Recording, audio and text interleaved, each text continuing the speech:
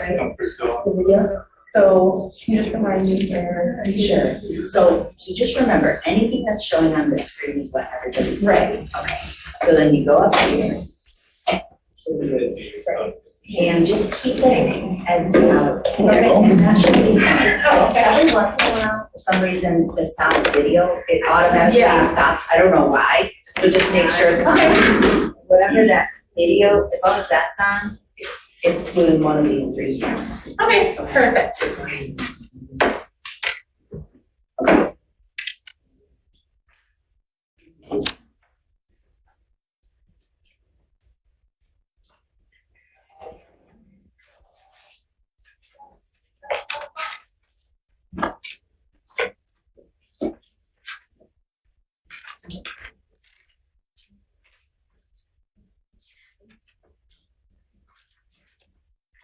Outside speakers.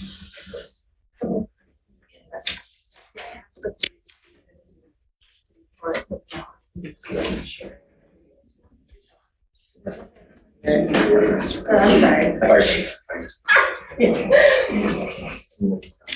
So we may have some.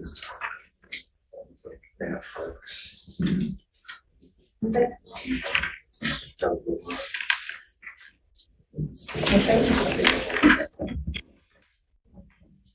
Okay, so it might be on top of the Yes.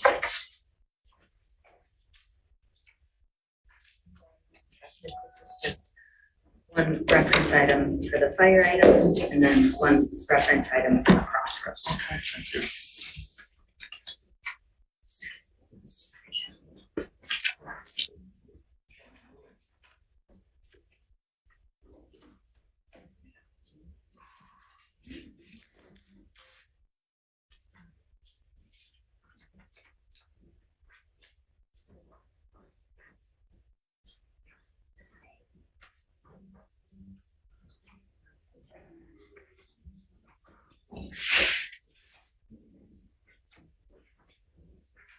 Okay. Yes. Yeah, that's just for the fire item and the crossroads. Oh, right, that was it.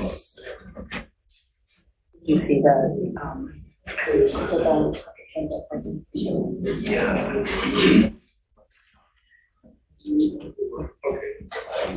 So, you want to coordinate with them about presenting first?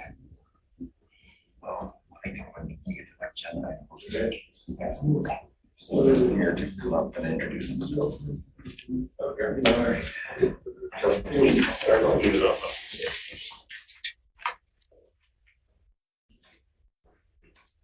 Call the meeting to order. This is the regular meeting of the Scio Township. Recording in progress. And we'll begin by calling the roll and then the Pledge of Allegiance. Okay. Hathaway, Here. Palmer, here. Flintoff, here. Brazeau, absent. Jerome, absent. Noel, here. McLaughlin, No. we have quorum. Right. Please join me in the Pledge of Allegiance.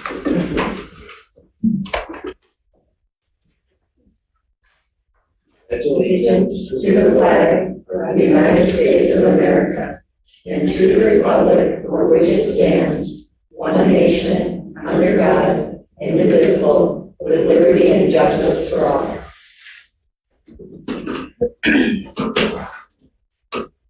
Next is the adoption of the agenda. There are a couple of changes I'd like to make, and then I know there are some other board members who want to remove some things from the consent agenda. The one change is to remove item G6 from the consent agenda, and actually to remove it from the agenda entirely. The other is to add to G5 to the motion the fund from which the funds will be drawn. That's Fund 101-191-807.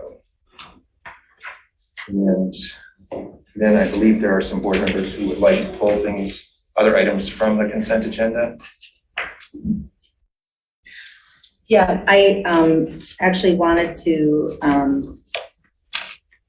please add one item to the agenda. I included it in the clerk's report because it was prepared after the publication of the agenda, to add reauthorization of recording secretary services for the Zoning Board of Appeals and Planning Commission to new business. So that would be item I4. And I would like to remove items G2 and G8 from the consent agenda to new business. Okay, so those would move to the end of new business, items G2 and G8. Are there any other changes? Trustee Noel? So I wanted to remove G5 from the consent agenda. I wanted to see if just adding the fund number was my issue, but we better remove it so we can discuss it a little bit. Okay, so you would, despite the amendment to it, you would also like to move it to new business? Yeah. Okay, so items, the total items moved to new business are from the consent agenda are 3. It's G2, G5, and G8. And an additional item added to new business is the item I4. Are there any other changes? And so Will, would you like to have under new business, will the order be recording secretary and then Then the items moved. G2, Yeah. G5, G8? Okay. Yeah, in the order that they were in the consent agenda. Just to keep things sort of organized. Any other changes?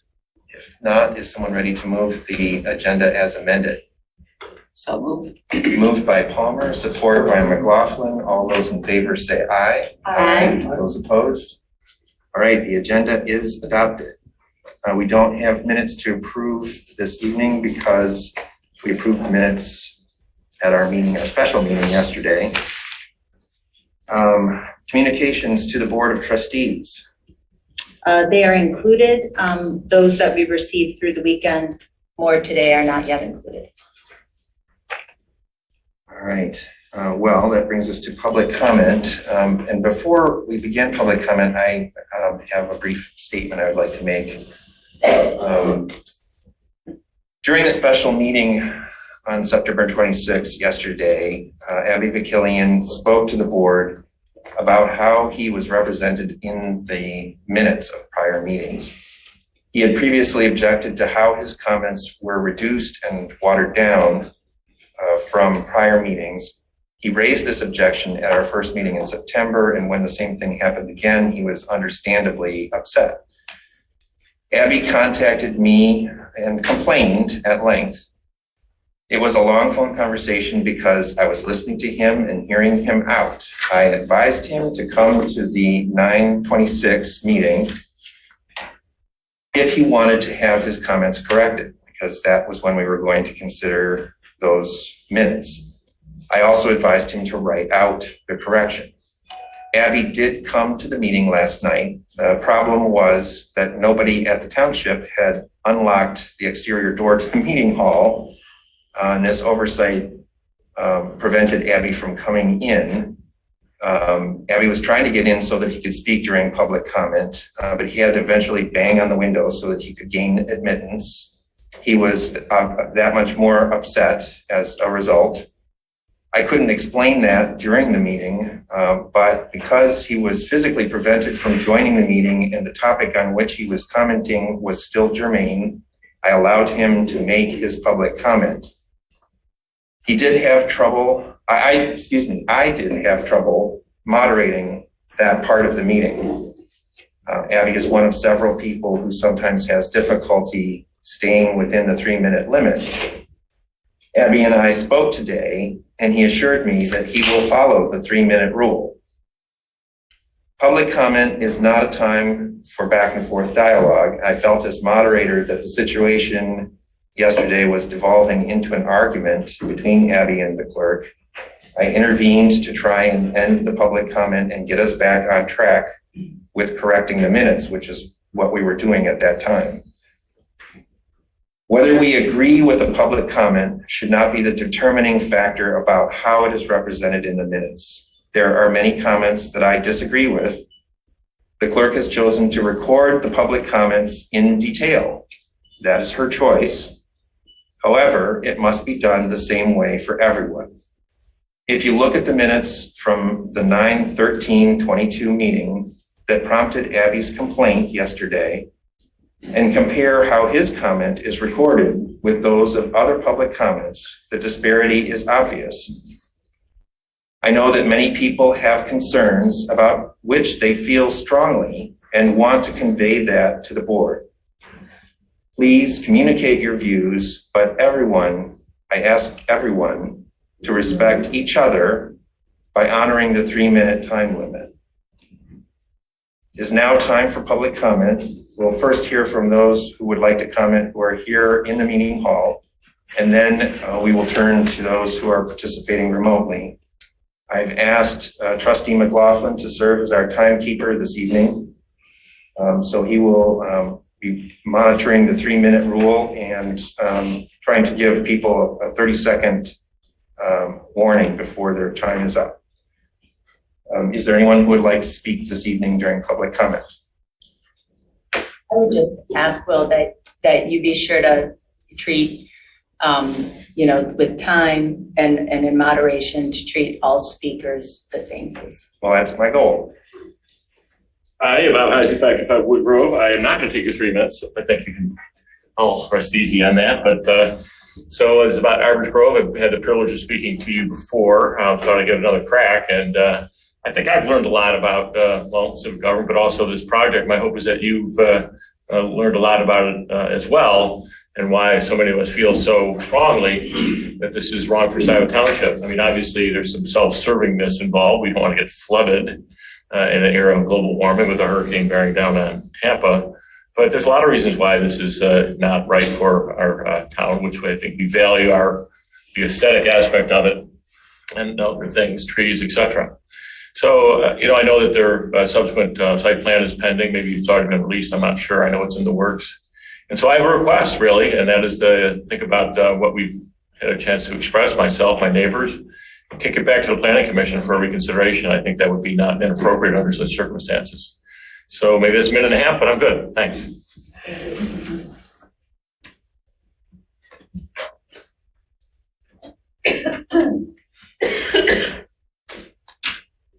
Hi, I'm Mike Cobb, 5375 Park Grove. I just make some comments about the Arbors Grove project. And I just want to speak basically on the water runoff. There's 35 units that are planned, and where's the rainwater going to go once the 35 units are built? Many of the residents on the northeast border of the property are going to be affected. Now, I live on the northeast corner, and right now the plan is designed to push all the water, all the runoff, to within 15 feet of my property. Now, they say that there's going to be a sump pump that's going to take care of it. I know that sump pumps fail. I've had one fail already. So that to me is a big red flag. Now, I understand that your job and this township wants to increase tax revenue, but I just want you to consider the property owners in that area that have been paying property tax for 30 years. Thanks.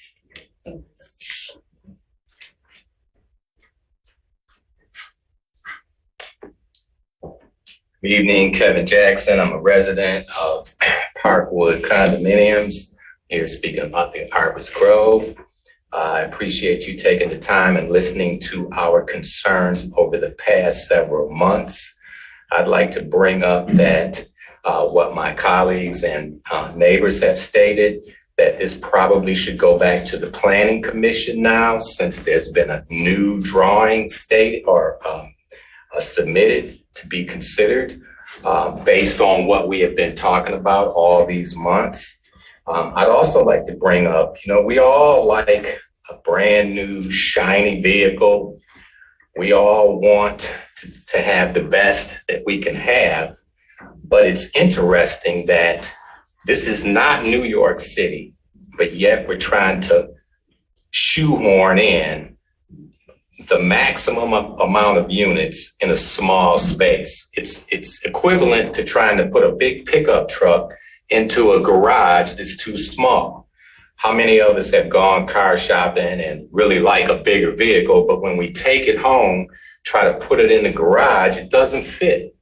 This project as proposed doesn't fit. It's too big. They're not in compliance with all the ordinances. They've had to resubmit things to try to work around things. Let's hold everybody accountable. You hold the citizens accountable when we bring up noise, traffic, whatever, and you say, hey, they've met all the legal requirements, we must pass it. That also works the other way. If they're not meeting all the legal requirements, don't pass it as proposed. Send it back to the Planning Commission. Thank you.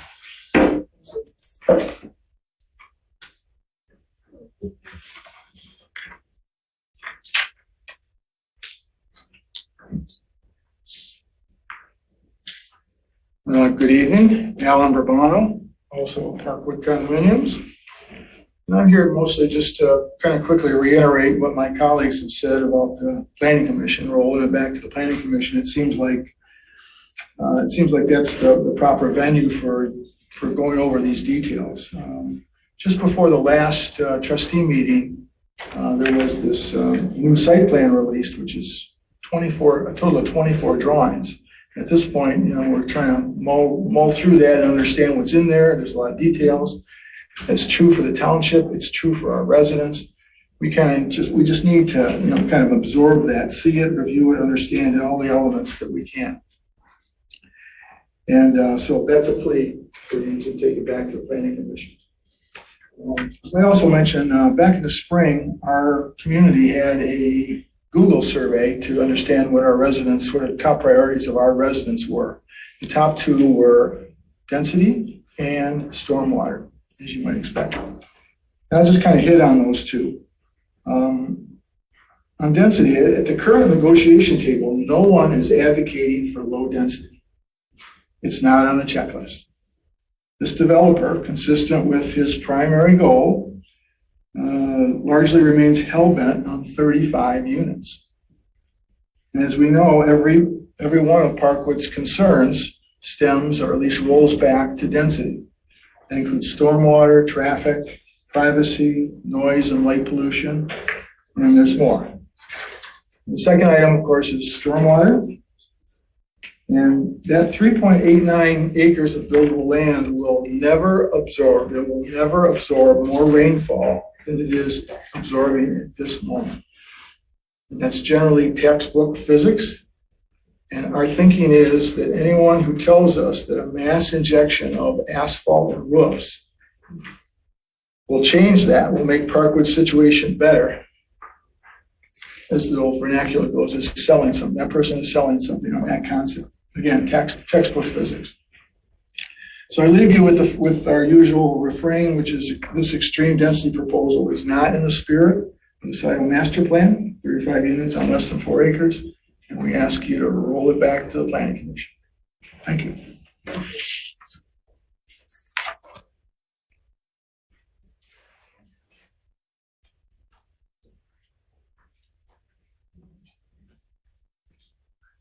Susan Hadley, and I'm also Parkwood Condos. And I just want to say thank you for all these weeks of listening to me and my neighbors talk about this high density.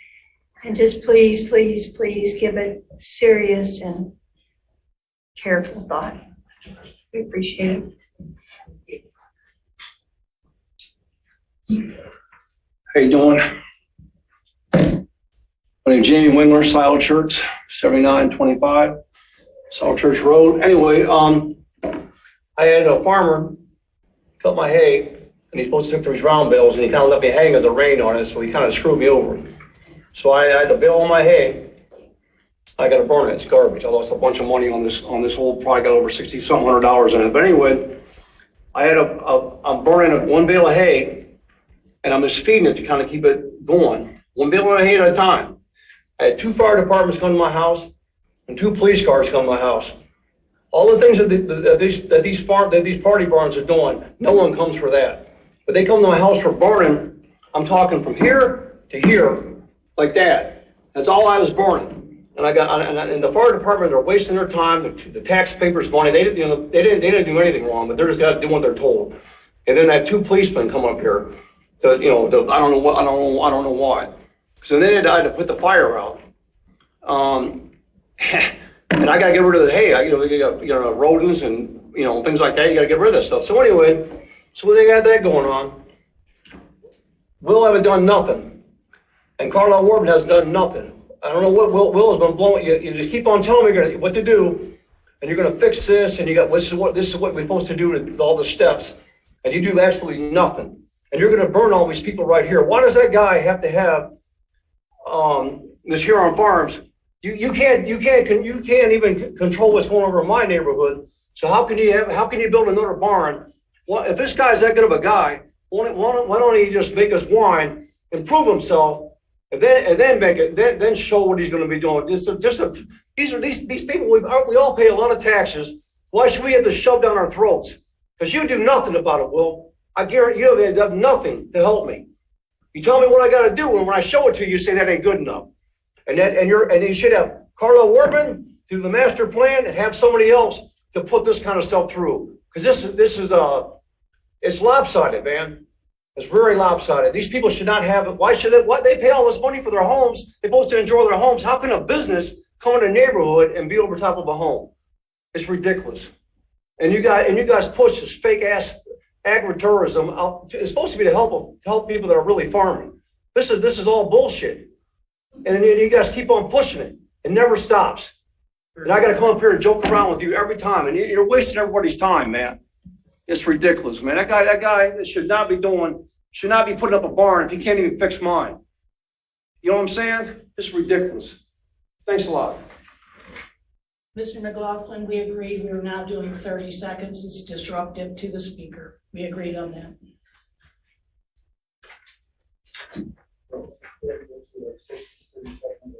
There's no agreement about not giving a 30-second warning, but we don't have to give a 30-second warning if people are finding it troubling. Please go ahead with your comment. Hi, Carolyn Altamar, Scio resident. Well, I am going to address yesterday. And I just want to say that I am outraged at what happened at yesterday's board meeting. Well, you completely lost control of the meeting and the residents' behavior and accusations were completely out of line. I'm glad that you and Abby have come to an agreement. However, accusations of racism and intimidation are very serious. And you, Mr. Hathaway, do not seem to be dealing with this at all well, that aspect of it. He might be holding to 3 minutes, but as long as he hurls these accusations, that to me is just unacceptable behavior. You need to get control of the meetings and this resident's behavior, and the accusations must stop. Thank you.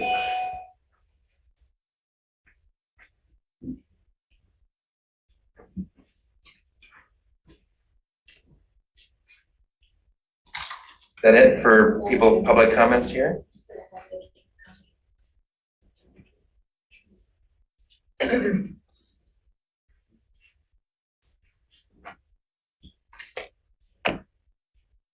Pat Stein, longtime Scio resident. I wasn't going to do this comment today, but since Mr. Hathaway took the time to present his side of this outrageous story, I thought I'd comment. The outrageous behavior by a Scio resident at Monday's special Board of Trustees meeting was unacceptable, to say the least. Mr. Bacallion was totally out of control during his public comments that lasted way beyond the 3-minute time limit, more like 15 minutes. 15 minutes of public comments from one person during a meeting that lasted 36 minutes. There's something really wrong with that picture. Supervisor Hathaway claims to be educated in conflict resolution. Where was the resolution at Monday's meeting? Mr. Hathaway mentioned he had a very lengthy conversation with Abby earlier. Why did Abby show up at Monday's meeting still agitated from that earlier conversation? Our supervisor had the perfect opportunity yesterday to show off his skills in resolving conflict, but he didn't. He did nothing to stop Abby on his lengthy rant. The supervisor's comment that Abby was expected and was late for his comments leads me to believe that Abby was encouraged to attend and to be on the attack for Clerk Flintoff and another Scio resident.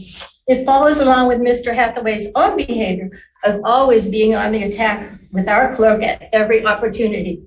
Is setting up Abby to attack Clerk Flintoff on one of the latest, I'm speaking. I don't care. Please. Is setting up Abby to attack Clerk Flintoff one of the latest opportunities by Mr. Hathaway?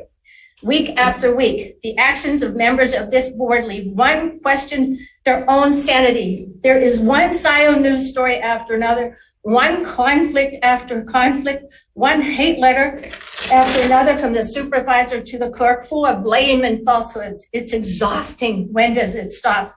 When does the Scio Township supervisor stop with all the games and power plays to get on with the duties he was elected to fulfill? When does Scio Township get to no longer be referred to as Psycho Township? Shame on you. Shame on you all for tolerating his actions.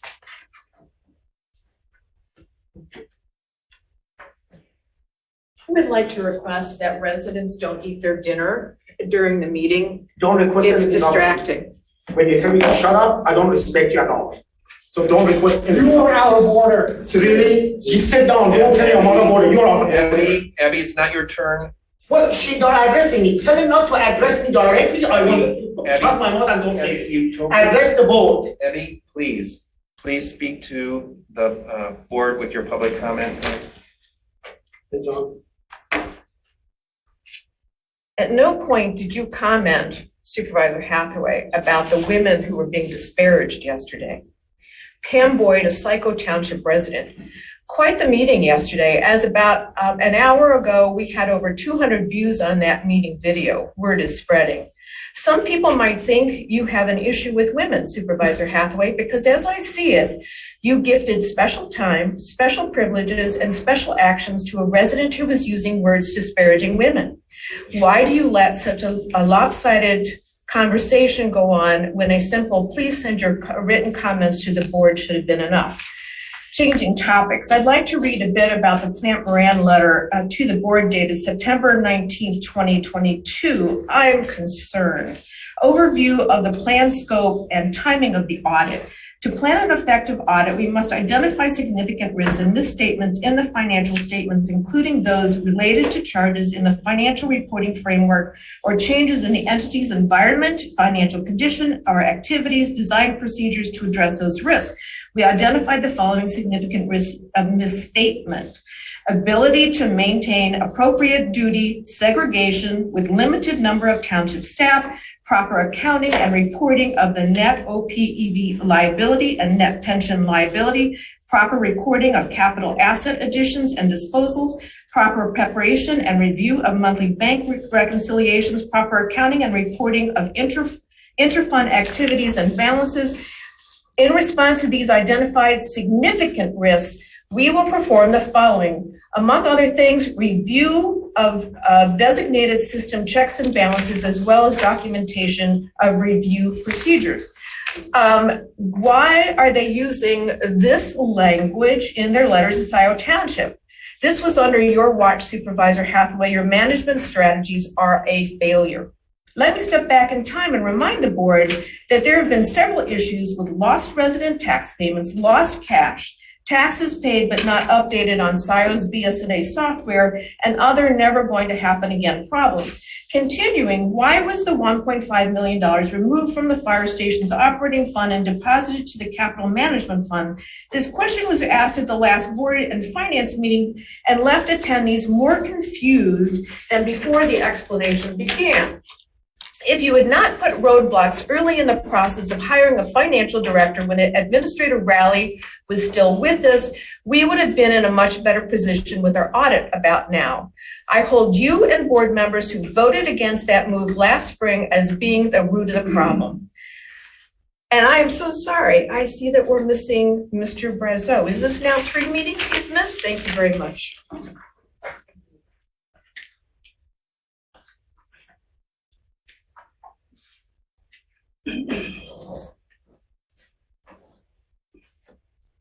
Hi, Scio Township, citizen.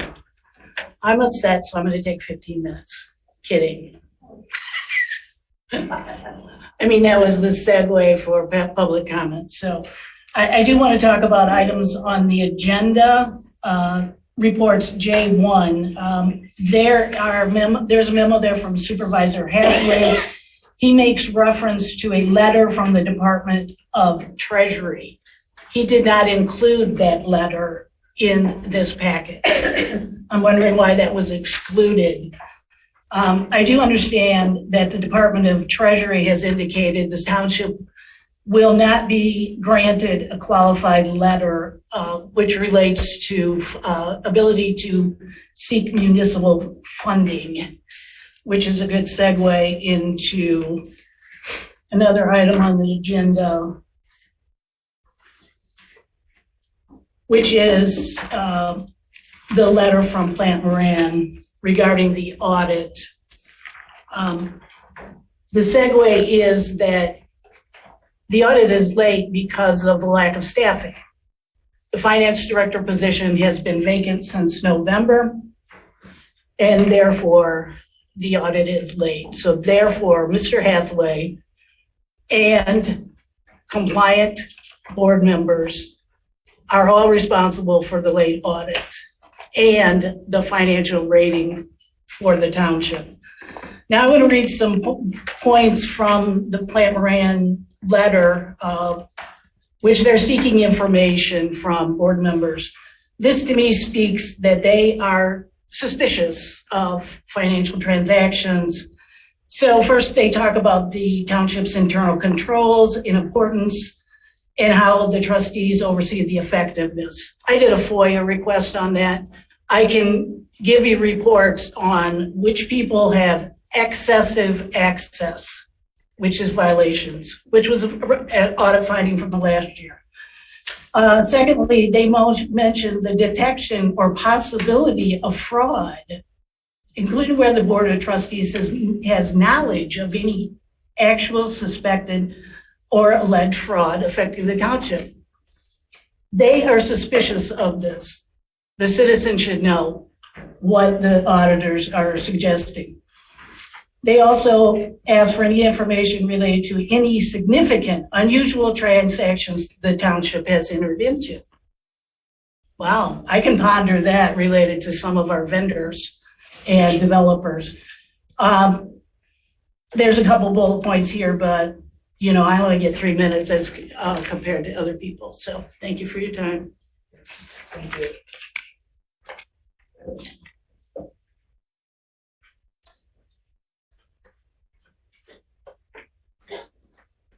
Usual building, Allison Wonderland of Scio Township. Up is down, down is up, right is left, left is right, people's point of view. I don't understand what is the greater good being served that you guys have gone into battle like this with each other. Are we fighting fascism? You guys have been such an enemy of each other that you can't cooperate over anything. And citizens of Scio Township are losing. They go, Kathleen Brandt and Jillian Terry went after Donna Lozensky, telling her not to bring money because it makes him look good. They want to label him as a do-nothing supervisor 2 years from now. But you know who loses those millions of dollars? We do. I joked, I said, if I get a doctor to examine him, there is no 666 tattooed on his face. I have a lot of conflict with Bill Hathaway. I have a lot of conflict with Jessica, but I don't see him as enemy. Where I can cooperate, I cooperate with them. Why can't we get the two sides together and start from inward? Let's start working from inside. What we agree on, let's work on that, try to build trust. Let's work outside. Instead of working from outside, what we disagree is much harder to come together. Why not do a mediation? Lawsuit after lawsuit after lawsuit after lawsuit, sue this, sue that, sue that. And we're beginning to look at Banana Republic of Washington County. Patrick, I went after him really hard because he signed his application, which clearly says that he's affiliated with the Democratic Party. He wasn't, he crossed it out. However, he's a kind person. I did a search and I never saw Patrick make one racial comment about anybody else. I was on the cusp of, as a good Democrat, endorsing Jillian Kerry that I run with during all the meetings. I didn't say a word to her. But I have never endorsed somebody without at least doing a public search. What showed up, and that's not the only pleading, I got more. People of Hispanic wetbacks showed up that this is a woman who talks about this is the color of person. She writes in her own pleading, she was just surprised that I found it. Everybody's mad at me. Don't be mad at me. Be mad at her. What is in her heart that she wrote those? She takes pride in saying that I wrote this without a lawyer. It's in case. I'll give you the case number. Go down to the courthouse, pull it. You can read it. Her handwriting. There is nothing more disarray than a black man knocking at the door of my house, or for that fact, any man. If tomorrow I get divorced from my wife at 25 years, God forbid, can I make the comment there is nothing more scary than a woman, the whole gender knocking on my door? She has a problem with black men particularly. She sues every one of them, including the owner of her house that she has bought right now. And then she has a problem with all men. So I have been sitting here talking about the inclusion, saying 25% of Scio Township is minorities. There is no outreach to them. Do you really think I'm going to let Jillian Kerry, who tells me Democrats and Republicans are one of the same, who doesn't know the party platform, who tells me that she doesn't know who Ray Bailey Ginsburg is, she doesn't know who was the president who did the Great Society, doesn't know who was the president who had thrown the atomic bomb, doesn't know what what modern Democrats stand for. Is it going to become my local leader of the Democratic Party, somebody with bigoted ideas? Democratic Party was always called the party of Big Tent, but things have changed. In the old days, Kennedy and Johnson coexist with George Wallace and the other people who are bigoted. Today, we get a lot of people like Cuomo. You are the party. Anybody has any bigotry, leave the party. Thank you for your time. The next 3 minutes. Anyone else present who would like to speak during public comment? Seeing none, is there someone participating remotely who would like to comment? Mr. Greenberg, you're on. Wow, I didn't think I'd be first. Thank you for your time. I have very mixed feelings about this. Clearly, 15-minute comments and tirades are not the best approach to communicating your point. However, I'm very sensitive to people being attacked for their ethnicity. And I think it's a subject that needs to be taken seriously. In fact, I couldn't find it, but I would love to see the police report that was filed. Abby, do you have the police report number so we can share it with folks? I do, but I don't have it on me. There's 2 police reports. Jonathan, please keep your comments to the board. Oh yeah, that's right. I forgot. I'm sorry, but I'm just trying to, at any rate, I am very concerned about that. I don't think it gives anyone an excuse to spread accusations against residents. In fact, for the last 3 minutes, we just watched Will allow this resident to spew vitriol at another resident. Isn't that against the rules? You reminded me to keep my comments directed at the board, yet when that other individual just before me was yapping, he didn't shut it for a second, and nor did you ask him to stop talking not to the board. So I don't know. It still seems like there's some pretty unequal treatment of residents during the comments section. The other thing I want to point out is at 23 minutes and 30 seconds in yesterday's debacle of a meeting, Will remembers or whatever, gets this memory from his back pocket here that, oh yeah, that's right, I had this line. And he does this thing with his hands and he gets all official and says, I'm going to stop the clerk from arguing with the public. First of all, public, seriously, one person who came in and was allowed to spew vitriol and racist accusations for 15 minutes? Are you kidding me? And you try to put that on the clerk? It's just another example of the gaslighting that continues very blatantly. You think you're subtle. I don't know. Maybe you actually think this is something that people don't notice. But the email threads for the last day have all been talking about all the awful things we saw yesterday. And specifically that moment at 23 minutes and 30 seconds in the video, I encourage people to watch it, where the supervisor tries to blame the clerk when the clerk was just trying to mediate and calm down an angry resident. That was disgusting. Hey, everybody else have a great day. Dr. DePestil, you're on. Hey there, can you hear me? Yes. Excellent. Daryl DePestil, Scio Township. I'm here tonight representing Bridgewood Hills Homeowners Association. We just lost you, Daryl. Oh, can you hear me? Yes, now we can. Okay. Sorry about that. So Daryl DePestil, Scio Township resident, representing the Bridgewood Hills Homeowners Association. I'm here tonight to voice concerns over Heron Farms conditional use under new business. I have mixed feelings about the conditional use permit. While I believe the Herons have negotiated in good faith the conditions set forth in their permit, the permit and the conditions are only as good as enforcement. The Herons have been good neighbors. I've got no ill will towards the Herons. Inevitably, with the best of intentions, enforcement by the township will be a necessary tool to ensure the venue does not have detrimental, hazardous, or disturbing effects to the neighbors, as required by the zoning ordinance for conditional land use as noted in section 36-224. Throughout the process at the Planning Commission, they acknowledged time and time again they were not the enforcement body and that it would be up to the Board of Trustees to ensure enforcement if this permit were to be approved. Tonight, before a vote is cast, the surrounding neighbors and I would appreciate thoughtful discussion and commitment by the Board of Trustees that if passed, enforcement will be upheld as outlined in the conditions. Enforcement to resolve problems, not merely issuing citations, is the only path to ensuring this venue is any benefit to Scio Township. Thank you for your time, and I appreciate any discussion. Sincerely, Daryl DePestil and the neighbors in Bridgewood Hills. Thank you. Thank you. Mr. Davis, you're on. Did you call me? Yes. Peter Davis. I live and work in Scio Township. Been here for a long time. First built a house in this township in 1973. I want to talk about the court hearing we had the other day in front of Judge Connors. Unless you're a trial lawyer, you probably don't know, and I don't mean to disparage anyone, but you probably don't know what really went on there in that hearing.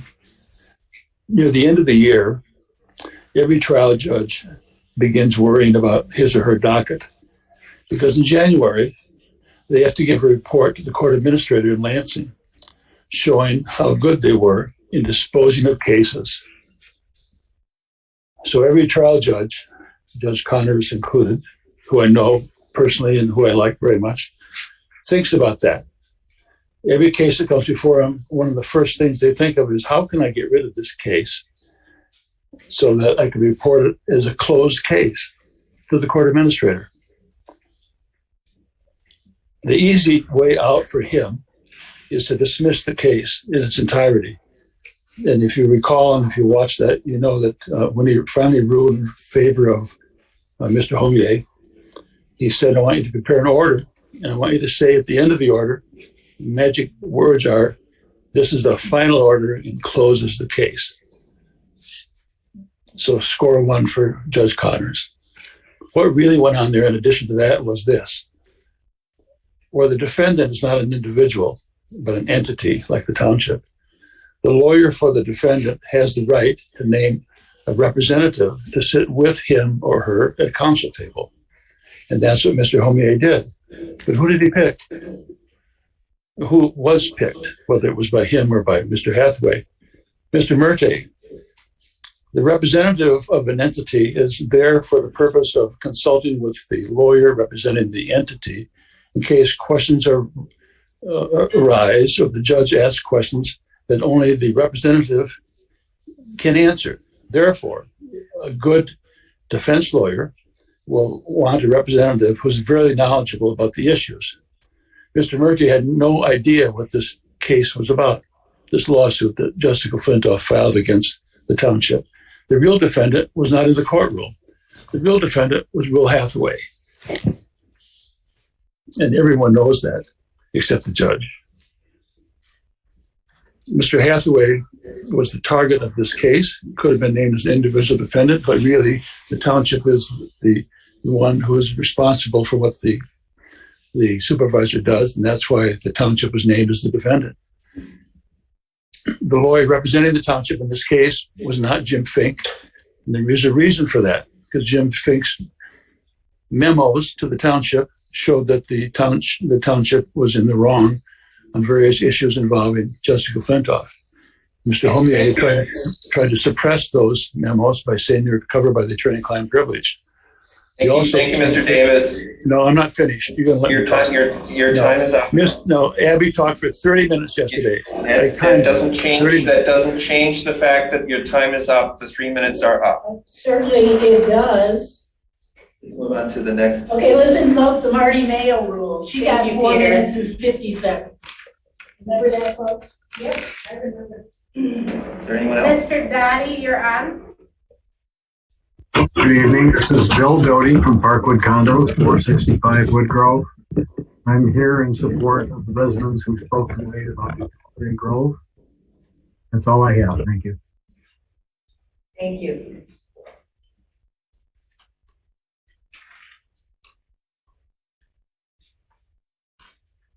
Anyone else? Yep. Okay. Mr. Yapel, you're on. Sorry if I mispronounced that. It's April, but it's all good. People do it all the time. Good evening, everybody. Wanted to come on here tonight and mention a couple of things. First off, I did find it interesting that we removed G6 from the agenda completely. I understand that had some discussion around it, but we do have to make sure, just coming from a general accounting and finance background, we need to make sure we're keeping up with the amount that Ann Arbor or any of our outside vendors are changing our rates on services. So hopefully that comes back before the board soon. In addition to that, this is the time of year we really need to be looking at what we're setting for budget for next year. We need to start that planning now. I think it'd be a great thing on the next board agenda if you guys could set some time up really to speak about that and start working with all the internal stakeholders to figure out who needs what and what do we really need in the budget for next year. It's going to take some time to come to consensus on this. It'd be better to do it now while we have more time in front of us than having to wait until February or March where things get crazy and hectic because we're marching down towards a deadline. One thing I will note, I've been looking at the township's budgets for the last couple of years from the website. It was fascinating last year, for last year's fiscal year budget. Attorney fees in total were only $70,000. However, this year, attorney fees have raised to $300,000 as a budget. Mr. Homey's firm, Foster Swift, has actually billed over $80,000. Just his firm in the first not even 6 full months of this calendar, or fiscal year rather. Something that would be very concerning, considering if we keep that on track with the additional legal work that needs to be done for the township, and the Gelman case and other things that come up, we are likely going to exceed that budget. Hopefully you take that feedback. Have a great evening. Thank you.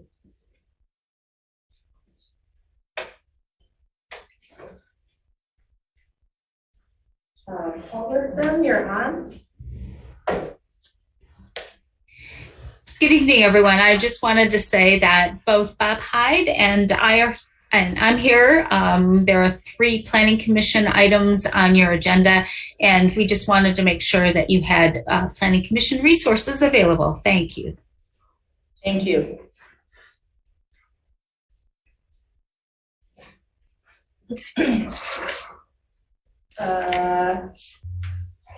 Julian Terry, you're on. Good evening. First of all, I want to address, Marty Mayo and I, another resident, had a conversation.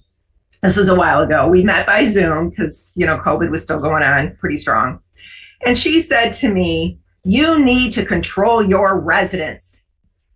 And I said, well, first of all, Marty, they're not my residents. We all live together. And I will never tell somebody that they cannot say what they want to say, especially in a government meeting. I strongly believe in the First Amendment. And I also believe in people's First Amendment, no matter what they say. I know who I am. My friends know who I am. My Black family knows who I am. My Middle Eastern family knows who I am. And I can go on. Okay. But most importantly, here in Scio Township, residents know who I am. 53%. Thank you. The problem here in our township, and this is what I've been fighting for and helping residents, is that we have a lack of equality and fairness. There's been double standards. We saw it yesterday during the board meeting. We see it again tonight. Rules of order, or lack of. It's only enforced when somebody isn't in agreement with an agenda. Disorderly conduct is not covered by the First Amendment. Disrespect, the double standards. Again. So, which brings me to cherry picking things in somebody's past and then spewing into something that isn't true. It's called defamation. But let's get back to double standards, disorderly, or rules of order. So we have ordinances regarding agritourism. I'm talking about the Heron property here. In the agritourism, it specifically states complementary and accessory to the primary agricultural land use. There is no farm there. They're starting to. They planted vines. I am, as a previous farmer, I am in full support of farmers, but this is to support an already existing farm. If this conditional use is approved, then the board is saying, well, you know what? You can do whatever you want, and any other plan, development, or project that comes through, you must, no matter if it meets the master plan or our ordinances, you must approve those, because you cannot have double standards. Now, we're messing with developers, and if you think that they won't sue us for favoritism, being told, no, you can't, but then somebody else did because it doesn't follow the ordinance, well, they've done it and they will. So it's you as a board's the responsibility to uphold our ordinances, uphold the statutes, and uphold your rules of order. Thank you, Jillian. What a professional township does. Thank you. Thank you. We have one more. Mr. Rogers, you're on.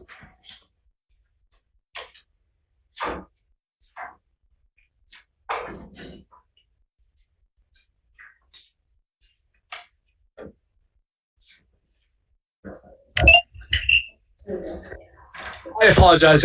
That was accidental. Sorry, I'm in the car and in transit. I must have accidentally pressed the raise hand button. Apologies. Oh, okay. Okay. That is all of it.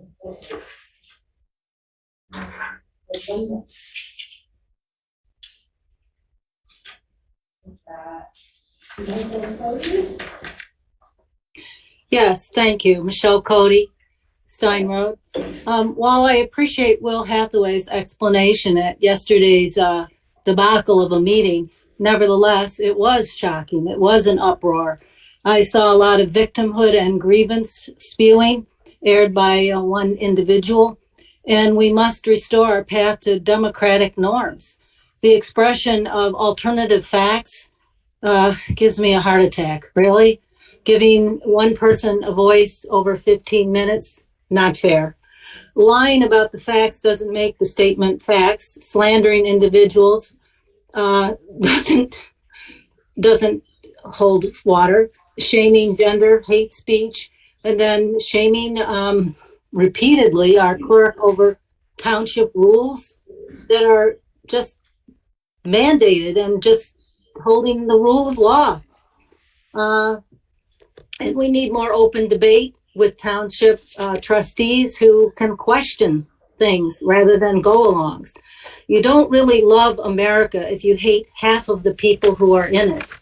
So democracy, really? there does need to be listening to the public commentary and responding to it, and peaceful, respectful debate. The rule of law, but when it's not on your side, then people will whine, persecute, and lie for their own gain. What do most of the Board of Trustees like to do? One way, will way, or our Board of Trustees questioning, investigating, listening to a township employee, Clerk Flintoff, whose job is to know the state rules and inform the Board of Trustees of the facts. In addition, we must strengthen democracy and not distort and debase it with special favors for friends and allies. The integrity by the board does matter, and citizens denigrating Clerk Flintoff repeatedly, who's the only doing her job, citing the state of Michigan rules, really rankles me when it's not listened to and adhered to. We hear that in the accounting department, etc. We must heal and not inflame hate speech and hidden agendas, ignoring the general public commentary without addressing those public comments. And while we prize diversity in questions and rule of law, transparency, the same requests that have been made to this board since 2020. And in addition, if I have time, Heron Farms approval of a party barn before the agriculture? No, not valid. The vines aren't planted, there's no wine. And I do support farmers. I sympathize with the hay farmer. I am in favor of no more development, just hilly-willy, hither-nither. We need to have very serious consideration about where this township is going. Are we going to prize privacy, nature, or are we going to develop the heck out of everything? Thank you. Thank you. Thank you. No, has not spoken this Okay, evening. so he's our last one.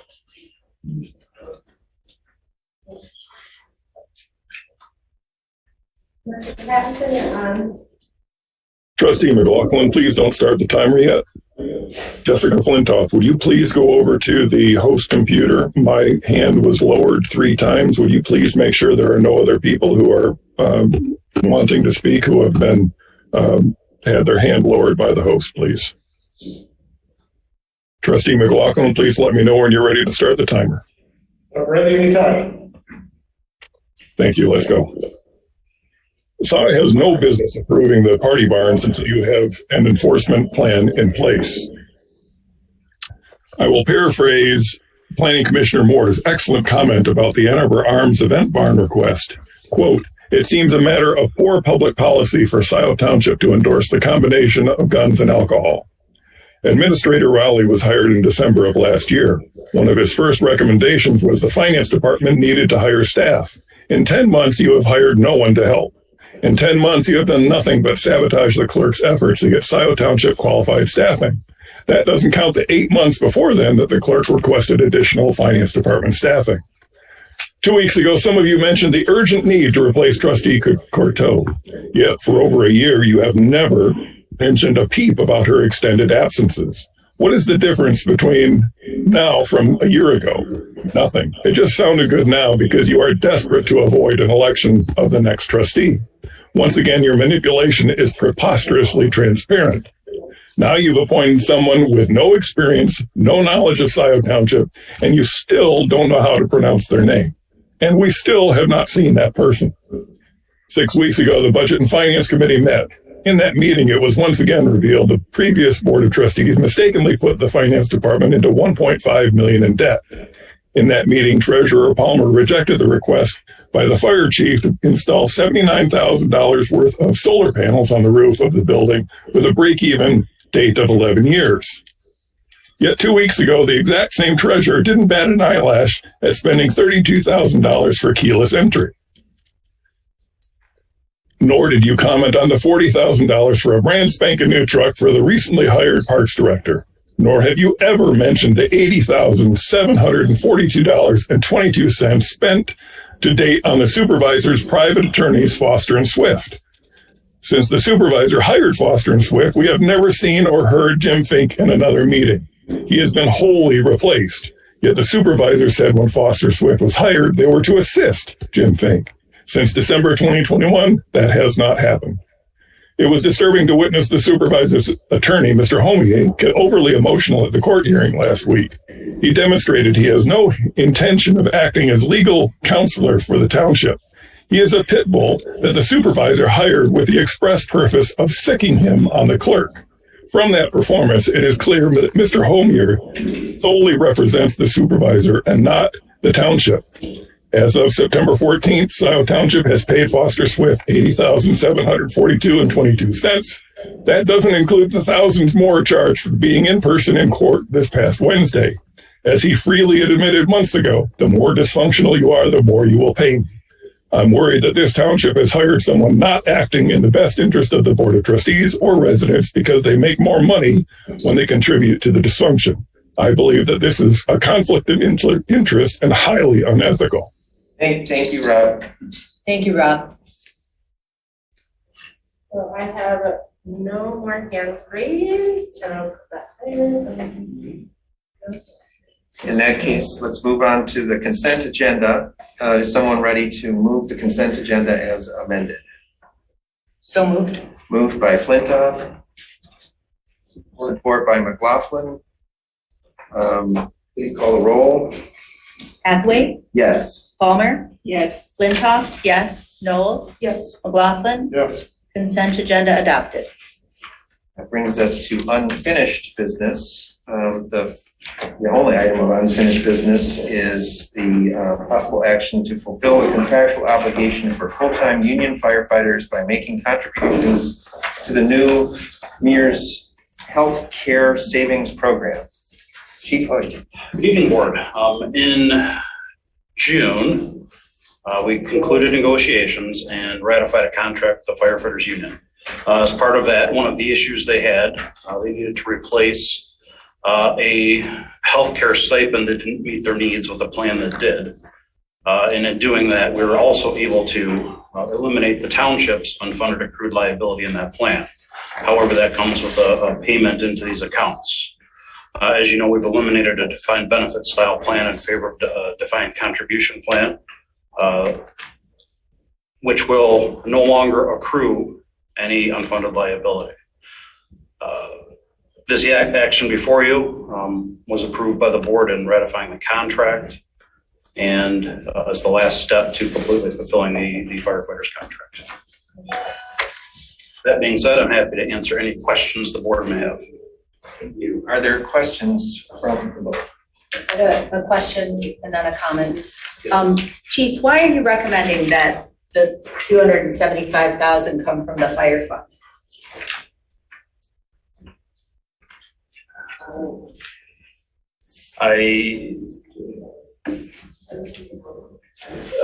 After a conversation with interim administrator Murdy and I, that was what was resolved to be put on the agenda. That was the funding source.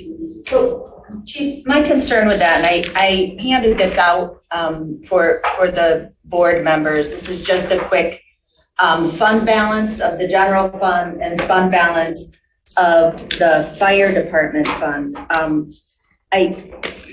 Couple comments.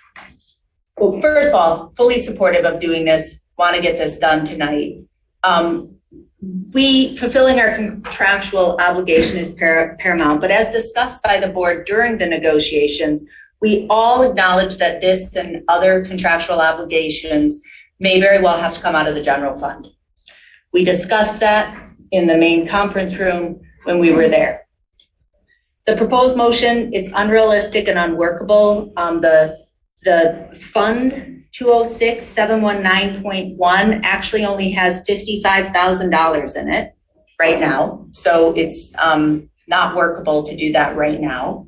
$55,000, asking for $275,000. And overall, there is just $906,000 in the fire fund overall, okay? Just pulled these numbers. Chief, does that sound about right? 906,000? They look accurate. Okay. So back in February of 2021, when we were still making progress with our finance reforms, we adopted the order of resource use and fund balance policy for the township to provide some discipline. so that we would try to prioritize the order in which we use funds. And I'll just quote a couple of pieces from our policy that in general, restricted funds are used first when an expenditure is incurred for the purposes for which both restricted and unrestricted fund balance is available. So certainly the fire fund through the 1.35 mil fire SAD is a special fund and should be the fund of first choice for this. That said, we also have minimum unrestricted fund balances that we have pledged to maintain with this policy. So if you look here, for the general fund, our minimum unrestricted fund balance, we establish a minimum fund balance goal of approximately 100% of the following year operating expenditures. We're a tremendously fortunate community to be able to put 100% general fund balance as our minimum. Most communities are much, much below that. We have, as of the end of last fiscal year, unaudited, but numbers our auditors are looking at right now, 8.3 million in our general fund balance. 5.2 million operating budget adopted. So the minimum that we should have in our general fund balance, 100%, is 5.2 million. And so if we took this 275,000 out of the general fund balance, we would still be at 155% of our goal. Okay, 155%, our minimum is 100%. We'll still be at 155%. Contrast that down below with the fire department fund, 906,000 in your fund, chief.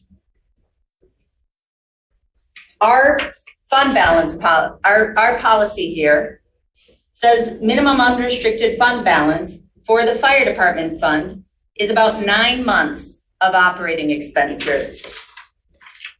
I did some math, 1.8 million, here's your operating, 9 months, that's 1.4. If we took it out of the 906, you're already not at your minimum fund balance where you need to be, chief. And if we decided tonight to take this 275,000 out, it would go down all the way to 44%. Okay, so I just want to say I was surprised to see this recommendation come out of the fire fund when I think we've all acknowledged that it would need to come out of the general fund. It should come out of the general fund, and it would be in violation of our policy if it didn't. So fully supportive of this. I also want to acknowledge your leadership in implementing this because by taking this step, this reduces our OPEB liability, which has been an outstanding to-do list. And hopefully this model will work well. And I hope the board can quickly look at this for the rest of the staff. But that said, I would offer a motion to appropriate from the general fund balance to 206,000,719.100 and to authorize payments of benefits to the full-time union fire department employees MERS Healthcare Savings Program accounts in the amounts specified in the GRS and company report dated April 12th and the CDA between the Scio Township and IAFF Local 4891. 91. That's the end of my sentence. Okay, so you moved the portion of the motion that designates the fund from which the funds will come to the beginning of the motion. Yes, exactly. And changed it to the general fund. Yeah, excuse me. So strike the from fire fund account number. And then at the top, we're actually going to appropriate from the general fund balance to the 206 account and to authorize the payments. So this full 275,000 would come from the general fund balance, be in compliance with our policy, and I think a much more sound policy decision tonight. If I could just say something here real quick. Well, just a second. I just want to acknowledge that there was a second for the motion from Trustee Knoll. Okay. Please go ahead, Jim. I just want to say I wrestled with this and had a conversation with our our finance manager, our former finance director. I spoke with our fire chief, and we appreciated the fact that the fund balance is not exactly what they want it to be, but we also looked at the fact that we have an unfunded liability for the non-union staff that's going to cost around $1 million all by itself. Mm-hmm. So that I was told that we have plenty of cash in the fire department accounts. Although the fund balance doesn't look as healthy as we would like, there is a lot of cash available to make a payment for this.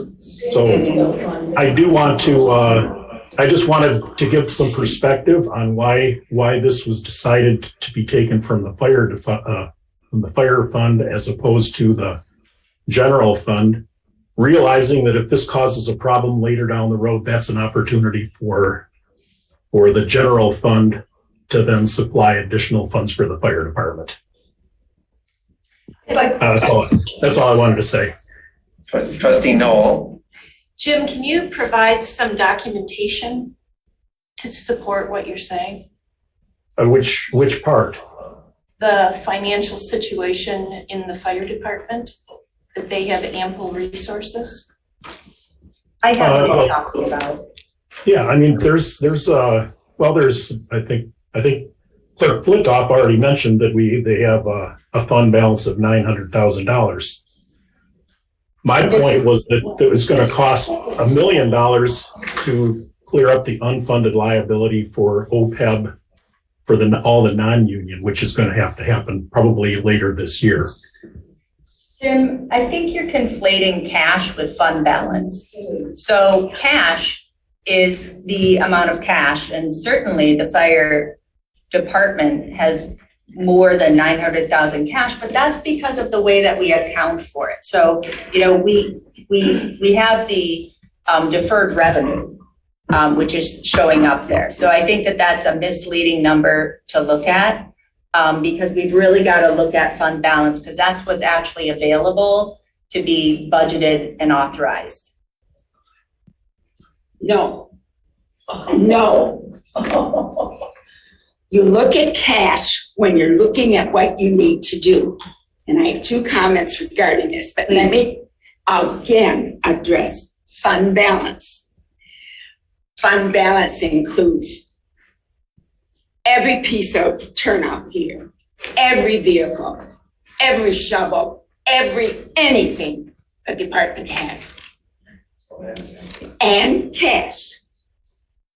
It is not money that is just sitting there in an account to be spent. The money is the cash.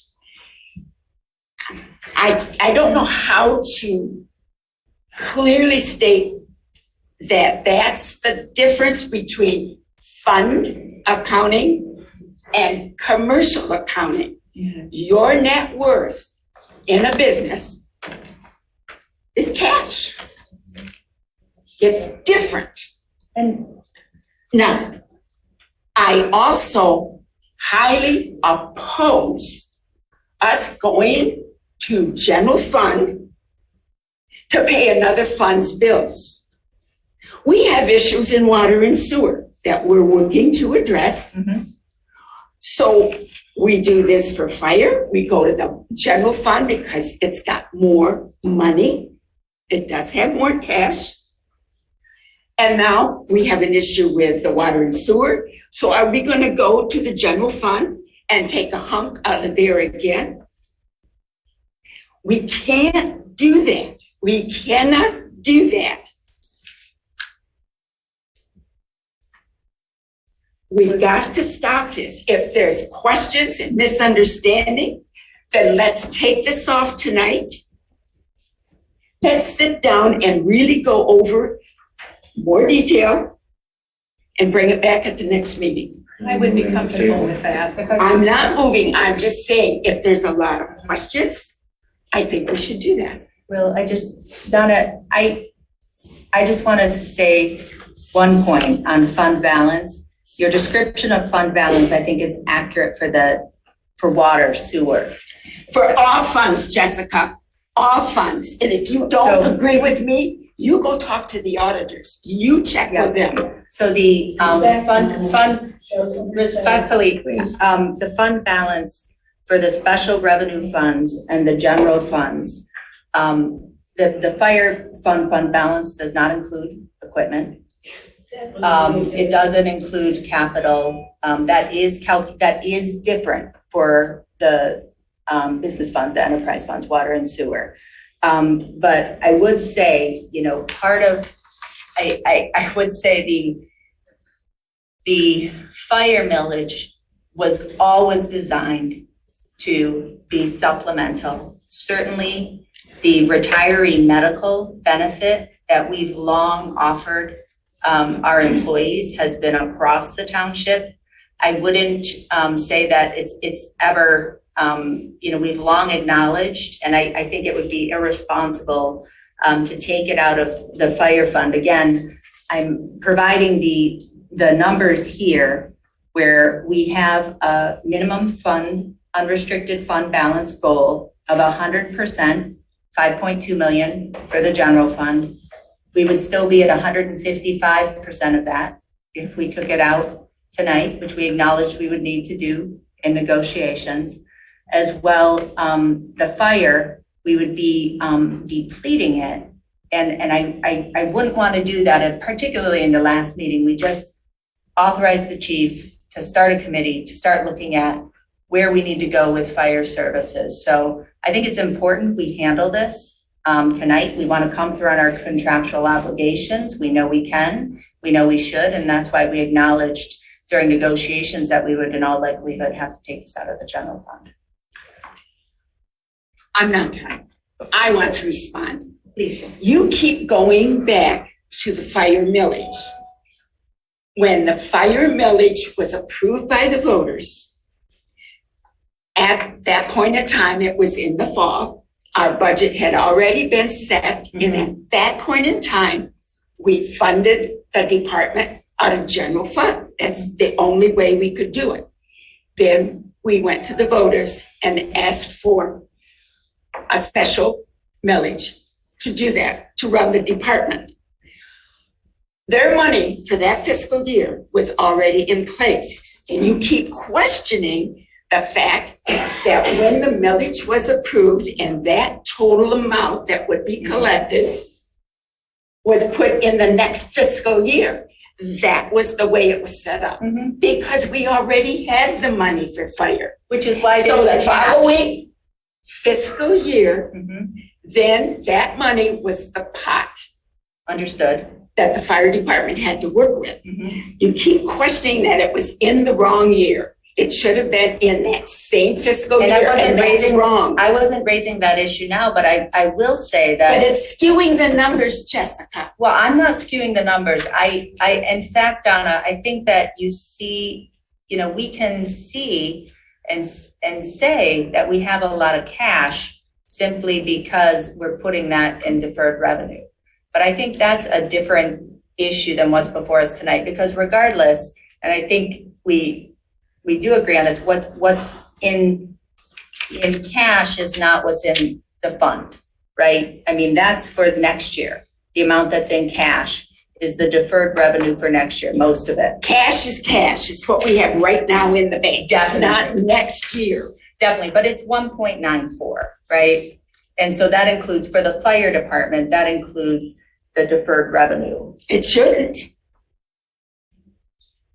This is a very interesting conversation. It's clear to me that we're not ready to move on this evening. I would like to table this and deal with it at a future date. I want to ask the chief though, because I mean, we do have a contractual obligation to do something within so many days. Can you please remind us of this? Because this is important to move forward tonight, which is, We've exceeded that time period. We have. So if we were to table this for, 2 weeks. We'd be out of compliance with our agreement. Well, we're already out of We compliance. already are. Yeah, I mean, we need to make a decision on this. I take it out of the fire fund. So what is it about taking it out of, I mean, when we look at these numbers here, I mean, it feels to me more like, you know, it would be against our policy. It would reduce the fire fund down to 44% of what it should be. Why would we do that? You can't keep taking money from the general fund to pay other people's bills. And I would argue that this is our bill as a township, that this is our bill. The fire SAD, it's not like the water or sewer system that's a segment of the township.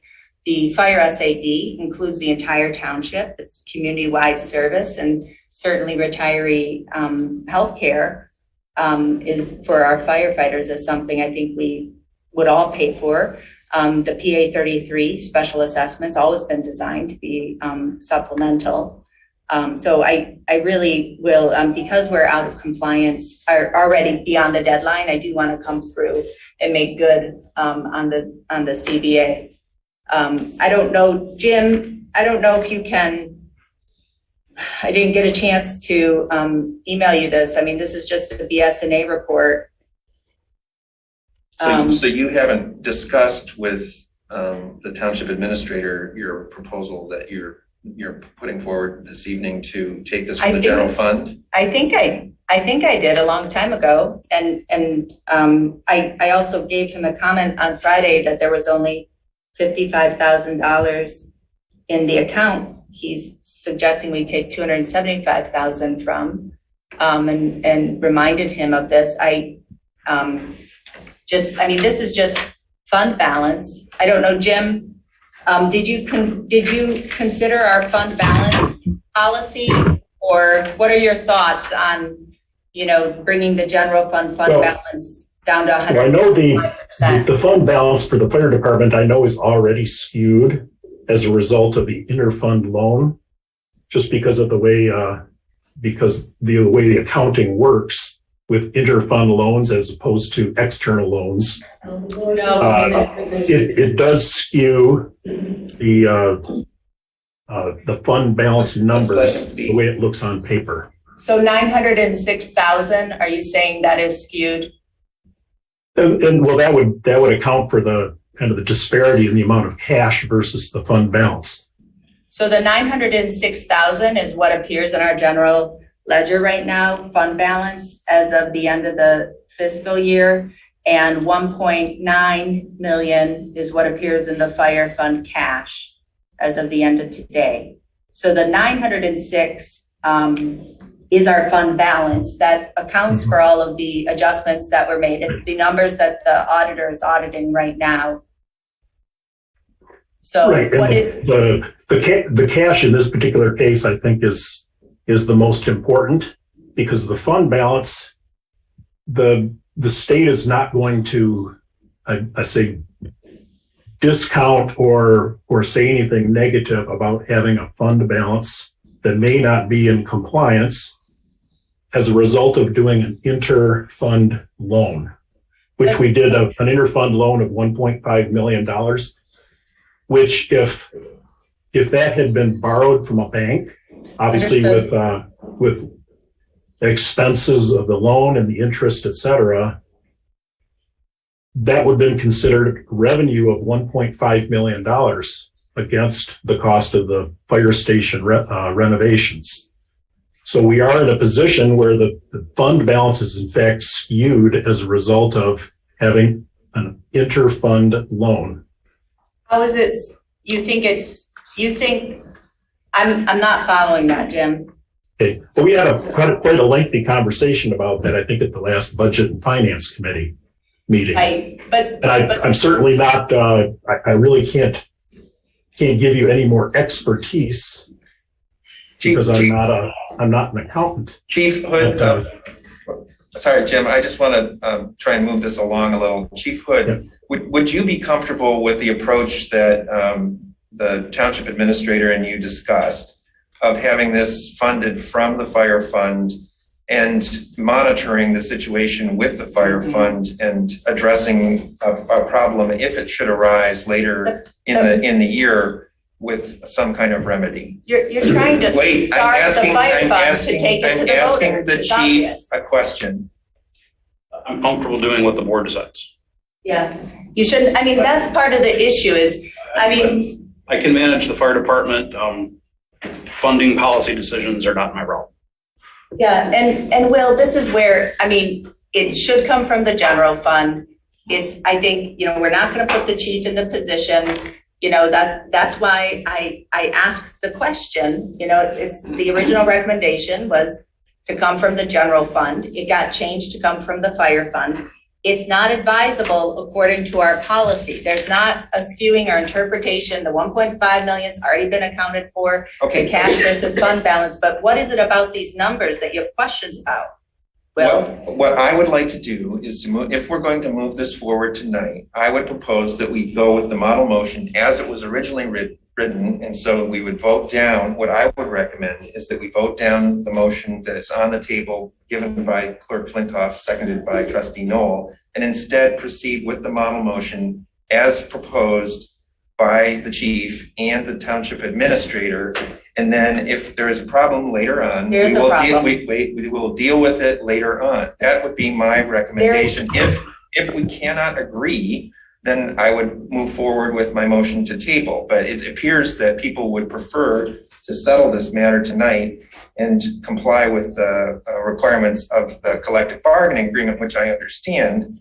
And I think there is a path forward for doing that and still allowing ourselves flexibility down the road if we should need to address any shortfalls in the fire fund. So let me say one thing though, literally, Jim Murdy, Fund 206-000-719.100. There is $55,401.81 in there right now. There is $55,000 in an account that you are zooming in to tell us, Jim Murdy, to spend $275,000 from.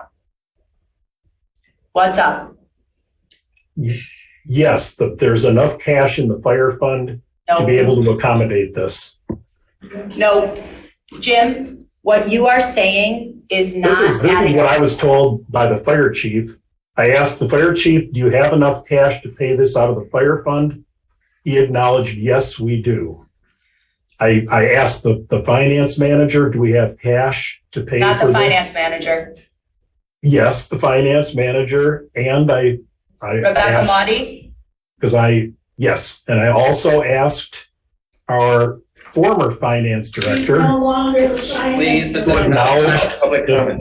That there's enough cash to pay for this out of the fire fund. But there's not enough fund balance, and that's what can be budgeted. So these are the numbers of our books, everyone. I don't know how to make this more clear to the board, other than these are the numbers that we have to work with.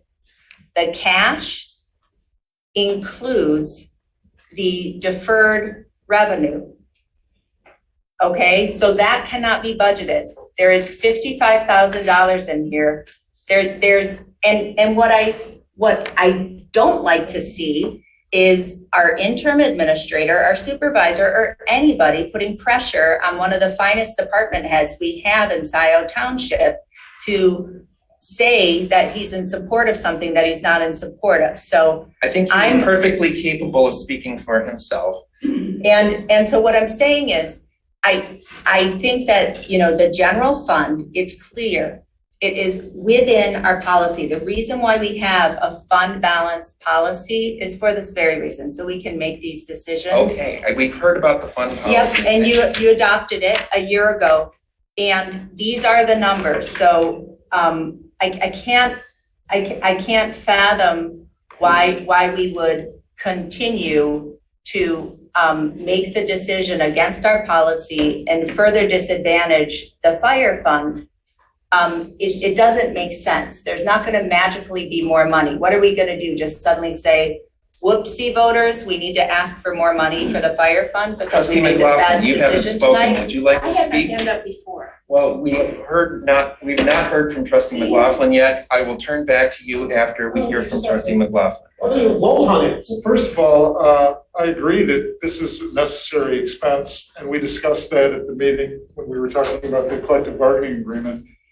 As to which fund it comes from, I'm a little, really uncertain about that, but I would suggest that what we do is, if we're uncertain if there's enough funds to come out of to cover the expense that comes from the fire department fund, I think we should table it, make sure that there's an ample amount of funds there, and revisit this in 2 weeks. What other information would you want to know besides the fund balance? Well, according to the administrator, he's checked, he said that there's an ample amount of money in the fund for this, and if he agrees, and I think that I also agree with Donna that the more appropriate place that it should come from is from the fire department fund. So I would just want to ensure that the fund has an ample amount of cash to meet this requirement. And it's got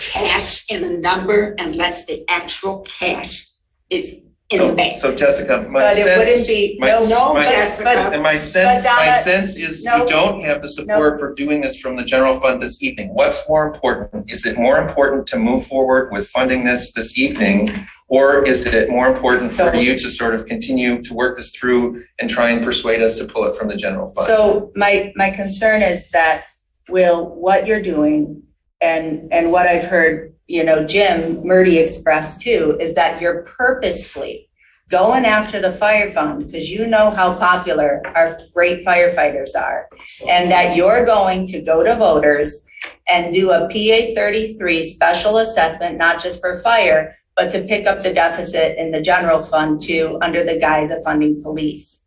That is not cool.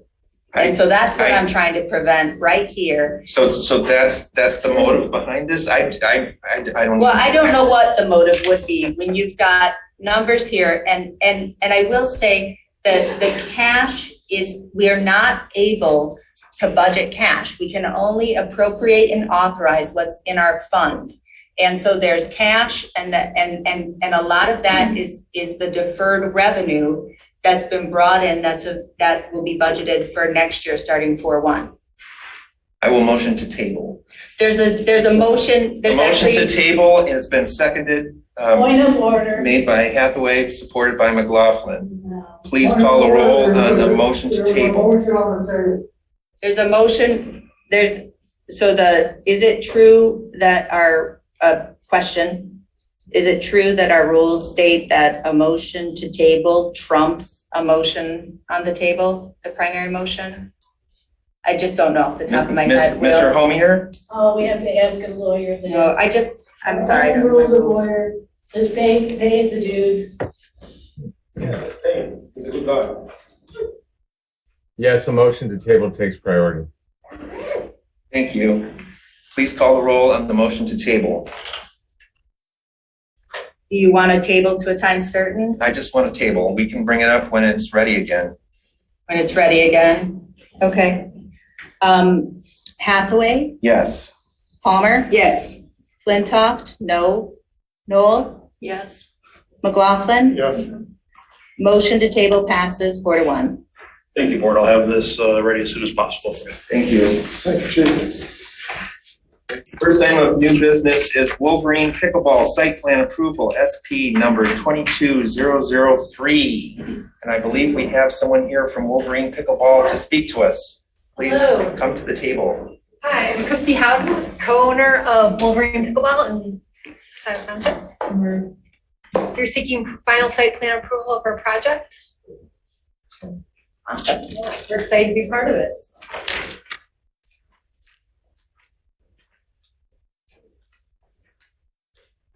That's it? I don't know what else you need to know. I've been here so many times.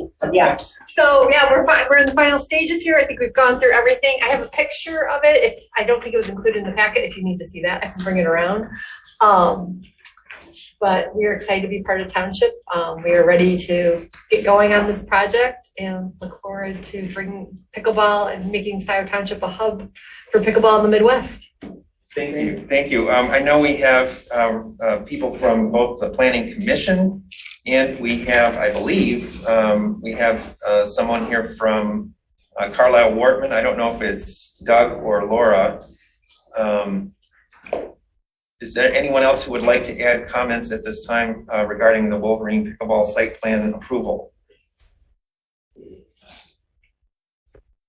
I'd just like to say I was impressed with the detail that were in the plans, the attention to the amount of shrubbery and the landscaping. It looks like a very attractive plan, and I think it's great to bring more recreational resources to the community, and I'm very impressed. Great, thank you. Comments that have been made by some of the citizenry. They're concerned about the alcohol and the guns, which I don't This- think that's that's not part the of this, same that's one. not, No, there's- that's- it's the same neighborhood, but But it's. Donna, you raise a good point because it's right next door, Donna. well, wasn't the reason I was raising that point. Yeah. Never mind. I'll raise it when I get to the other one. Well, that one's actually not on our agenda this It will be eventually. So, I've heard lots of great things about your business, and I read the article in the Observer, and so I know it's a very exciting development. One question I have, and this is something that has happened with other very popular new businesses, is do you have a plan for parking? Yes, well, we plan quite a bit of parking at this facility. We have 132 spots. And if we run a big event on a weekend, we've already talked to our neighbors across the street, behind manufacturing to coordinate with them if we needed to overflow parking over there. We don't anticipate that being an issue. We're managing our parking. We have a very small lot right now, so we've trained our clientele to churn and go through it.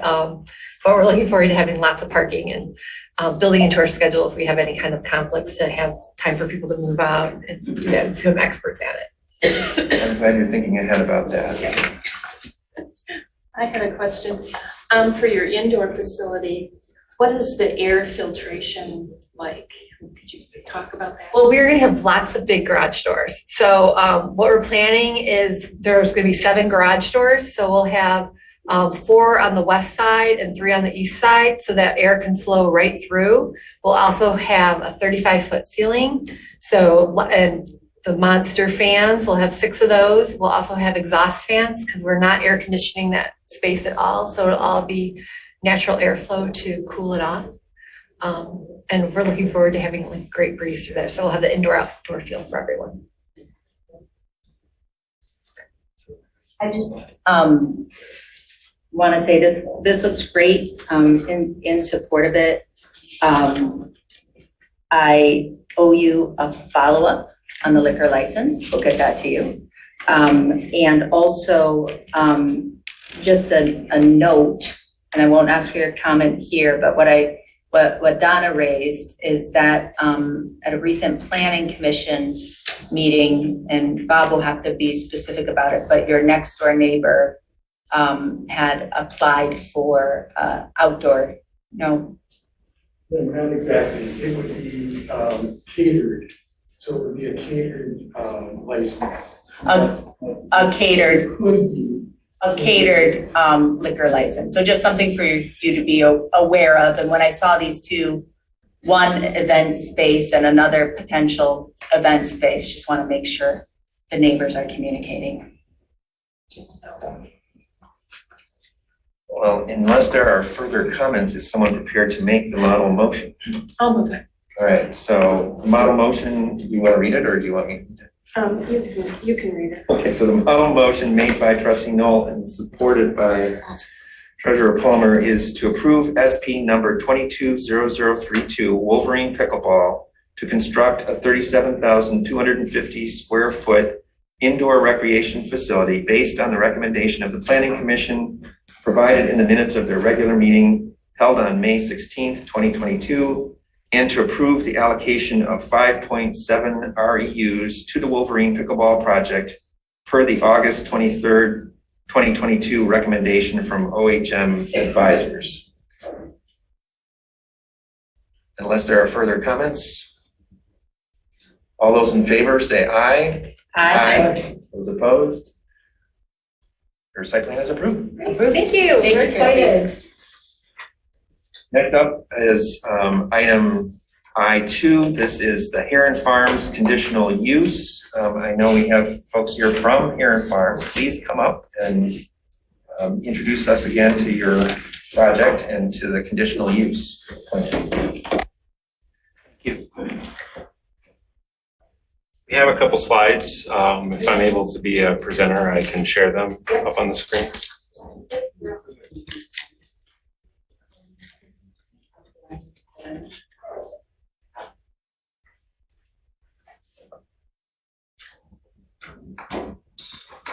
And Ryan, you probably know this, but make sure your speaker and mic, your camera. Muted and off. I'm usually that one, so thank you. Yeah, no, it's okay. Just when we forget, it's a little deafening.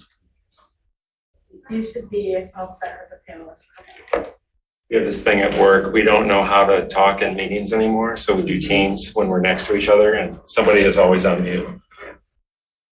Okay, let's see here. I'm going to attempt to screen share.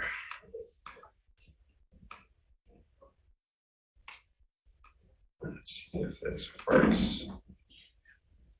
All right, looks good. We'll try to be as quick as possible, but because some of you are new to this discussion, we're going to try to also cover all of the points that we've been through. So just briefly, we're going to give you a background on us, the site, the farm, the proposal for the vineyard tasting room, steps that we've taken to date with the Planning Commission, the neighbors in the community, the proposed conditions of use, what that potentially looks like in an enforcement plan, and then sort of summing up with the zoning requirements and township master plan. Key people, Lori was a former OT U of M turned plant nerd, began the vineyard process in 2019. She was actually on a class from 7 to 8. If you saw her on her headphones for, which one was it? Botany. Botany. It is a part of the Vespa track. And she is now doing this full time. Also has part-time employees that are helping as we go through the steps with the vineyard. I have a day job, so I'm the CEO of a company called Opus IBS. I was a co-founder in 2006, so I've been with the business since then in Michigan. We just moved our headquarters to the old Thomson Reuters building in Scio Township, so we're about 5 minutes from here. We've got about 400 employees and growing, so it's 4 minutes from home. It's great for me, and my night job is fixing everything that's broken in the vineyard. Usually sprinklers and machines, tools. So just briefly, the site where we live, it's our home, is 6620 Dexter Ann Arbor Road. It's 70 acres. First deeded in 1835. We have all of the documents from the beginning, which is really cool. It used to be a gravel pit until the reception, and the property is beautiful. It backs up to the train tracks and the Huron River. There's over 100 feet of elevation changes. And we bought it from the Ernst family, who held it for 50 years prior to selling to us. So we've been on the property for 7 years.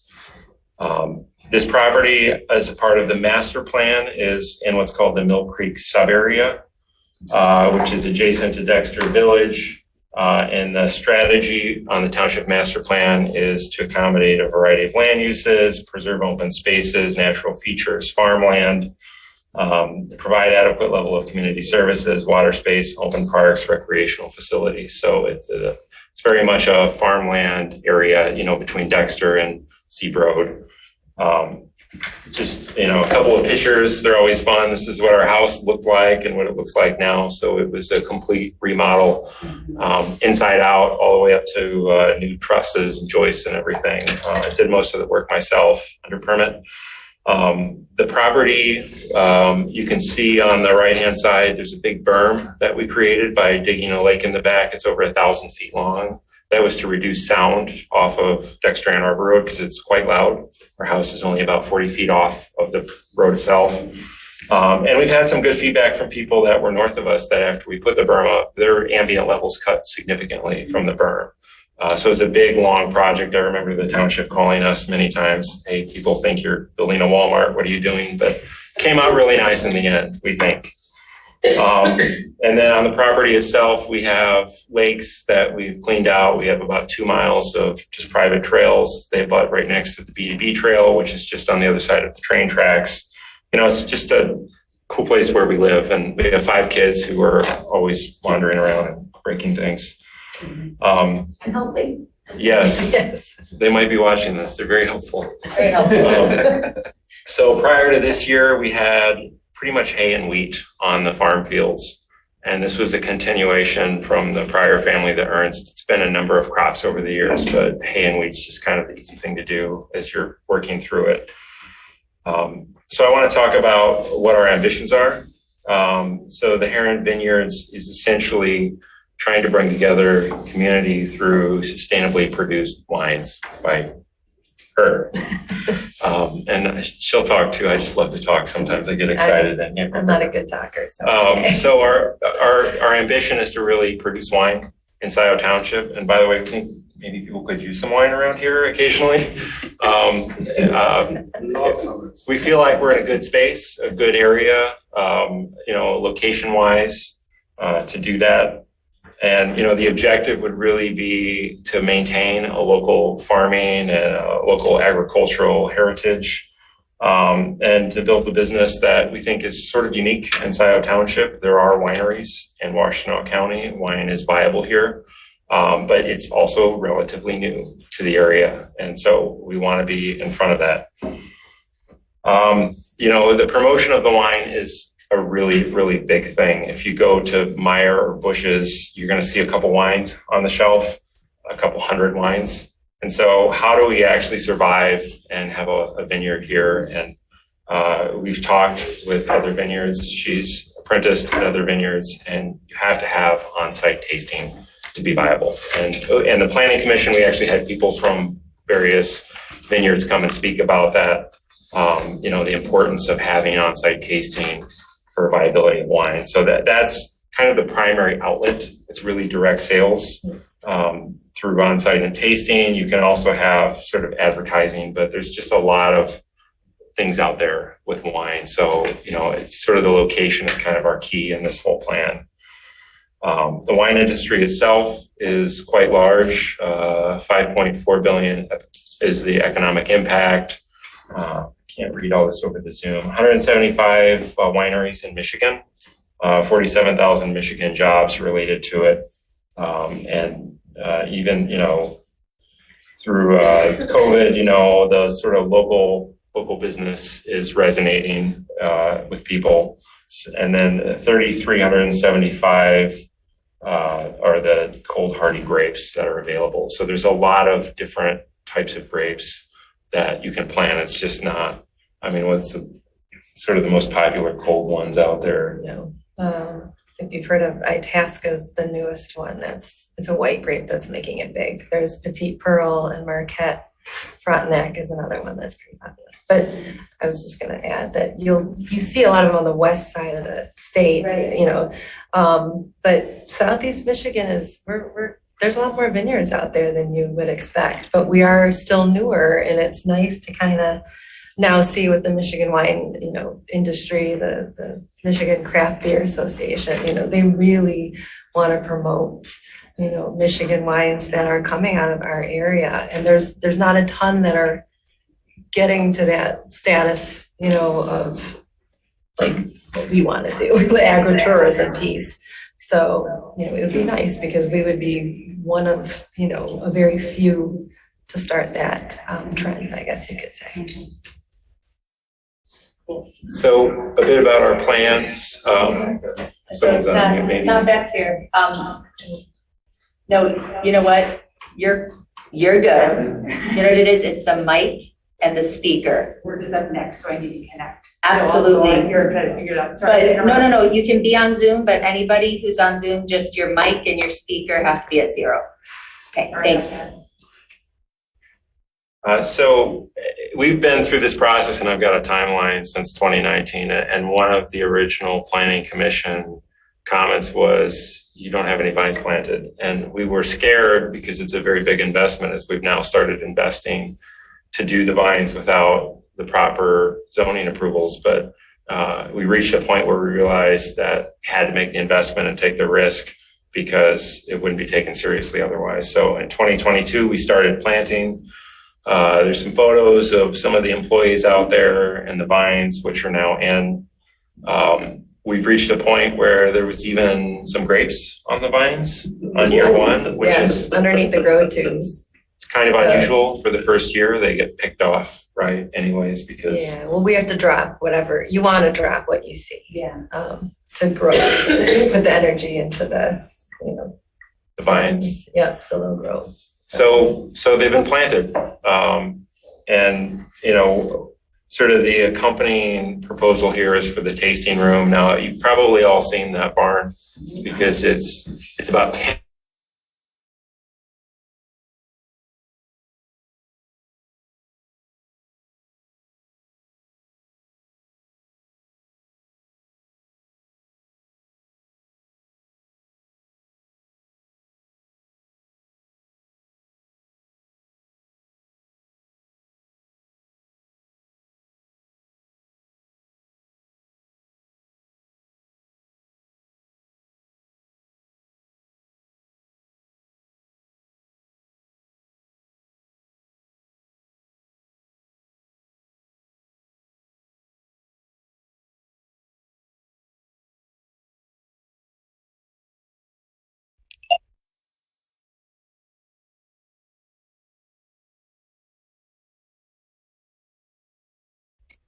If you can hear us in the Township Hall meeting room, you have locked up, and you've been locked up for about 30 seconds. There we go. We've talked about the importance of the tasting room. There are some nearby wineries. Several of them spoke at the planning commission meetings about their relationships with their neighbors and the importance of going through this process and ultimately having a tasting room. So you've probably heard of Sandhill Crane. It's a pretty popular one. Lori's closest one been there quite a bit working for them, learning how to do this. Another pretty popular one is Youngblood, which is that's maybe an hour away. They're in Ray Township. They're an hour and a half away. She runs a pretty tight ship. She's got 25 acres, and she's becoming pretty popular. Smoking Barrel, which is in Ypsilanti, and then Flying Otter, which is in Adrian, right? So those are sort of nearby. So in terms of the diligence that we've been through, I'm just going to give you a kind of a quick summary. We can certainly take questions. I think sound was paramount through all of this, and we went so far as we hired sound engineers. They created reports. It was a lot of magic for all of us, so we actually put big speakers out on where the barn was, as sort of at 88 decibels. We pointed them at the nearest neighbor's house. We had a planning commission meeting that was sanctioned with the neighbors, and we walked to the neighbor's house, and we could not hear them at that level. And that was the moment where Lori and I kind of realized the way we think this should work is not a decibel rating, it's inaudible. And until we had done that test, we didn't really know, okay, so if the threshold is inaudible, it becomes measurable, because one of the challenges with these other properties is they say 60 decibels, which by the way is pretty loud. But then to enforce that, you actually have to have somebody come witness it with sound equipment. We thought, well, inaudible is, it's as easy as, here's the date, here's the neighborhood, can you hear the sound? Now I've got a complaint that is captured. But as the diligence, we went through the sound tests, we did your standard traffic, Midwestern Consulting, and the basis they just did, because we have a direct Dexter Ann Arbor drive, would we be creating any more traffic than other permissible land uses? And they found it was lower. And then we worked with Andy on the fire side, and I think we have a letter from him in the packet that says we could meet satisfactory requirements. So this is a slide that nobody's going to be able to read, but I'm just going to kind of talk through. On the left is all of the events and meetings that took place up to today, which is 29 meetings in total that either interacted with us or more than one neighbor or an expert or the township. So we've had a lot of discussion, and I understand why, because there's a lot of pain points from sort of previous establishments that aren't vineyards, but people say, well, you could be this or that. So we're trying to work through that. And I think through this process, we all got a little bit sharper in terms of what to do next time, including maybe even the township. We had 6 subcommittee meetings, which was a group of the 3 nearest neighbors. Daryl DePesto, who spoke, was one of them. The other 2 neighbors were there, along with trustee members, planning commission members, attorneys from the township, and even experts as needed. And we talked through, and together, I feel like we negotiated a conditional use permit that ultimately the town had final say on, but we came together and we said, we can all live with this. We got our occupancy cut way down. We got our hours cut way down. There were a lot of compromises, including 24/7 sound recording on the property. So if there's a sound complaint, we have to provide records to the township. And if we don't, it's an automatic violation and the permit on us. So it kind of shifted the burden from the previous problems where it had to be administered to more of a self-police and self-report type situation. 9 actual planning commission meetings. So I think everybody over there has had their fill of us, and we appreciate all the time that was put in, for sure. We respect everything you do. You're free, John. Yeah. Like I said, the primary concerns were really around sound. I mean, don't get me wrong, there's always lighting and traffic and sort of other concerns, but we really kept going back to sound, and the concerns were really raised because of the previous complaints and previous experience. And I think, when you went to the meetings, I would say a lot of the people who were there weren't even really in proximity to us. They were voicing concerns from their experience with a different establishment.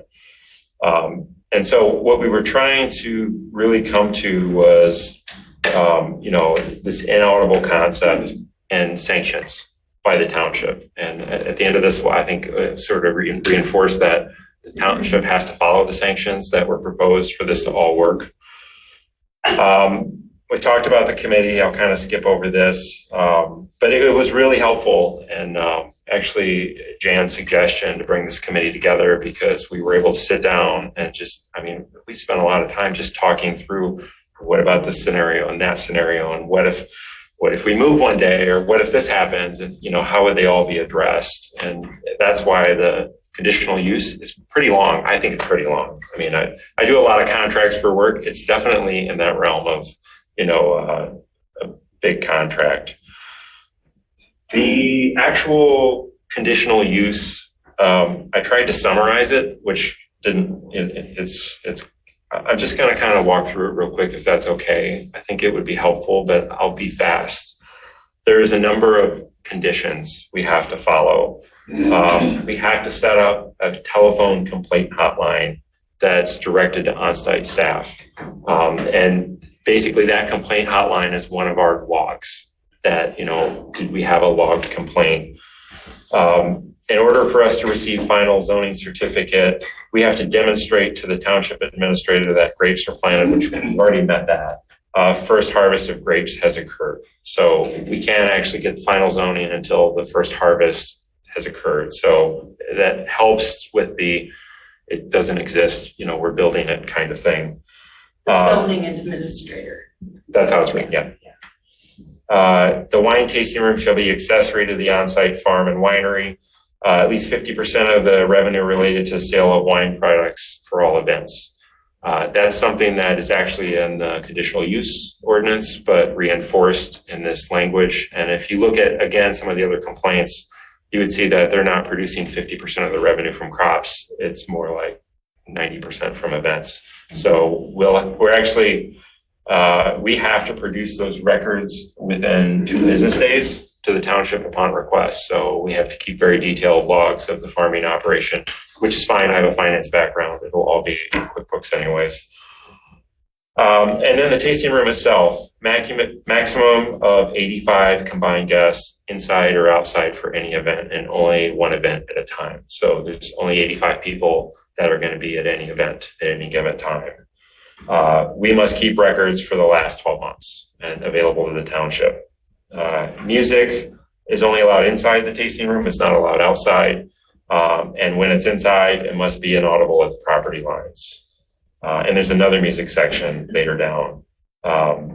We can only use amplified music after we demonstrate through a sound test to the zoning administrator that it's inaudible at the property line. So very first test after the zoning compliance would be a sound test, which our sound experts would be there. We basically tune the indoor music to have a limit so we know we don't exceed it. Nothing outside pretty much, no live music, no amplified music, no radio, no instruments. This is a big one. No weddings, wedding receptions, bridal showers, bachelorette parties, graduation parties, inside or outside.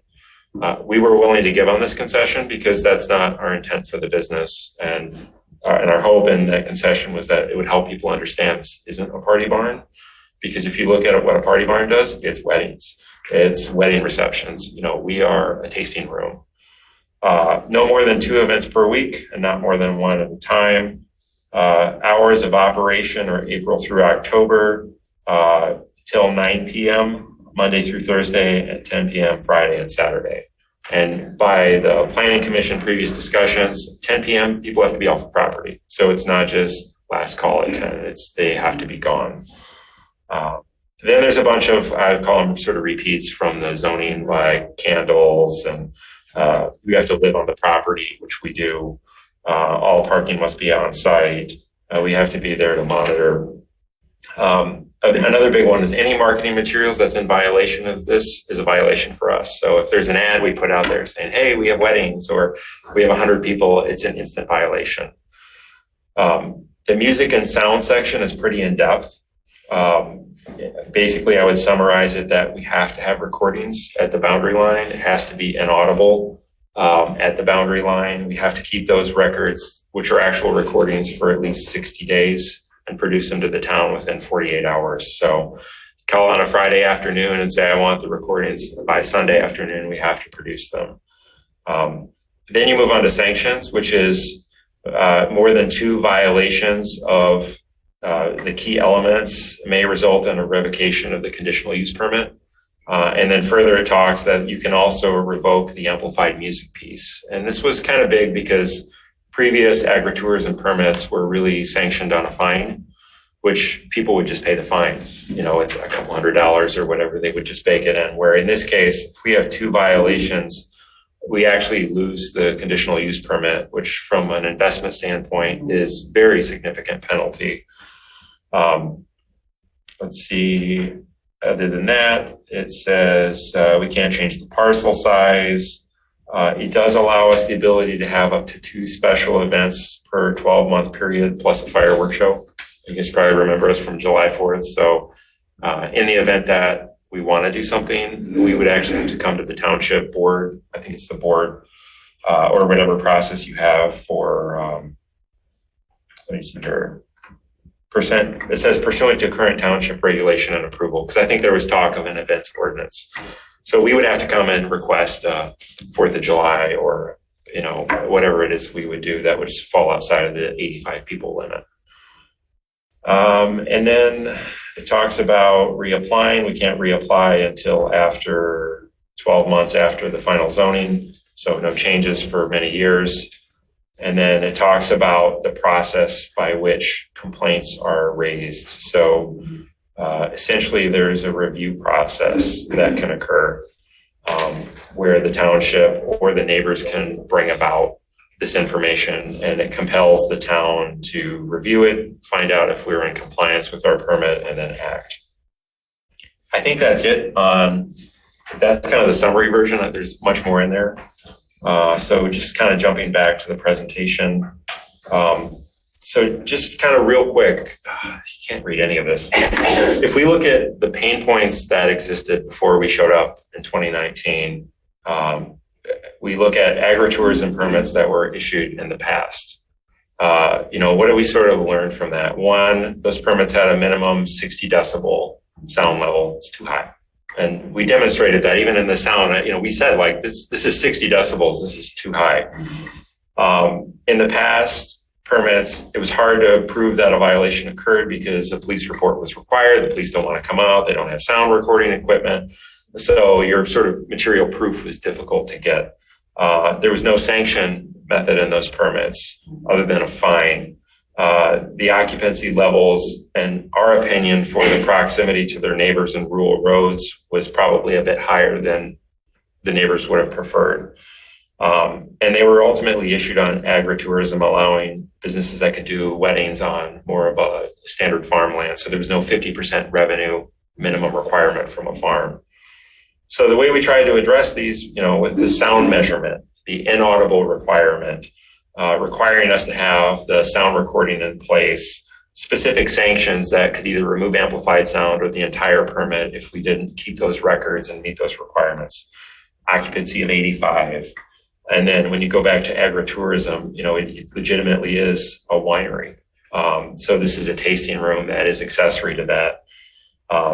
And the 50% does apply. The hours of operation are much lower. You can look at the conditions and say, there's no way this would ever be a wedding venue. You just couldn't do it with the restrictions that we have. So it's really crafted towards what we're trying to accomplish.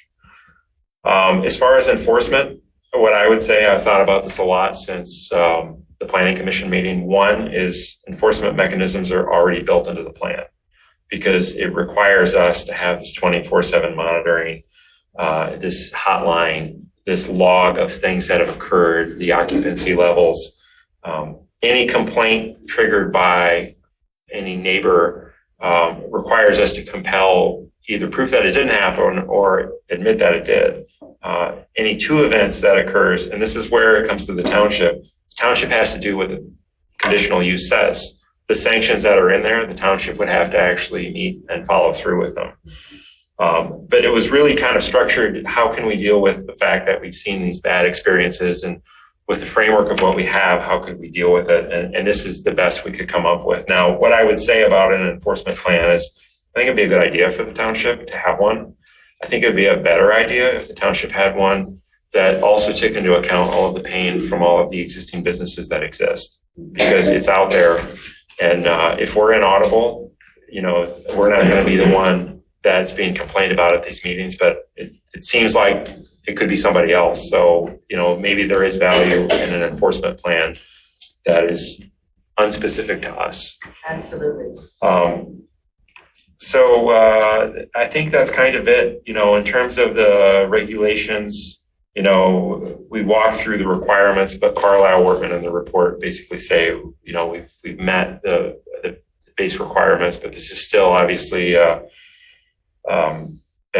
conditional use that is optional at the township's discretion. So, we appreciate your feedback and input. And I think at this point, that's kind of the plan. So we're here for any questions or feedback. What? You did pretty good. I swear at home, I'm the quiet one.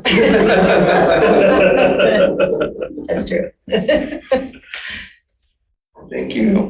Trustee Noel, I know that you were very actively involved in these negotiations, so please. Okay, so I was on the committee that met with the Herons multiple times. And I would say there was fair give and take on both sides. We had a lot of substantive discussion about issues. And I think that the process that the group went through was unlike anything that had occurred previously with the party barns on Scio Church. So there are some differences, as Brian has pointed out. There are major differences between the party barns and this. So I do want to address one issue. The Planning Commission recommended that the board consider an enforcement plan. We've heard from some of the residents who spoke tonight about that issue too. So I talked to Jim Fink this afternoon, and Brian knows this, Brian and I spoke. Jim Fink does not think that we need to have worked out an enforcement agreement prior to approving the conditional use permit. And we had a lengthy discussion about it. He thinks there are actually more advantages to waiting, but that we can do it soon. I proposed we form a small group, or perhaps it's the same group, I don't know, and involve Jim Fink or one of his partners. Conrad might be the person. And Jim is more than willing to work on it. So, I mean, I will be supporting this tonight. I do have a question for Doug Luan. Doug, are you available? I am here. Can you guys hear me? Yes. What's your question? Yes. Okay. Hi, Doug. I'm wondering, we have heard some concerns from residents that this doesn't sufficiently meet the requirements for agritourism. And I just would like to hear you respond to those concerns. Yeah, that's those are valid concerns that folks have. And I would like to read the intent of section 36-149, which is the agricultural commercial tourism business section. It's not very long, so if you indulge me to read a few sentences here. The intent of this section that allows this type of use plus a whole variety of other uses that are intended to assist folks that have large parcels of property, so that maybe there's some other use for that property than developing it into homes. The intent of the agricultural commercial tourism business is it is the intent of the township to allow through a conditional use permit uses of a commercial tourism nature that are complementary and accessory to the primary agricultural land use in the A1 district. So in the district, it is also the intent to promote and maintain local farming and the provision of open space within the township. So they talk about farming and simply the provision of open space. The second, maintain both an agricultural heritage and rural character. So that is one of the main intents of this district. And the third, and this really applies to the herons specifically, encourage new agriculturally based businesses that contribute to the general economic conditions of the township and surrounding region. So if you look generally at the intent, of this ordinance, this is not a regulation that is only supposed to protect or promote existing farms. It specifically talks about the preservation of open space, specifically talks about maintaining rural character, and specifically talks about encouraging new agriculturally based businesses. So the herons are certainly a new agricultural based business.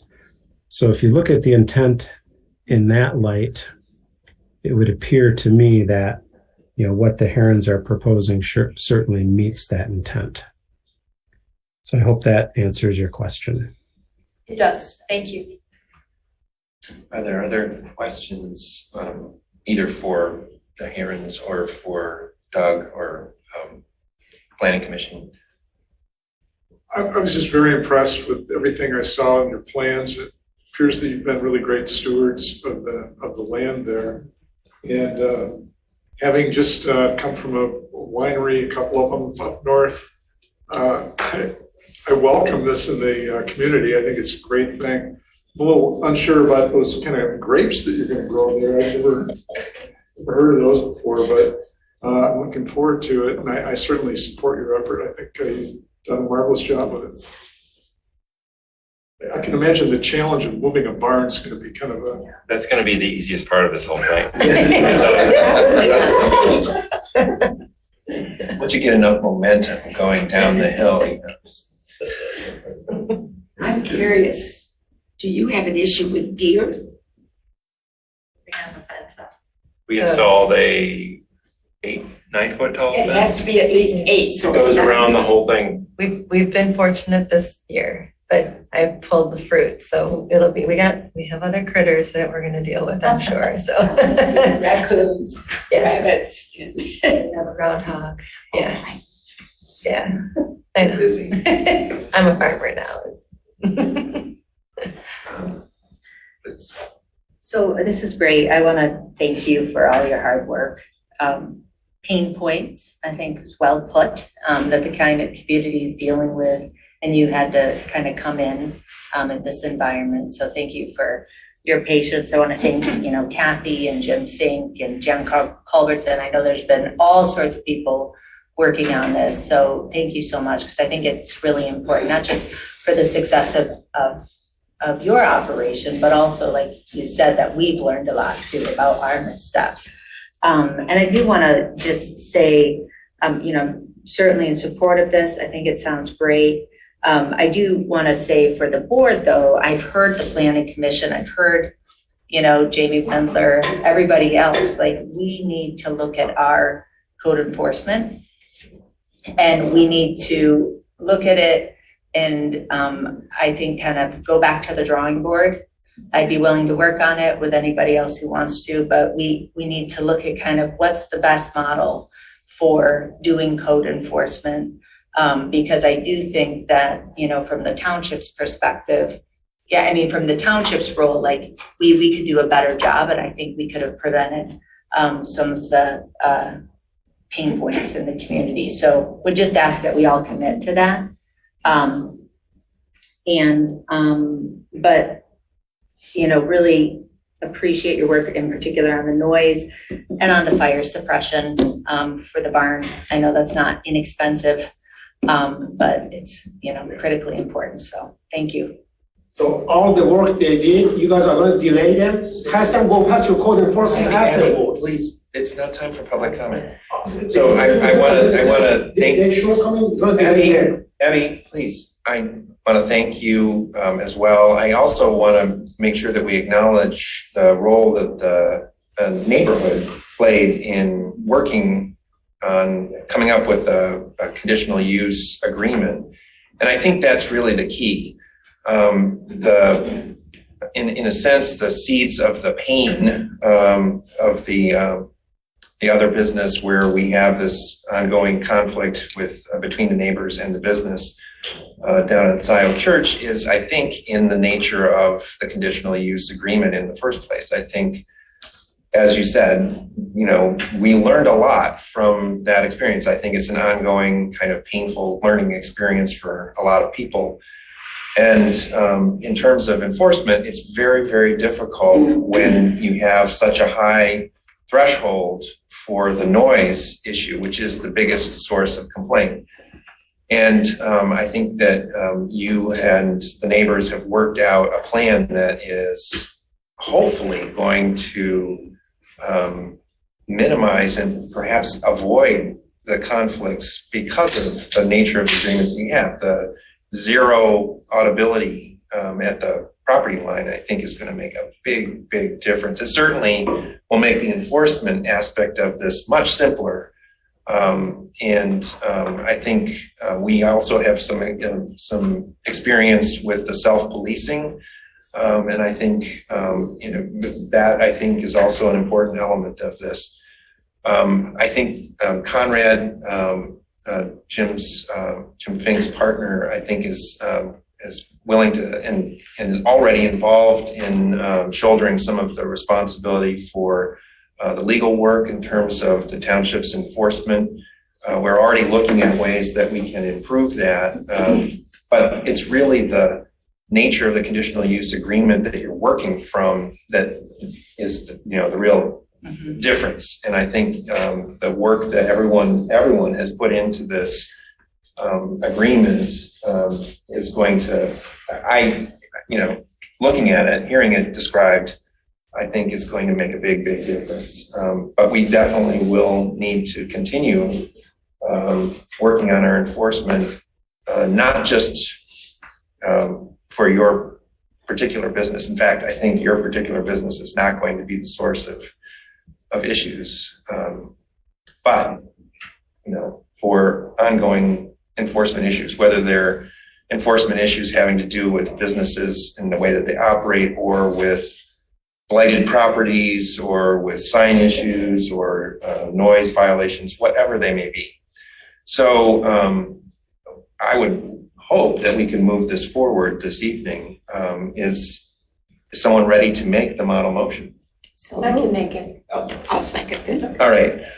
So a motion is by Trustee Knoll, support by Treasurer Palmer, to approve CU number 20002, Heron Farms conditional land use for an agricultural commercial tourism business based on conformance with the conditional use standards outlined in section 36-244 of the zoning ordinance, with conditions outlined in the attached conditional use permit. Roll call. Yes, please. Hathaway, Yes. Palmer, Yes. Flintoff, yes, Noel, Yes. McLaughlin, Yes. motion passes 5-0. Thank you. Thank you. And I'm glad you're saving the farm. Well, thank you. That brings us to agenda item I3, which is the Crossroads PUD. Now it says rezoning, but it's really Crossroads PUD preliminary site plan OA-PUD number 22003, ESP number 22008 for multiple parcels. Please, I know there's kind of a team here. If you need extra chairs, just pull them forward.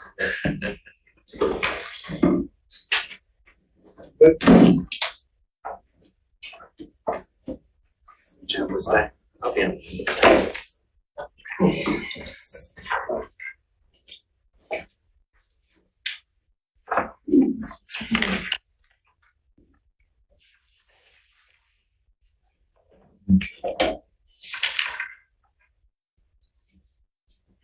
Good evening. I'm Dan Kettler. My company, Urban Group, is the developer of this project. It's Urban Crossroads. And we've been at this for a few years.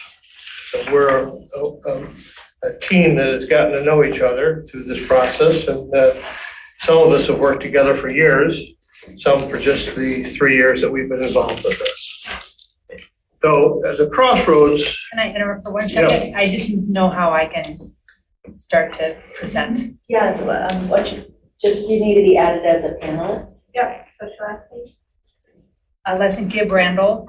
How do I sort of, are you gonna see that I'm there and then you'll just? Yeah, I have Okay. to have you, I'm doing that. Then you can just share your screen. Perfect, thank you. I'm sorry, we have instructions out there. We'll Yep, you should find be them again. added.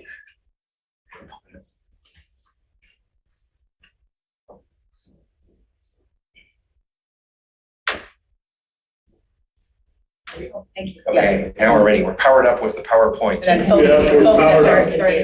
No, don't worry. And so we have Shannon Gibb Randall is inside. She's a landscape architect.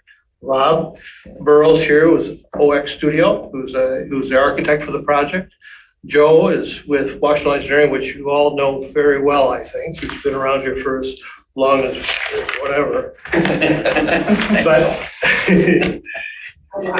one of the first things we want to do is just share with you a little bit about the history of this. This started out, as you may or may not know, some of you were here. I know in talking to Jessica today, she actually voted on the office project we did a number of years ago. And would you go through the next one? So it was we developed an office project. We used a similar format to what we have for our residential project. And we thought it was lovely. We were saddened to throw it away, quite frankly, but there was no market for it. When we got through with it, when we started, it was a 4% vacancy rate. When we got through, there was 2.5 million square feet of empty office space. And it's continuing on. The world has changed, as we all know. People are working from home, offices become secondary. So this site, we looked at a number of things to do with it, from single family homes to any number of other things. But we went through, and this is the office that we did, we thought it was lovely. We thought it was a very nice office campus. And we thought it would be a very nice addition, but it just didn't work. So we went from there, and the master plan, we worked with the planning commission and talked with them about the master plan and what they were doing. And what happened with the master plan, what I thought was real interesting, because the focus was on trying to create a variety of housing units in the community, which we don't have now in Scio. So we have gone through the master plan as well as we could and tried to do the various things that was required. I'm just going to read a couple of these very quickly. Accommodate a variety of land uses consistent with the community. Support growth with increased building height and density in areas that are served by utilities. Promote a diversity of housing opportunities, including a range of options at various income levels. Encourage carbon neutral site and building designs that reduce environmental impact, carbon emissions. We took all of these things to heart and we designed this project based upon these assumptions. How do we create a variety of housing? How do we create sustainable product and do it on a site that is here and that has some limitations? Some of the limitations we have is that we are immediately adjacent to what is an industrial sort of area. So how do we develop that? Single family homes weren't going to work here. We talked to single family home builders. There was no interest at all in doing that. So we think we've developed a very nice product here. And if you look at what this has here, this was in your master plan. Between 2000 and 2019, 0 multifamily units were developed in this community in Scio Township. 0.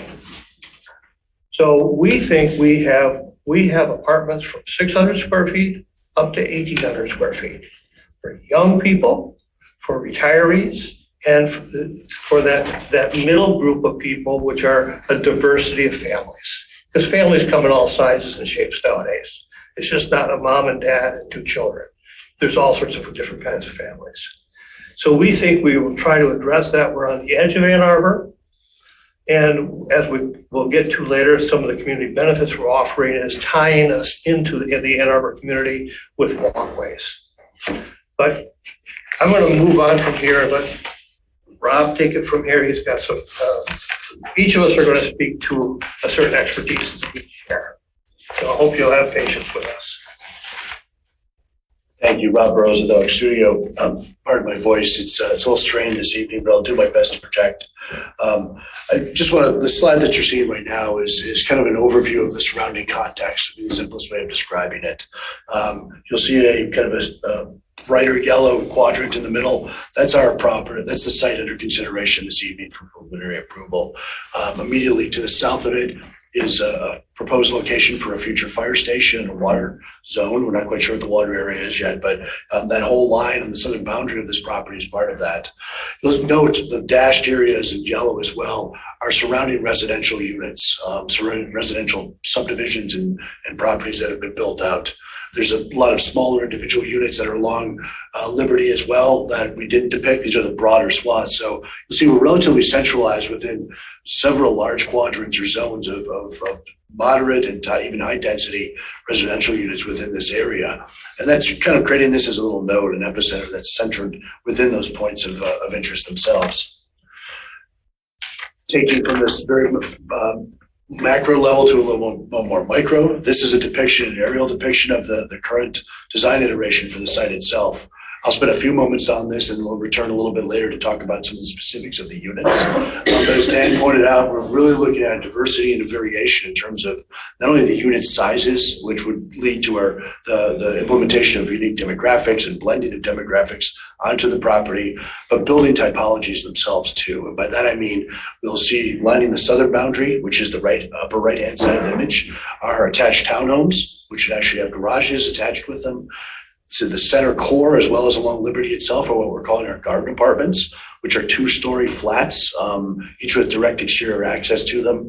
And then we get our highest, so we're going from a low to a higher density model in terms of these typologies. Townhouses to garden flats to ultimately podium buildings, where we actually have structured parking underneath the footprint of the building itself. Please. And now I get to shift gears again and turn it over to our engineering hat. I will refuse to take that one on.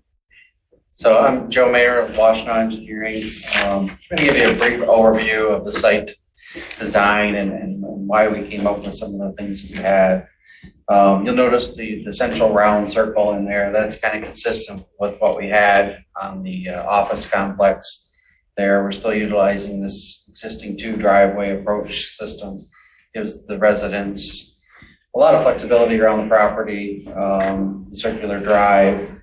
Also with parking on the site, we've created unique features to put parking underneath the buildings, which allow us to create more open space, green space for the residents. As I'm sure Dan will point out later, it comes at quite a cost, but I think it's worth it for the property. So the 2 large buildings have significant parking underground. The 2 garden port units that are out by Liberty Road also have an underground parking garage underneath those buildings. And then all the townhomes to the south have individual garages where they would have 2-car parking in those locations. And then we spread parking and handicap spaces and so forth around the property to give the residents spaces for visitors and so forth. We also found it, based on the study, we've got some future banked parking spaces. We feel the code is a little overkill for this type of a project, and we've decided to bank some of those parking spaces, give the residents more green space, but we have them available should we need those later on.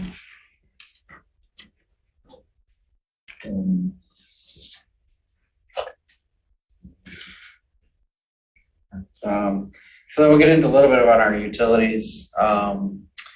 As you know, this property is in the Jackson overlay sub area. And utilities, we went through quite extensively with the Planning Commission regarding the REUs, and the project is designed around the availability of REUs with the township sewer system. And we worked with the township's engineer to verify that this property has the available REUs to support it. It's got an available water system on site, which will also loop through the property to maintain hydrant coverage, fire coverage, should the buildings, sanitary sewer is available in the roadway. So we've got easy connection to public utilities. And our storm sewer system, which is quite unique here, the property has very, very sandy soils. We tested it with a testing company. It exceeded 100 inches per hour for an infiltration rate. So we're going to be able to infiltrate 100% of all our stormwater on our property through the infiltration bed you'll see in the middle brown area.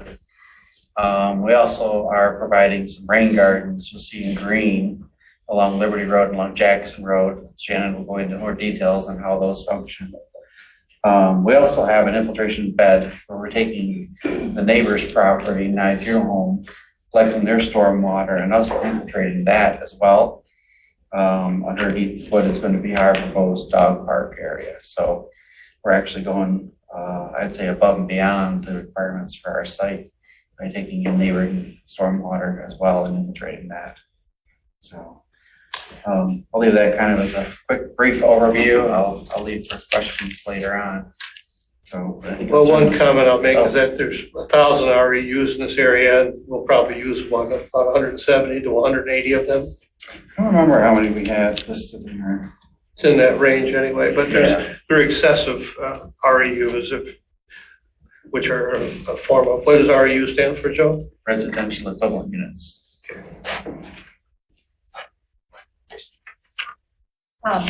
I am extremely grateful that the parking is under the buildings because I'm the landscape architect, Shannon Gibrandel, Inside Design Studio, and that means I have a whole lot more fun on this project than if this were otherwise completely covered in parking, which is what it would be if there weren't parking underneath these buildings.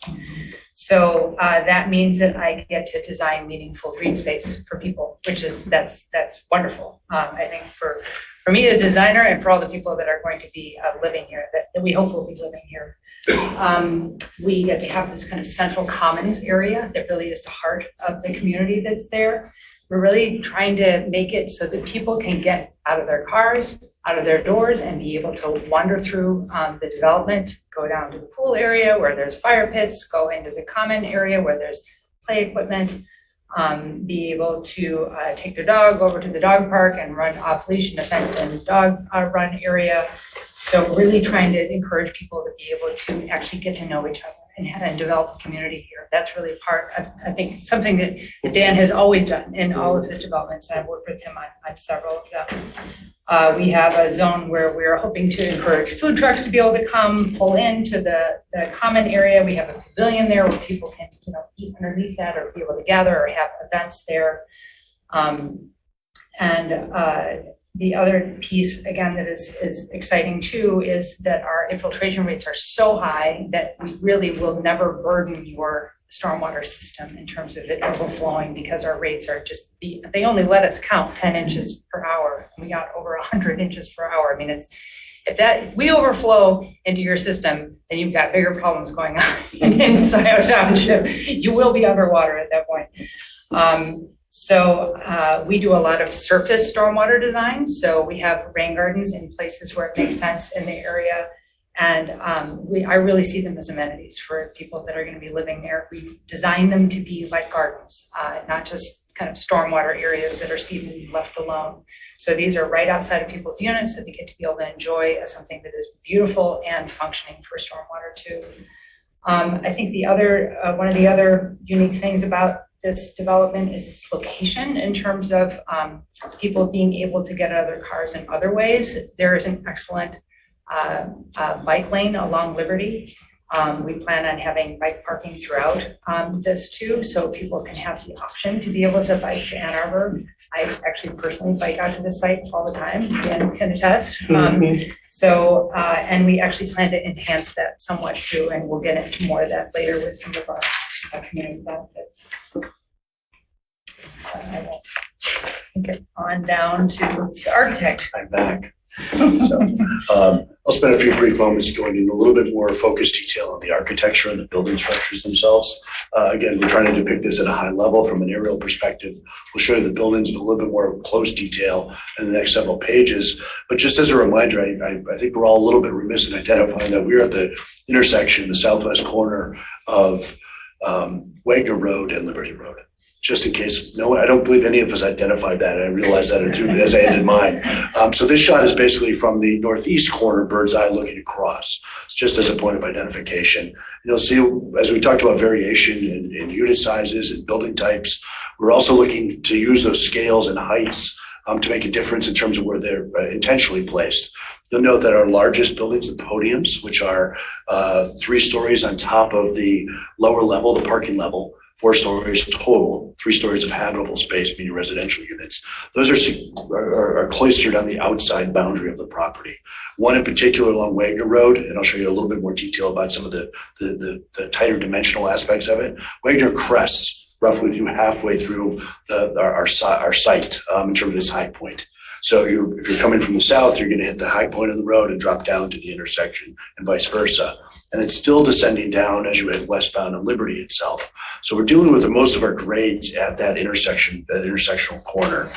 There's 2 significant things to that. Number one, we're trying to put our buildings there where we basically on one of them, the Wagner Road one, really have practically a walkout condition on the eastern side of that building on the 2nd floor, because we have a full grade difference, full height, story difference in overall building height. Secondarily, we also want to screen, you've noticed kind of the community that's been crafted interior to the property itself and the drop in the density of the scales.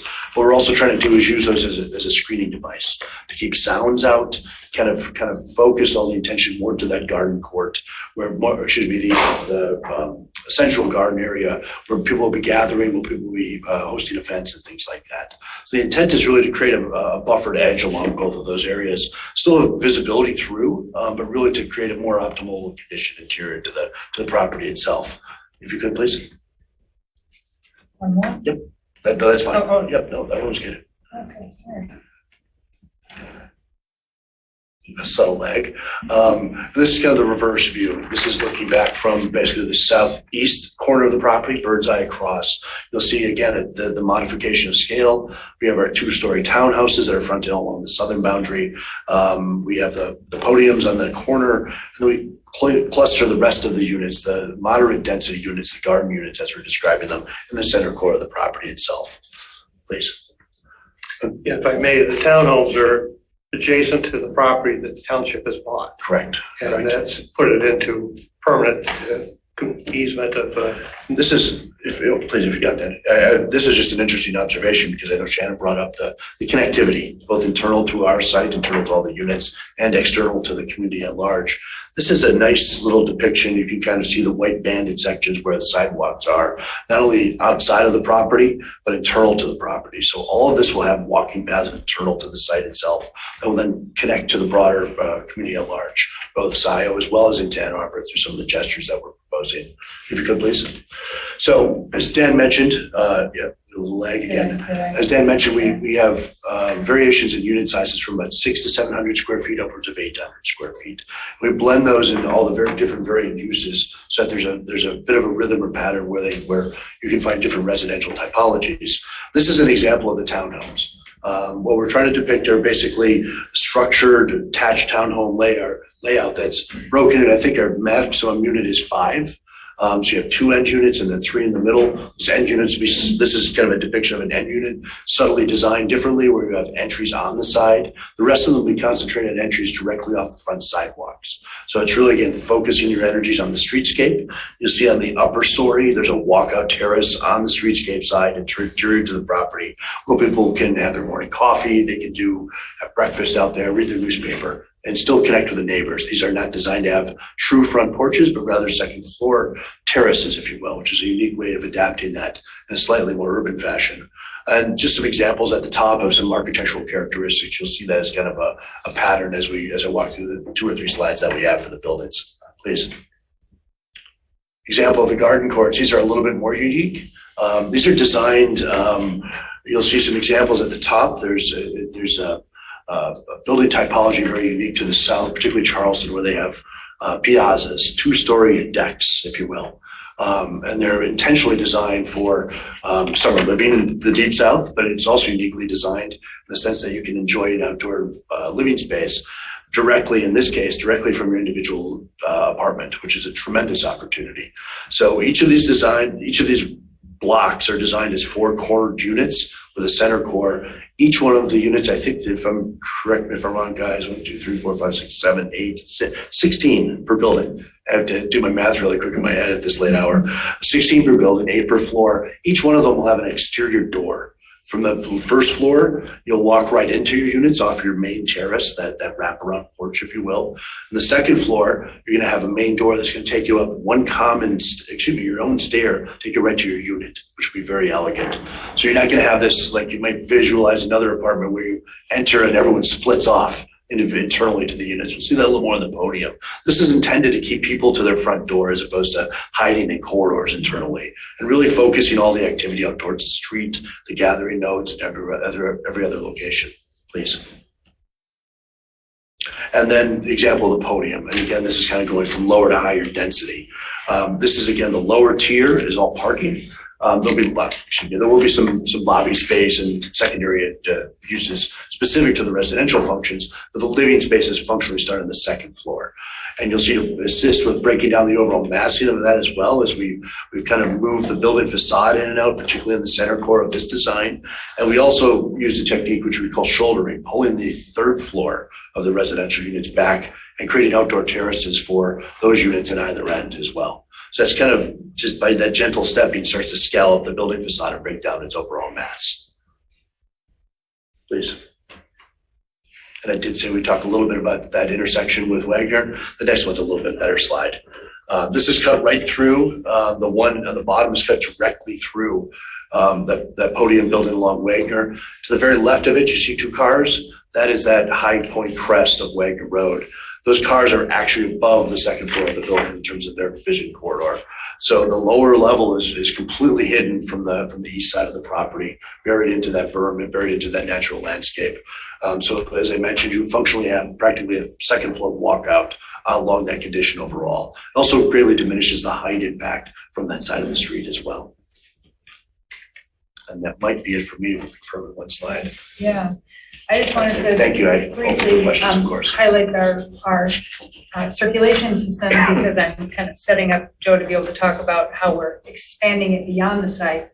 But we really have, again, trying to get people out of their units, walking around the development. You can see that it goes all the way around the outside, connects in with the public sidewalk as well, even on that south side where the front of the units is facing the north, but the south side, you're going to be seeing your neighbors getting their steps in too. So that's part of what we're really trying to create here.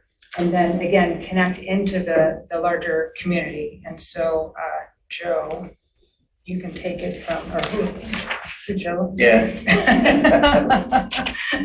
So taking some information from the township's master plan for walkways and pathways, we kind of looked at what the goals were in the area, and one of them was to get people going north on Wagner and getting them connected through Saginaw Forest, and they can work their way out to Jackson Road. There isn't a full connection on Wagner to Jackson, but there's definitely a start of a pathway. In the next slide, we'll get a little more into that. But also getting people towards Ann Arbor area down Liberty Road to, what is that, Scio Ridge Road, where the sidewalk kind of ends there. So there's really this connection between us and that point that we're really trying to look to fill that gap. Kind of go to the next page. Yeah. So what we're doing here is, we'll work with the road commission to get pedestrian signals at the intersection there so that people can go east. They can also head north through the intersection. We'll work with AAATA to work out bus stops at this corner. Right now, we're kind of envisioning one might be on the northwest corner and one might be on the northeast corner, depending on traffic, but we'll be able to work through them and figure out exact locations. But this is based on past experience. This is kind of the best spot for them. We know in the past they've had bus routes there, and we know the township's kind of working to get some of those bus routes back, and we want to assist in getting that going. And we feel the best route for the pathway would be on the south side of Liberty, connecting us to Scio Ridge Road, giving people the availability to pretty much walk several nature areas, Saginaw Forest, down Scio Ridge to the athletic club. You've got, I remember what was that, Sister Lakes there? Yeah. So there's a lot of places that people can go once these connections are made here for the residents. I'd also point out that the bridge going over the highway has the pedestrian connection on the south side. So that's also part of the reason for keeping it on this side, because then they could just keep continuing on. So what we've touched upon here was what we sent a memorandum out to all of you folks and had the community benefits on it. So what we've been discussing here with the pathway, what Joe was talking about, would you go back to this one? Is there's four areas: the utilities that we were told that were community benefits that we'd like to address. One was utilities, Township Fire Department, pathway, and then sustainability. I'll take the last one first. We have thought this project through it as sustainable as far as we can. We will go to the next step. when we do our final site plan, when we start doing the architecture, because we'll look at solar, we'll look at electric EV in the units, which we plan on doing in the townhomes and throughout the place, as well as other items that we can do that make sense, make financial sense. And the infiltration and the other things that we've done is just designing the project are designed to be sustainable, long-term, self-regulating, so to speak. They don't have to be maintained, they would just be. The pathway plan is the most substantial what we're offering, because from the corner of Liberty and Wagner, right now, there's no connection into Ann Arbor. There's a broad area into the fitness center there.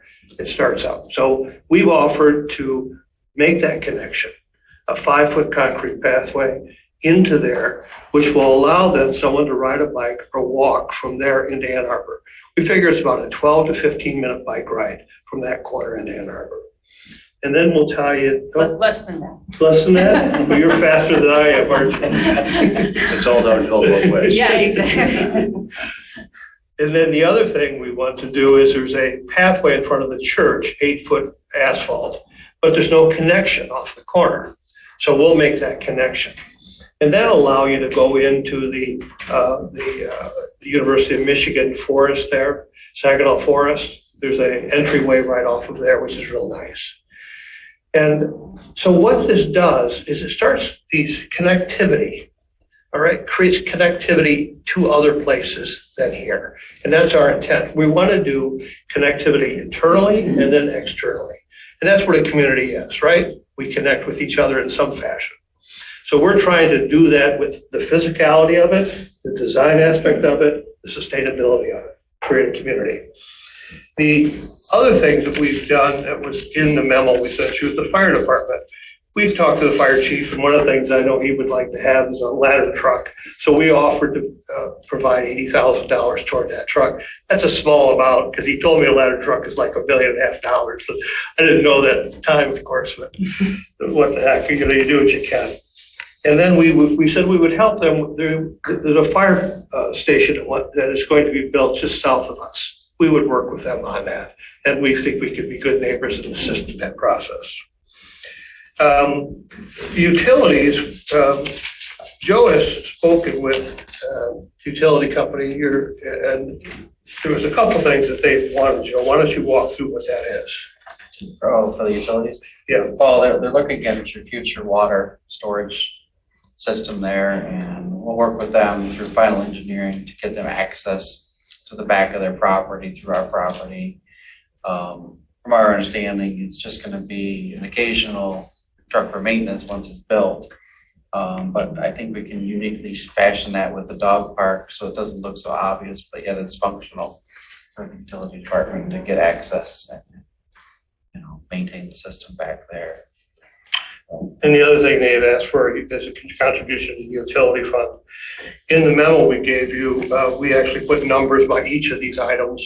It's about $500,000 to do the connectivity between the pathways, but also with those pathways, as Joe says, we'll have walkways across both Wagner and Liberty, 3 different ways, plus bus stops in two locations. We'll work with the AATA to do that, and we'll work with the county to make sure that there's walkways across there. That's all part of it. You can't have a pathway without access to it that's safe and secure. And so by working with the county and the AATA, and then with having buses as well as bike, you broaden the ability of people to move around. That's our intent. And so each of these, if you look at the memo, we've put in a dollar amount of what we consider the cost to be. Some of these costs that we have for the sustainability, we hope will come down because there's money available now for electric hookups and also for solar. That is a developer doing a project we can get credits for. We will work with that, but that's all unknown right now, and it's just unfolding now. It's the new thing that was passed by Inflation Reduction Act. Yeah, And so there's money available for that. So we'll pursue that. We'll look at it. So what we have here is estimated cost. And if you look through it, there's a huge amount of money per unit, per apartment that we're offering. So we think it's a very generous and thoughtful memo, and we think we address a lot of the issues that the community has. And we think the project addresses a lot of the issues that we think will help the Scio Township. So that's our story so far. Thank you very much. Are there questions from members of the board? Trustee Noel. On Liberty, there's actually a wider pathway on the north side of Liberty than the south side. They just put it in this summer. Yeah, we saw that asphalt going in, and I was intrigued by that too. And I've talked with Joe about it, and I'll let him, because we looked at both going north on the north side and the south side. The problem with the north side is as soon as you get past that bend, to where our old office was, Metal Arc's there now, you actually lose right of way. That guardrail is up against the curb, and then there's a garage right there. So there's just no way to get the pathway through on that side of the street. And given that there's a bike lane there now going down that way, we felt the best connectivity would be a sidewalk for pedestrians. The bike lane is available in the street. The sidewalk is very narrow there. Yeah, it's 5 foot wide. That would be a standard walkway through there. I don't know that we could go much wider down through there, especially when you get in front of fence, because there's drainage ditches along there too that we're gonna have to work with them. We're kind of hoping maybe they would be willing to donate some brick to do their walkway, but we'll see. Might be a great highlight for them, but won't count on that.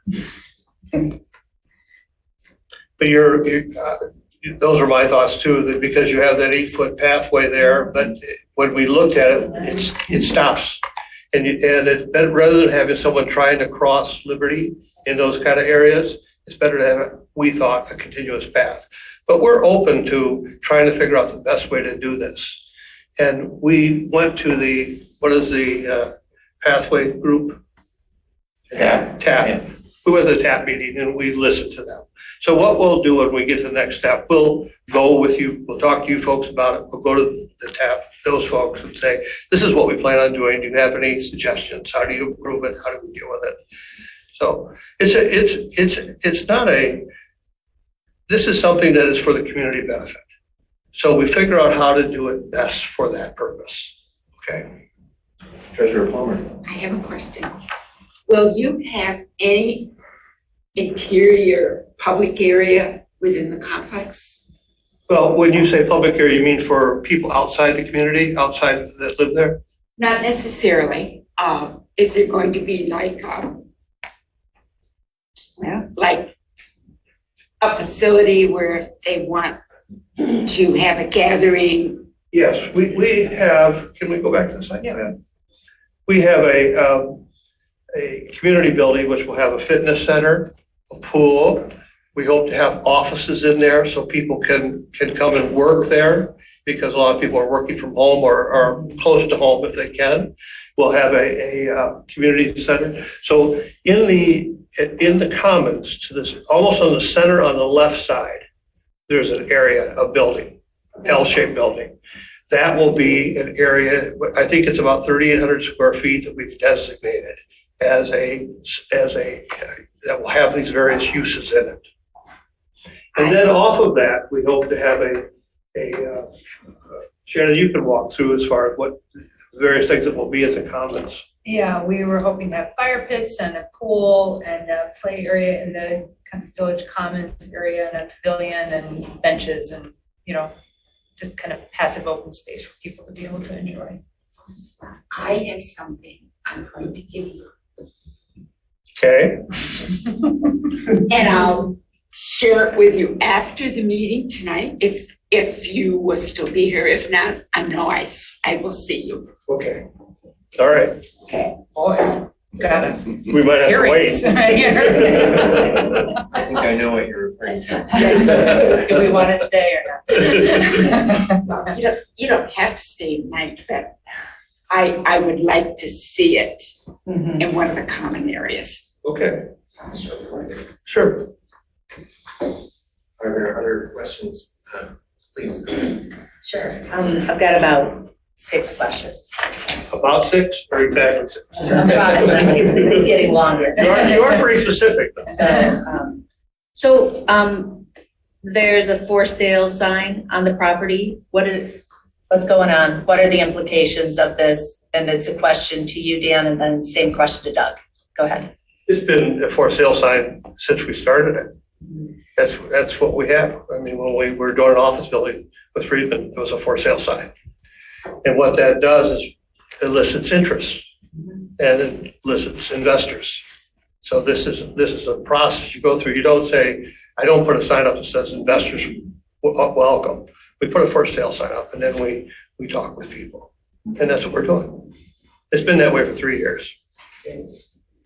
I noticed in your memo on community benefits, it doesn't say anything about affordable housing. Why is that? Well, because we can only do so many things. Okay, we can only do so many things. We're offered a very good package, especially with the connectivity, and these are all costs. And if you follow the economy nowadays, interest rates have gone up, construction costs have gone up, the uncertainty of construction has gone up. So we only have so much we can do as a financial package, and we've tried to do what we thought was most important to the community.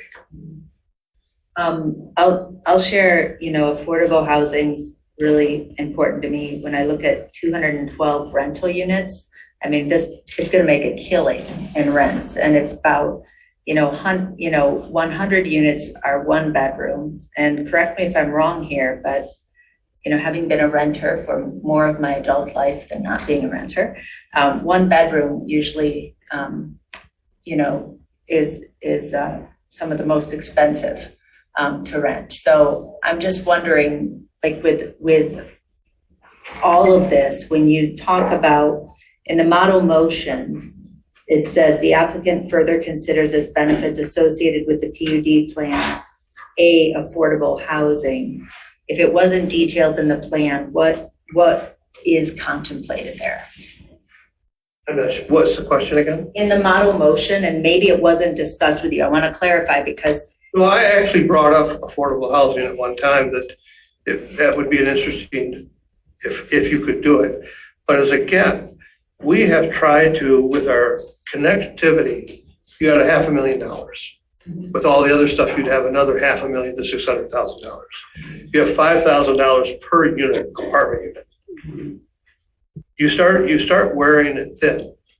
All the project, each project can only do so much. And so if affordable housing is a priority, we need to know that, and then we can make adjustments elsewhere. And I bring this up because it's sort of a conflict between what we have in our model motion. The applicant further considers as benefits associated with the PUD plan, affordable housing, EV charging stations, et cetera. And then I know you worked hard on this very nice proposed community benefits plan, so that it's just out of alignment. So I just want to be clear on, what is. If I could, it lists a series of things.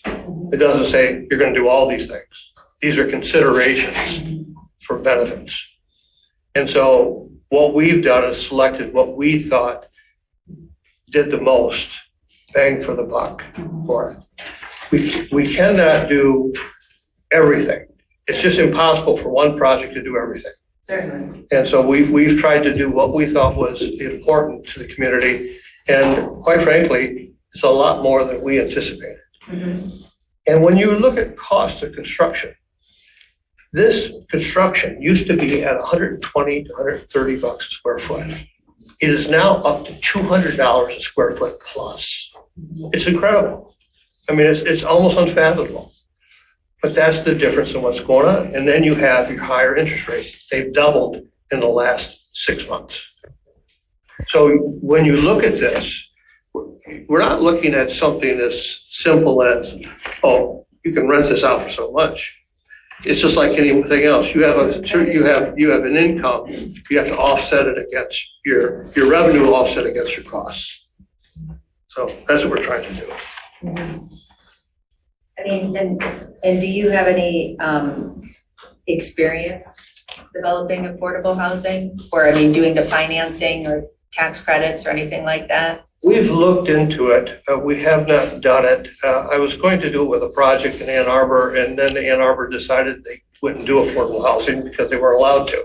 The state didn't allow it for some reason. So we looked into it very seriously one time, but we have not done it yet. I mean, it's kind of. I have reached out and we've talked with the people in Ann Arbor who do this, and I know the people, and we've talked to them about it. But again, I guess the township has to decide what the priorities are. Yeah. We're creating such a diversity of housing here that no one else has done. Truly.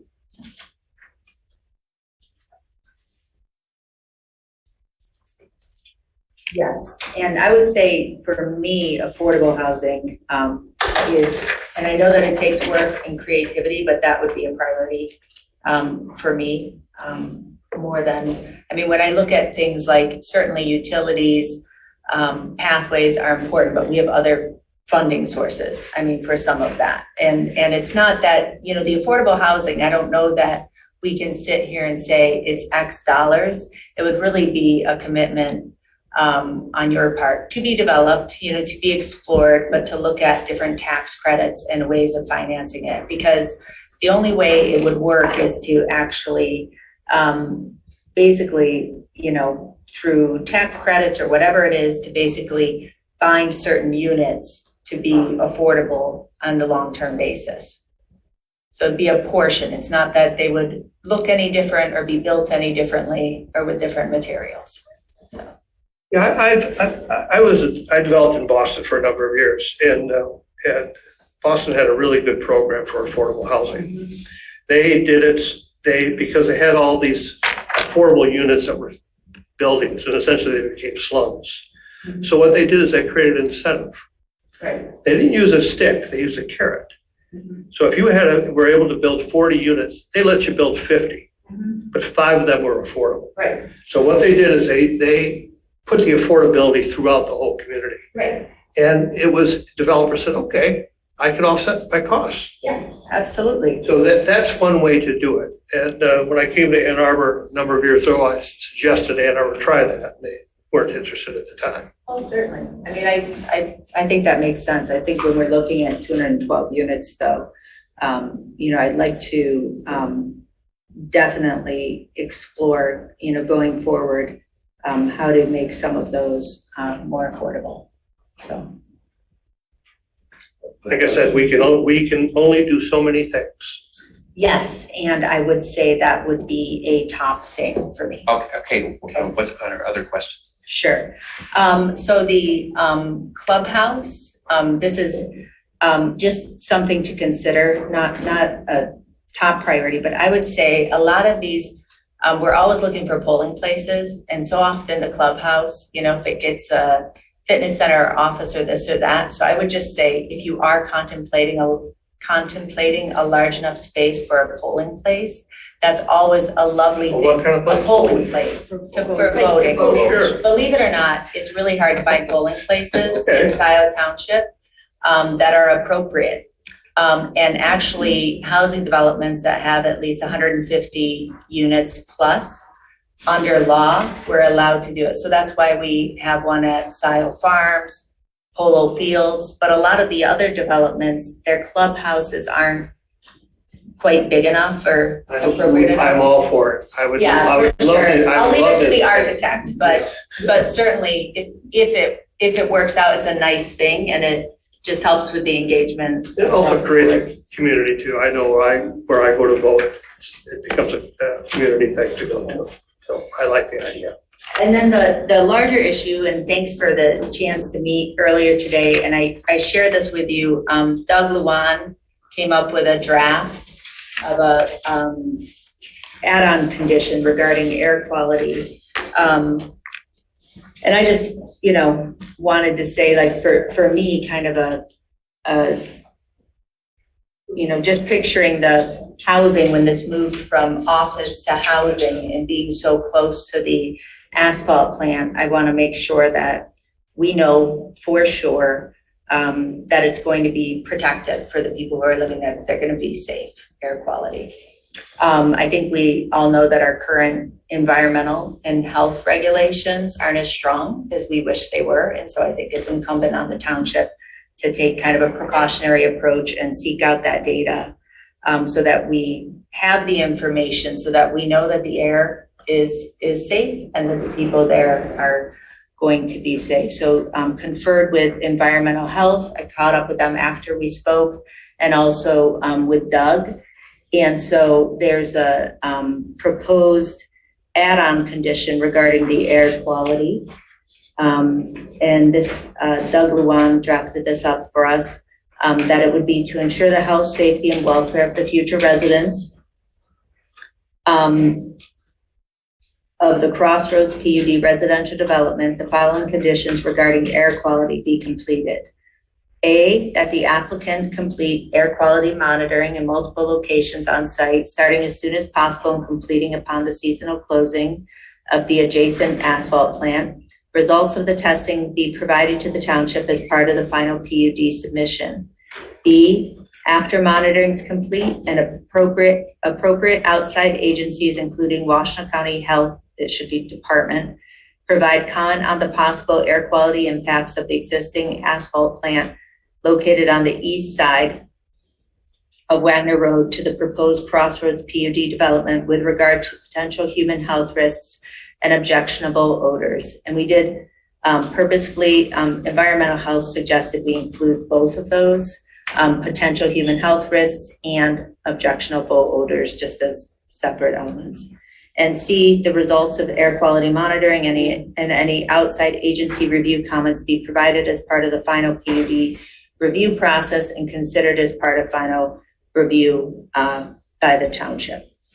So when I talked with environmental health, they said they hadn't, pulled the data yet. They get the occasional complaint about the smell, but certainly didn't have any data on it. So really nobody's charged with, obviously Eagle's charged with monitoring compliance with the Clean Air Act of the asphalt plant, but it would be on us to just collect the data, verify the air is all good, and then move forward with the development. Well, that's fine, but it's really not on the township. We have an environmental attorney with Warner Norcross and Judd. I've had them look at this for us. And he gave me some talking points. He's going to give me a memo tomorrow, which I'll send to you, so you folks can have the same memo. But these are some of the high points of it. And so he said the Cadillac Asphalt Facility on Wagner Road is heavily regulated by Eagle and AQD with oversight by the EPA. Understand that CA is a minor source of emissions, not a major one. That has an air permit with various emission limits, monitoring, record keeping, reporting inspections, and that the air permit in Michigan is stricter than one in any neighboring state, and it's more strict than the federal ones. So Eagle requires sophisticated air dispersion modeling for minor sources. It regulates the potential health risk posed by the hundreds of compounds. It does not issue a permit unless the facility demonstrates that potential emissions will not threaten public receptors. I'm getting dry here. As the property fence line and beyond, i.e. no adverse health impacts demonstrated with an adequate margin of safety. Actual emissions are almost always less than potential emissions. So these are state and federally regulated. And he also says Cadillac Asphalt has 10 sites, and they're one of the best. There's been no complaints by lifetime residents of any of their facilities. They're a sophisticated company with modern operations. They use gas. They're not oil. They are one of the cleanest facilities that are run, is what they said. So they said proposing a monitor is probably fine, but the other question is why place one upwind of the source? Winds are westerly. As we talked about before, if we're going to do this for the community, then the township should also participate in this and place monitoring to the east side of this, because that's probably where you're gonna get the odors, not on our property, okay? But as we said, we're going to do this. Joe has already looked into it. We'll facilitate it. But I think that we should, anything that we find will be shared with the state and federal agencies that monitor this place, as well as the township. Right. Because those are the ones who regulate and control the emissions. Sure, and I think we're 80% there, Dan, but what this does that Eagle doesn't do is this monitors the site where housing is going to be. So this is, I do believe, on the township, because it's really on nobody else to make sure that the air quality where we're going to put 212 units is in fact clean and safe. So that's all, and I agree with you. Okay. And we will do that, but I'm also saying with the way the winds blow, if you're going to be concerned about this, could we go back to this? There's all those units to the east. there are, and nobody is proposing to develop 212 units to the east right now. Probably 400 units over there, maybe 500. There are, and we certainly should test it and find out. I'm just saying that in terms of, that would be then to pass on to Eagle to let them know about the asphalt plant. But what this is about making sure that where this project is. I absolutely agree with you. Yeah. The only point I wanted to make is that this asphalt plant is highly regulated, and it will not let any of these particulars go beyond their own property line. Well, and let's just get the data and show that. Yeah. I think we're in, violent agreement here, so. Are there other questions that you had? No, I think that's it. I would just, I did have a couple small proposed edits, Will, that Doug had given us earlier. Yes, I'm glad you captured those because I didn't write them down. Okay, if we could look at the model motion together, Doug suggested striking rezoning and, so it will just be Crossroads preliminary PUD, strike multiple parcels from I-1 limited industrial to PUD, and then pick up there based on. So Crossroads preliminary PUD based on the Planning Commission's findings. And then all the rest of it remains. And then I think all the rest of it would remain. If we could, I would offer an amendment that we could strike air monitoring from community benefits. Replace it with polling place, polling place, and then add on the condition in full as I stated here. Because I think the air monitoring community benefit would be replaced with this add-on condition. I'd like to make couple comments to Rob just pointed this out to me. As far as that Doug put on here. And A, it says that the applicant complete air quality monitoring in multiple locations. It should say specific to Cadillac asphalt, because we're not going to monitor all air. We're going to monitor for the asphalt plant. Okay? That's our purpose. Right. What is the car emissions passing by, dust coming from other.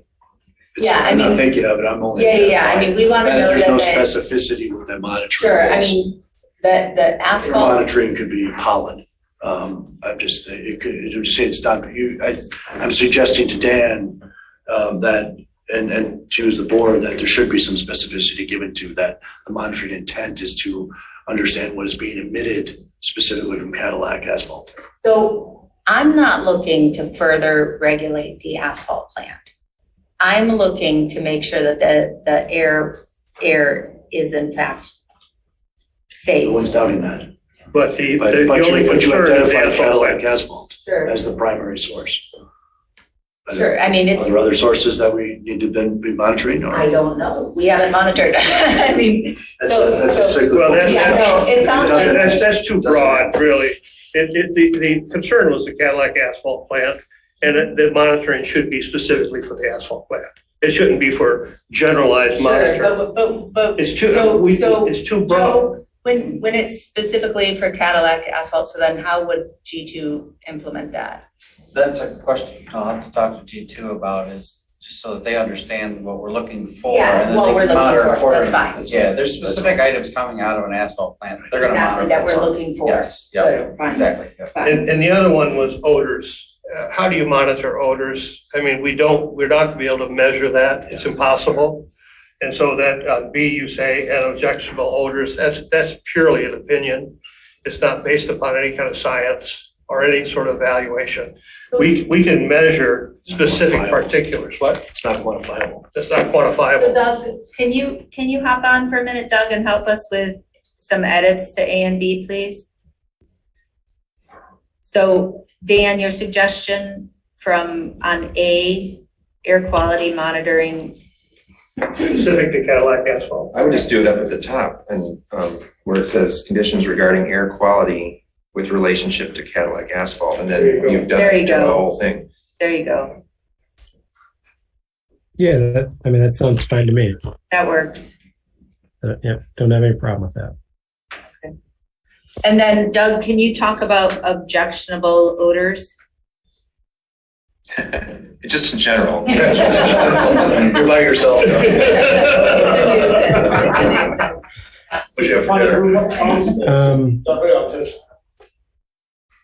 Well, again, it would be specific to the Cadillac asphalt plant. I know there, as a matter of fact, there are odors that come out of that plant. At certain, seems like not all the time, but at certain times of the day. And I'm no expert in that. And so if there's a way that this testing company could test for odors, that I think that's what we're looking for. But if there's not, I put that together with the idea that I have heard from, anecdotally from others. My boss in particular, Dick Carlisle, who mentioned to me that he had recently experienced some, odors on Wagner Road as he was driving his car through there.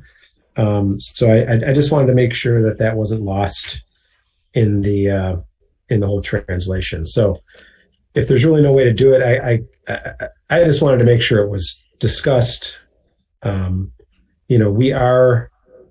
I understand, Mr. Ketlar's position, but I think he's got to understand our position in that this property was initially zoned office industrial.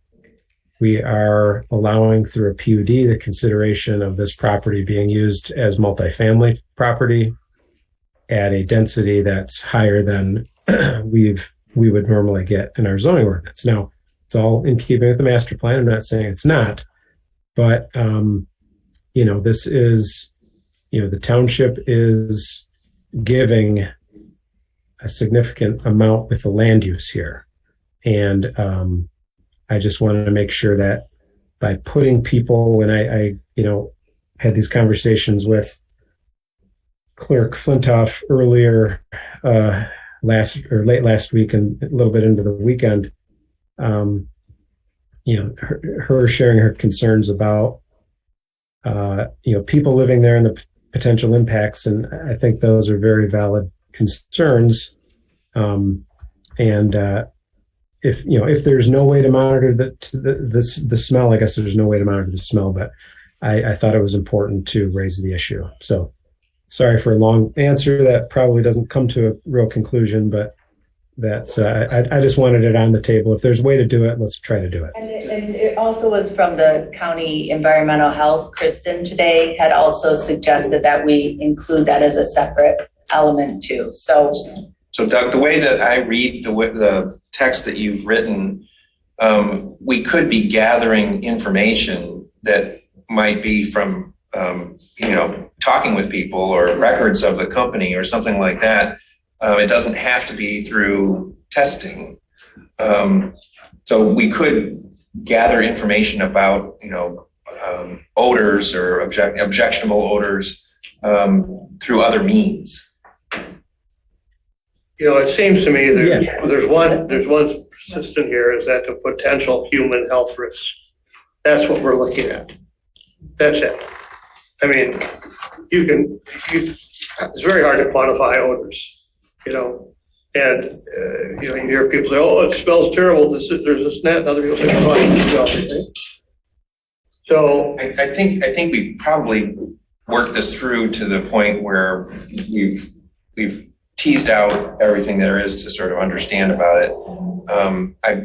My sense is that we're ready to move forward with a motion. If someone is ready to make the motion, would you like to make a motion? Sure. Clerk Flintoff? I will make the motion to approve OAPUD 22003 PSP 2200A Crossroads preliminary PUD based on the Planning Commission's findings that the requirements of sections 36254C and 363249D of the Scio Township zoning ordinance have been met with the following conditions. That one, concerns noted in the Township Planner's review dated June 17th be resolved. Two, concerns noted in the Township Engineer's review dated June 2022 be resolved. Three, the applicant provide the public benefits as outlined in their July 5th with the July 19th additional transmittal. Hold on here, Will, because there's the updated memo. they didn't add this into this. No, it's okay. This September 20th one is the one that's really all inclusive. As outlined in the September 20th.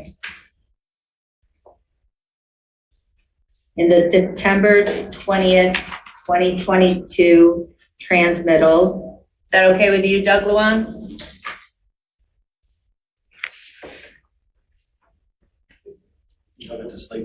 Yes. Sorry. I had to find the mute button there. Thank you. From the urban group, and that the applicant further consider as benefits associated with the PUD plan, A, affordable housing, EV charging stations, EUI targets, energy code compliance and solar readiness, pathway connections, a polling place. And 5, to ensure the health, safety, and welfare of future residents of Crossroads PUD residential development, the following conditions regarding air quality in relationship to Cadillac asphalt be completed. A, that the applicant complete air quality monitoring in multiple locations on site, starting as soon as possible and completing upon the seasonal closing of the adjacent asphalt plant. Results of testing will be provided to the township as part of the final PUD submission. B, that after monitoring is complete, appropriate outside agencies, including the Washtenaw County Health Department, provide comment on the possible air quality impacts of the existing asphalt plant located on the east side of Wagner Road to the proposed Crossroads PUD development with regard to potential human health risks and objectionable odors. C, that the results of air quality monitoring and any outside agency review comments be provided as part of the final PUD review process and considered as part of the final review by the township. Be it noted, the rezoning of the property is not finalized until the approval of the final PUD site plan as outlined in section 36249G, which states approval of the preliminary PUD plan that is required to accompany a PUD application does not constitute final PUD plan or rezoning approval, but only bestows the right of the applicant to proceed to the final site plan stage. The application for final PUD consideration shall be submitted within 12 months of receiving preliminary PUD approval, or the application shall be considered null and void. Is there support?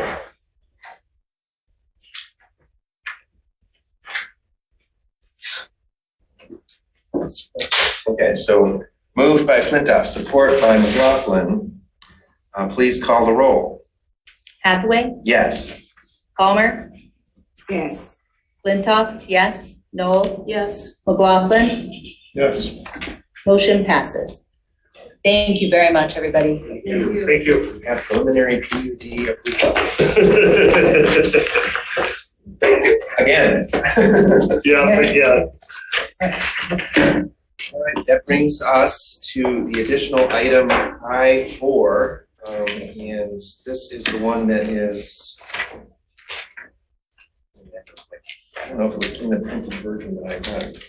So this one is brief. Rebecca brought this to my attention. It's actually on page 389 of the packet. I included it in the clerk's report because it hadn't been finalized at the time of the agenda publication. And it's simply a reauthorization of the recording secretary services for the Zoning Board of Appeals and the Planning Commission meetings. Funds are already budgeted in planning and zoning. We have a contract in place, simply needs more authorization of up to $6,500 of budgeted funds across the planning and zoning budgets for recording secretary services for the Zoning Board of Appeals and Planning Commission meetings as outlined in the existing contract with Cheryl McGuire. The Planning Commission and ZBA have been thrilled with her work and would recommend proceeding. I'll support. We have moved by Flintoff, support by Knoll. Are there further comments or questions?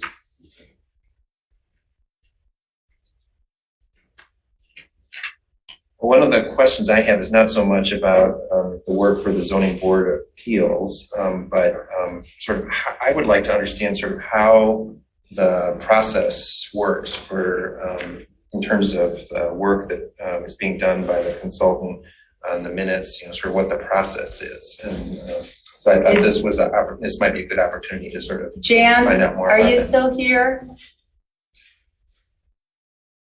Christy manages it would be a question for the Planning Commission Secretary and ZBA Secretary, or Christy. I mean, I'm just CC'd on things. Everybody's thrilled. Jan and everyone has sung her praises. Chris has sung her praises. Bob is here. It seems I know Doug Luan. I think everybody seems that the record has been improved. Yes, okay, okay. Do you have any comments, Bob? Just that it's like when you read through it, it's like being I mean, you can practically relive it and just through the 3 pages. Yeah, and she's, she works for multiple municipalities over decades. She was a zoning administrator herself, so she understands all these issues. Our planning and zoning minutes are very critical because that's what becomes the future of the township. Yeah. And those are the only minutes that she's working on? No, she's also the recording secretary for me for the board as well. So how does that process work? That process works that she also provides the township a discount when she works from afar, which she does with the benefit of Zoom. So she works through the entire Zoom meeting and then provides me with the draft, and then I present it. Similarly, that's what she does for planning and ZBA. She presents it to their secretaries, or maybe via Christie, I'm not sure. What's the turnaround time in terms of the draft from her? She does she and I have talked about this. She's hoping to get the turnaround time. I don't know what it is for planning or ZBA actually. For the board, she uses the 8 business days and not the 8 calendar days. So it's typically, I haven't been getting them till the Thursday usually. So she's gonna try to, or Thursday, sometimes Friday, but her schedule's freeing up a little bit. So she's hoping it'll be more Thursday, Wednesday. So it's possible, well, I guess the question is, what after you get them from her, what's the process then? Well, then I review them all, and I go through all of my notes, and I go through all of the materials, and I proof them, I make changes if needed before I present them to the board. I'm just wondering if there's a way to get them so that we can have them in the meeting packet, you know, when the meeting packet goes out, usually Friday. Yeah, it's supposed to be Thursday. Well, maybe we can even get it, maybe we can tighten up everything, you know, and get it out on Thursday. Yeah, Cheryl is a very high demand. She works all the time. She, you know, has provided them to me about Friday. You know, when they've come later, it's because I'm waiting, you know, and so she's hoping to get them to me by Thursdays. So it's possible we could get them into the meeting packet, but it sounds like most likely they would be late additions regardless. no, I mean, it just depends on when the meeting packet is. I mean, sometimes it's Thursday, sometimes it's Friday. One of the things I'm thinking about is the recent shift to have the meeting minutes at the next available meeting. We've had 2 special meetings in a row where we've had meeting minutes, and it occurs to me that that could put more pressure on the turnaround time. No, because it's the 8 days, and this is where, you know, she's got decades of experience that I don't have, but she goes by the 8 business days, and I have always used the 8 calendar days in the OMA. Well, maybe I'm misunderstanding. So the next meeting. So for example, we had a meeting yesterday. Right. And today is the next meeting. That's right. So are we already late for the minutes from our last yesterday? 2 things that are in the law. And this is what created the first kerfuffle for you and Jane in last August was it says that you must approve minutes at the next meeting. It also says draft minutes must be available after 8 days.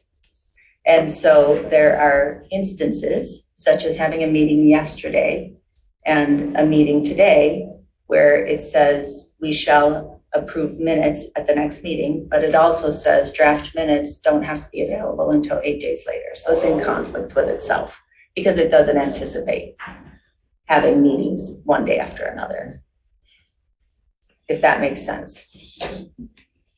Well, it does, I guess.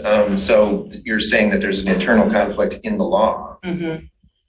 And I guess the question is, what is determinative in a situation like that? Mike, do you have an opinion?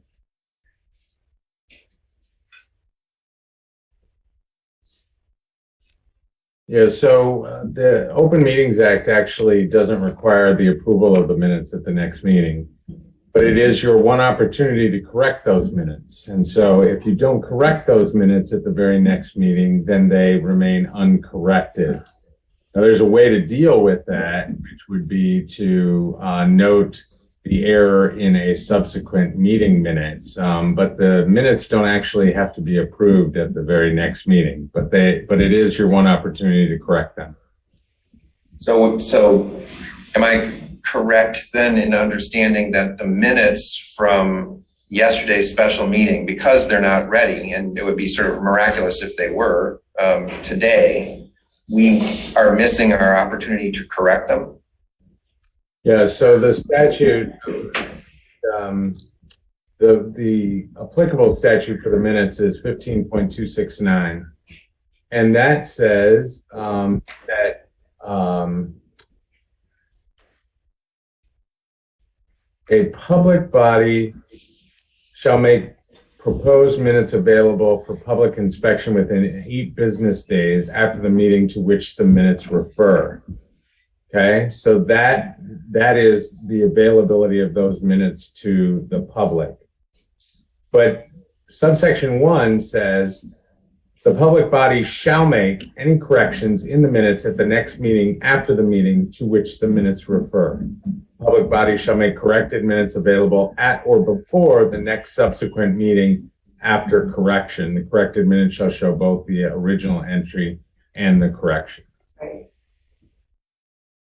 So if they are not corrected at the very next meeting, then you have sort of foregone that ability to correct the minutes. Although, like I said, that doesn't preclude you from pointing out the error in subsequent meeting minutes at a subsequent meeting. So there's a way to sort of record the body's acknowledgement of something that it agrees is amiss without actually correcting the minutes. Yeah, so for instance, your meeting minutes from your special meeting. Obviously, you're having a meeting tonight, so those won't be corrected. You'll still have to approve those minutes at a subsequent meeting, and that's fine. And at that meeting, if you notice that there are errors in those minutes, you can note that as part of the minutes of that subsequent meeting. Okay. And I will just note them as I do any other amendments, because what Mike described, while technically correct, would be impossible to track. It would be very difficult to track, but it would be a record. Okay, thank you. I think that that satisfies my questions. Is there Another $400. someone ready to make the motion? Or is there a motion, I guess? Yeah, the motion has been on the table. I made it and Kathy seconded it. Oh, that's right, I'm sorry, we already have the motion made. In that case, are there further questions or comments, or are we ready to vote? What page number was the motion on? Yeah, sorry, it's on page 389. 389, I have 396. Oh, sorry, 396 then? I have 389. Yeah, that's it.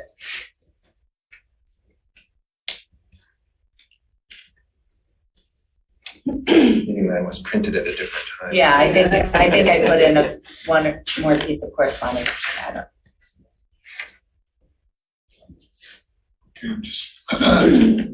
Yeah, and I invited Cheryl to stop by when she's next coming through town. She's a pretty extraordinary person, so everybody's really enjoyed working with her, and I think she's been doing a wonderful public service. 389, you had 396? Yeah, here, do you want to?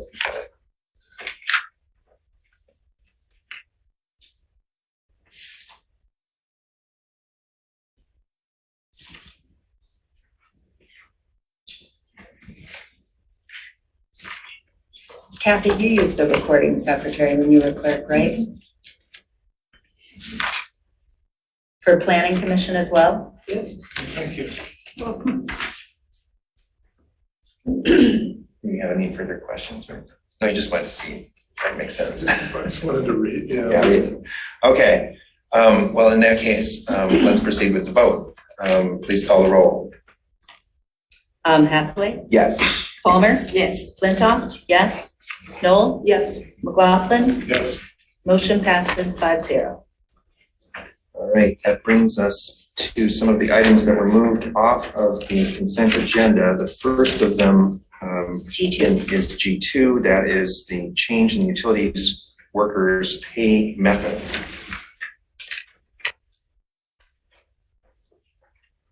Now, this was prepared by our administrator. Kim, do you want to introduce this item? Sure, let me bring that up. I did not hear that as it was removed from the. Oh, sorry. It was a little confusing there. Let me just bring up the.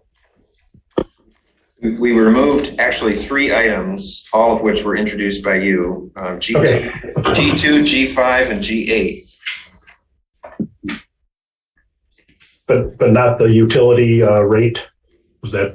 That was removed from the agenda entirely. Oh, I see. To go on to the next later.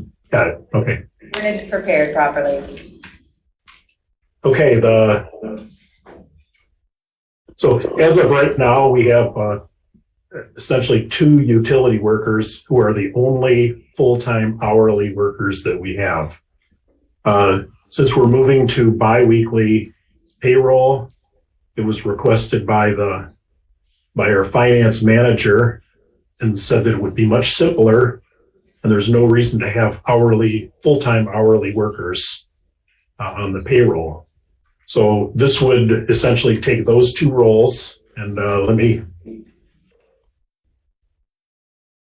think they are identified as Utilities Technician 1 and Utilities Technician 2. This would just change, it would not change the dollars. The total compensation in a year would not change at all. It would simply say that we are now paying them on a salary basis rather than an hourly basis. It doesn't change any benefits or provisions or accrual of on-call or double time. That's fine.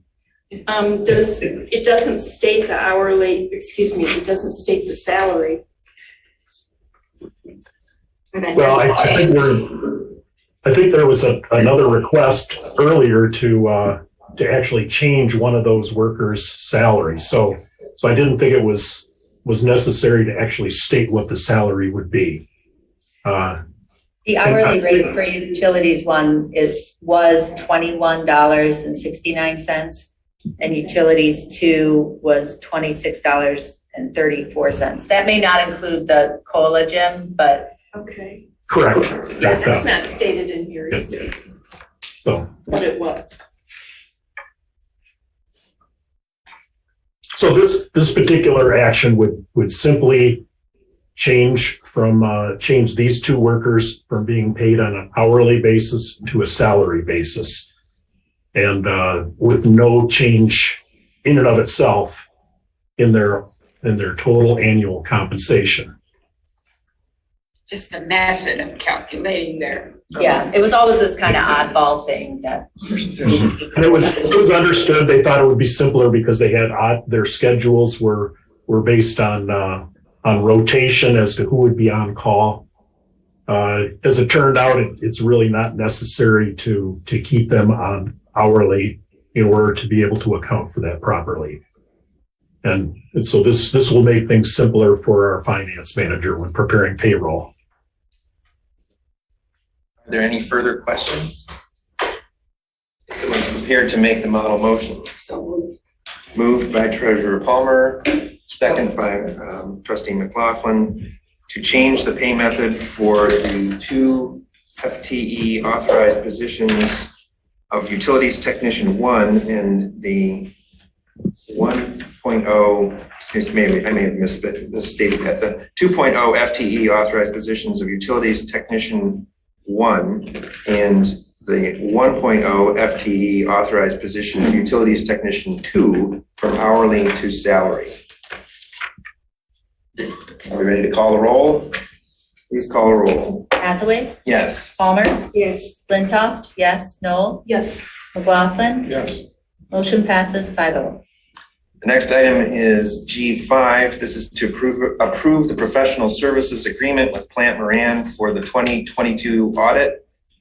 Jim, this is also an item that you placed on the agenda. Okay, let me just bring that up.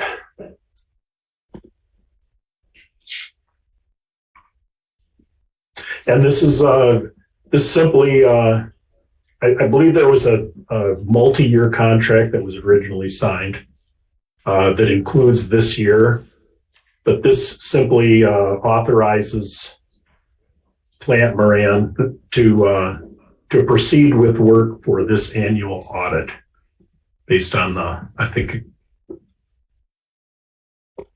believe there was an attachment involved here. Yes. That letter of engagement and professional service agreements is attached. So this is nothing more than an authorization for them to proceed and authorizes the funds to be spent for that particular audit and their services. Did you add the specific fund number that was to be used? Oh, yes. Well, I did do that at the beginning, and that's usually broken out percentage-wise. Yeah. Fund, so to add it would be difficult, wouldn't it? You know, it's actually budgeted in 101, 191, 807. And Donna, the way we do that is through the cost allocation plan. It is then split out. Okay. And that's my apologies. I did ask Sandy what the account number would be, and she told me exactly that number. And I had put in a placeholder, and then I just never got back to actually typing it in. So thank you, Jessica, for. Well, we added the number at the beginning of when we approved the agenda, so the model motion. Okay, now, so it is actually there already. Okay, thank you. We'll write it in, but yes, it's been added already in the agenda approval process. So are there further questions?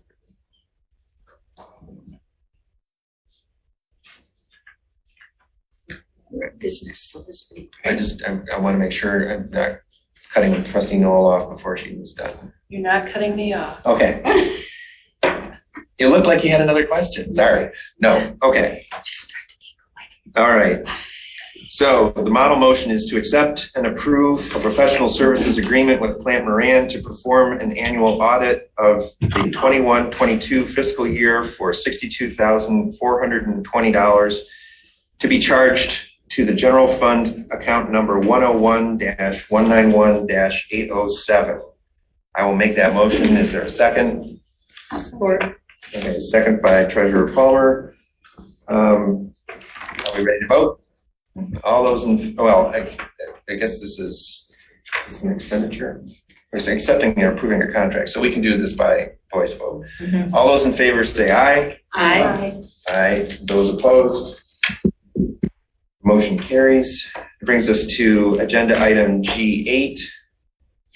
This is to create a part-time position of AV technician. Jim, this is yours again. Okay.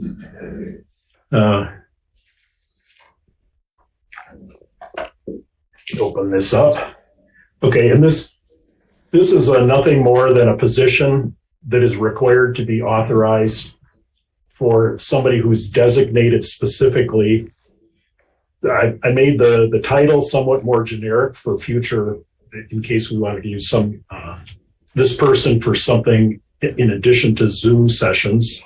But at least for the moment, this is principally to hire someone or authorize me to hire someone to, operate the Zoom session during Township Board meetings only.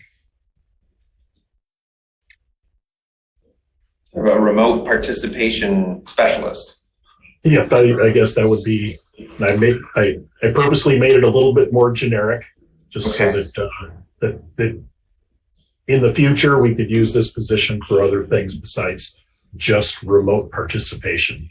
Such as what? I can't give you an example right now. It's these are things that you don't think about right now, but you might need. Audio visual is a pretty big, used to be a pretty big deal in all aspects. Someone to repair the overhead projectors, right? Yeah, I don't know if it would fit into that category. At this point, this would be strictly for the remote participation operator Zoom sessions. Okay, are there any, I'm sorry. Sure. Go ahead. My concern about creating a position for this is that it doesn't seem necessary. And I'll tell you why. The whole world is on Zoom right now. I think we're all very capable of running our own Zoom sessions. I did Zoom for the Board of Trustees for, I don't know how long I did it, 2 years while taking minutes and participating in meetings. Jim could be doing it from home right now. You don't have to physically be in this room to be doing it. Our meetings with the rules of order, there were two things that changed when we adopted the rules of order that made it a little simpler. So one is that we just have public comment at the beginning and at the end, and then bringing in panelists. We invested in this technology for ease. We have other committees doing it on their own. And also in the rules of order, we stated that, the supervisor may ask somebody to assist with the remote participation. If Will wanted to, he could try to do it all. It would be too much for one person to do. In the past, he's asked me, yes, but as the facilitator, And so in the past, he's asked me to do it. I'm willing to do it. I'm sure Jim's willing to do it. Terry jumped in to start doing it as an existing employee, and I'm sure there's other employees who would like some additional hours here and there. And so it's not that it's not.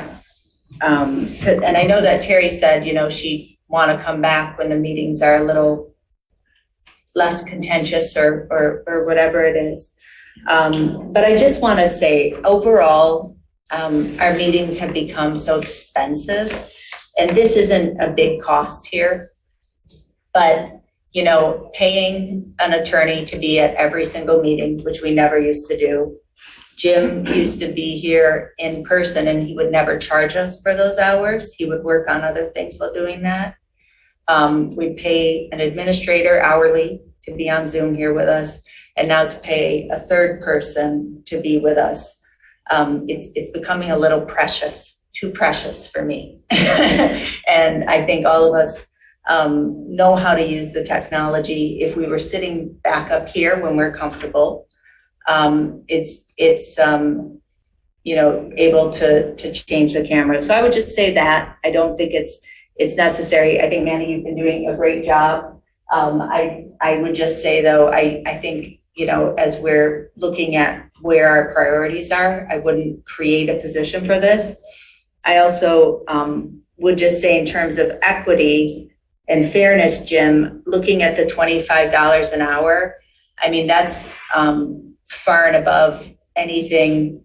The clerk's assistants that, administer elections, it's the same as, our utility billing assistant, the same as our fire administrative assistant, neither one of which gets benefits either. So I was wondering how it looks a little high to me. As much as I want everyone to be paid well, 25 looks high. So how did you arrive at that?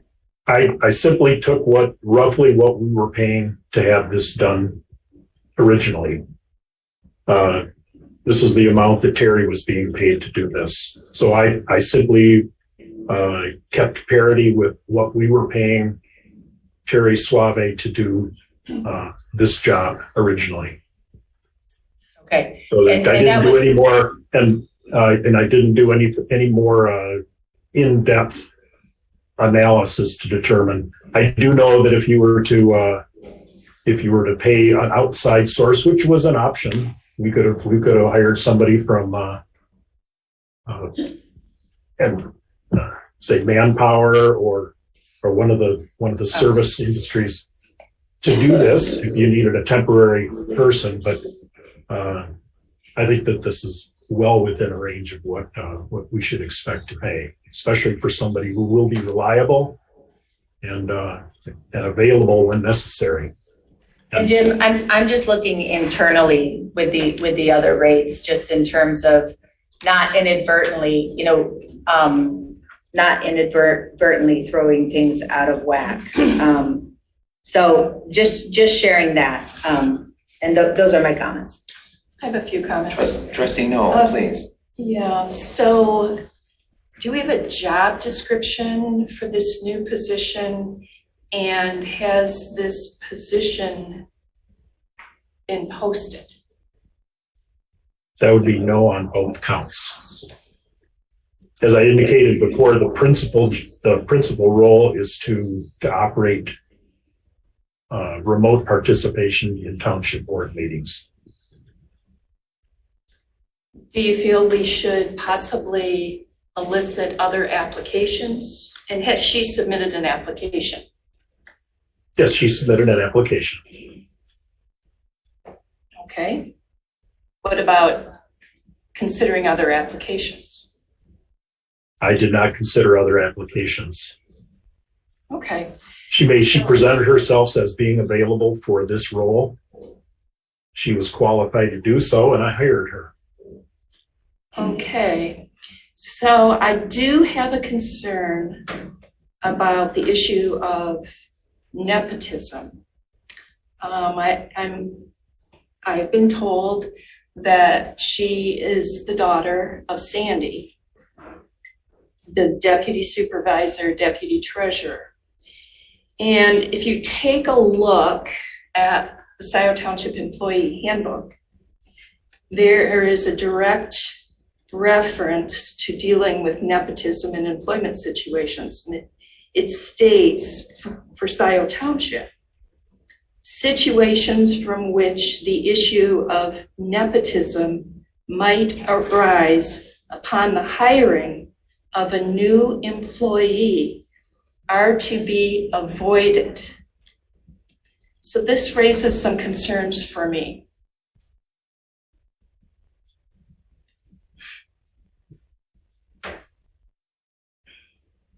I'd like to hear a response from someone. Personally, I don't have a problem with it. I don't think that there's a conflict in the least bit. They don't work together. They're not even in the same room at the same time, much less in a subordinate or even an equal position. They basically don't work together. So I was not concerned with that particular. And I understand the whole concept of avoiding nepotism, especially when they're working together. My concern wasn't so much them working together. My concern had to do with favoritism being extended to a relative of an employee when you then create a job description or post the job or interview other potential applicants. Well, we had a fairly short turnaround from when we were notified that the previous person was not going to be available. And when I had an opportunity to talk with her to find out if there was something that I could do to change her mind, essentially, I made an effort to try and find out what the problem was and see if we could somehow make that right. By the time we had done that, and I found out that no, there was nothing that I could do to solve that particular problem, then I was looking for somebody as quickly as I could find for the position. And this opportunity presented itself. You could have done it. Even though we had employees here who potentially could have done it. I had reluctantly employees who would have done it in a pinch, but certainly not. They weren't interested in doing it. They would have helped me out, but they would, after working a full day, they were not interested in working for another 4 to 5, sometimes 6 hours in a oftentimes contentious environment. And Jim, as I've told you and everybody, I'm always willing to do it. I've suggested that you do it since we already pay you to be here. Yeah, if I can't, you still have to have somebody sitting up on to be able to control the cameras. And so it's not something that I could, you mentioned that I could do this from home, which I can't. I could certainly let people in and all the Zoom controls, and I could right, but I just couldn't press the buttons for the I camera. couldn't control cameras, so Sure. I think it's a really a good move to have a designated operator for this particular role. Somebody that is responsible for it each and every meeting. I'm supportive of this. I think, you did run it by me, and I think this is a wise move, and it was, I think, you did it quickly because we needed to get someone in place to handle the remote participation in the sort of sudden vacancy that we experienced. So I would make the model motion to create the part-time position of AV technician with a position wage of $25 per hour, and to appropriate funds of $1,200 for the balance of the fiscal year plus payroll tax. Is there a second? I'll do it. Is there a second? I'll second. So moved by Hathaway, support by Treasurer Palmer. Question, which fund? Where do you want to take it from? Wow. $15 an hour, free parking, that's all I want. I'm here anyway. Jim, did you have a fund in mind for payment of this? Well, it should come out of the, somewhere from the board expenses for the township board. It's exclusive to township board, so it's definitely the general fund. So you'd want it would read then to appropriate funds of $1,200 from the general fund balance because it's not budgeted. Right. To. However, it was paid for in the past. I'm not sure. However, it was paid for when Ms. Suave was doing it. Yeah, Ms. Suave did it for a few months. Ms. Suave is a employee, so it was budgeted. It's out of 101. Jim, we've never had funds budgeted for this position. So these were just some extra hours she was picking up. Okay. I'm just curious where she was being paid from for these extra hours. By the fire department? No, it was 101. So -000-101. It's 101, and then it goes to, this would then, I don't know what the number is, but it would go to, I think 101 sufficient. It would go to, part-time salaries, payroll, et cetera. Okay. All right, well, that's the friendly amendment. I just want to note that we'll be in direct conflict with this provision in our township employee handbook. Yeah. I think Kathy's right about that. It doesn't sound, Jim, unless there's any steps you took to avoid that. So, it says it's not prohibited, but it's to be avoided, and I understand that. And I just want to note for the record too, I think 25 is, creates equity issues within the organization. Okay, so let's call the roll. And I'm sorry, Will, who seconded it? McLaughlin. No. No? Oh, I'm sorry, you're right. I'm looking at you, but it was Treasurer Palmer. Okay. Hathaway? Yes. Palmer? Yes. Flintoff? No. Noel? No. McLaughlin? No. Motion fails 2-3. Okay. Next up is reports, Will. Well, actually, it's past 11 o'clock, so I would move that we go straight to, Are we going to stop? That's what I said. yeah, we're going to go to public comment. Okay, great. Oh, I'm fine. don't we take a vote? No, we don't have to. We go to public comment unless we take a vote to do something different. Oh, I'd make Take a vote was just to extend. I would make a extend it. motion to finish our agenda. It's what we're elected for. I'd make a motion to finish our agenda. I don't hear a second, so let's move on to public comment.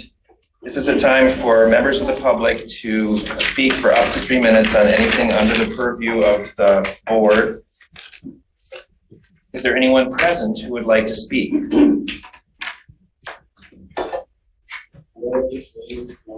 Abby, you have nothing to say? Really? You want to turn off the same? Go ahead. Yeah? If they're gonna skip the agenda, Nobody's if you're gonna skip the agenda that we came here to One hear, economy is their I fault. think it's your turn. One direct is not following the grade. Abby, why don't you go ahead and make your comment?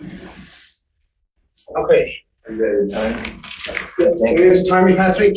Time on. All right, so if you listen to one of the comments that our illustrious bigot Trump made, he always goes after people and then he takes the mantle of that he's the victim.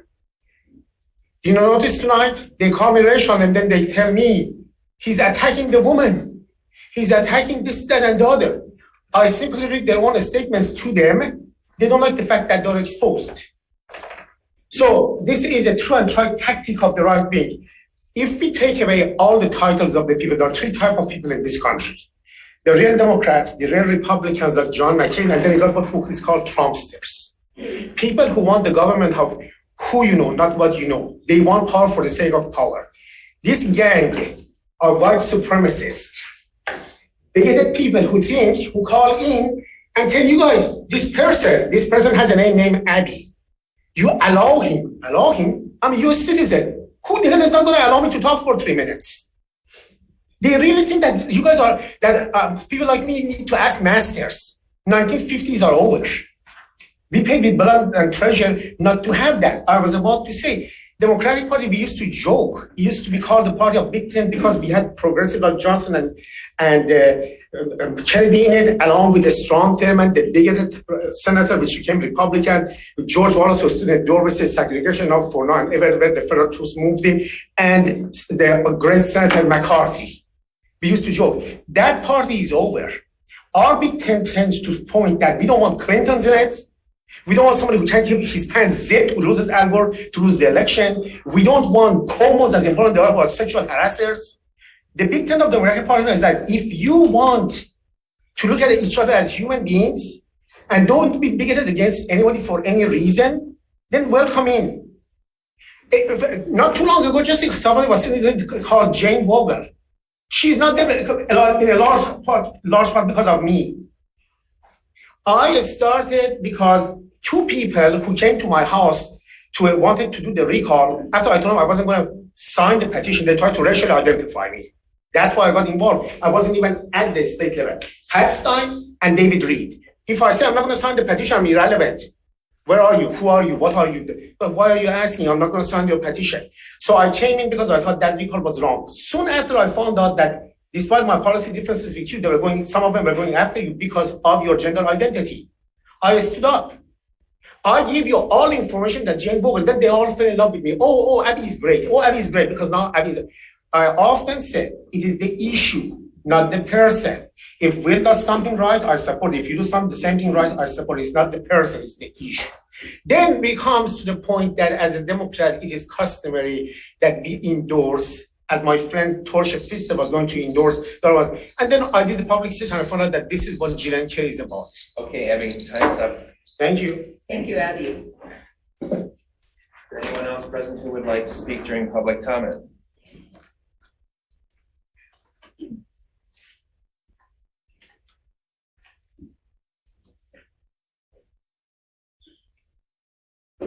Kathleen Grant, Scio citizen. Thank you, Trustee McLaughlin, for your courageous vote on the last topic. And I'm still not sure what's going on with that, but I appreciate that. Regarding the funding of the union firefighters' contribution to the MERS healthcare savings, I have a question on that. Jessica, if funding from the fire operating fund, is this in conflict with the Uniform Budgeting and Accounting Act? Since the funds are not available, you mentioned it's $50-some thousand. Yes. So that would be breaking. Yes. Okay. I want the board to understand that because you guys don't pay attention to statutes. So there are consequences for breaking those things.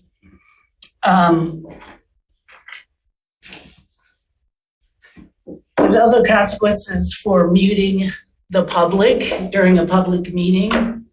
So I'm not sure what's going on with this AV tech situation, but this microphone has been muted and people have been muted calling in.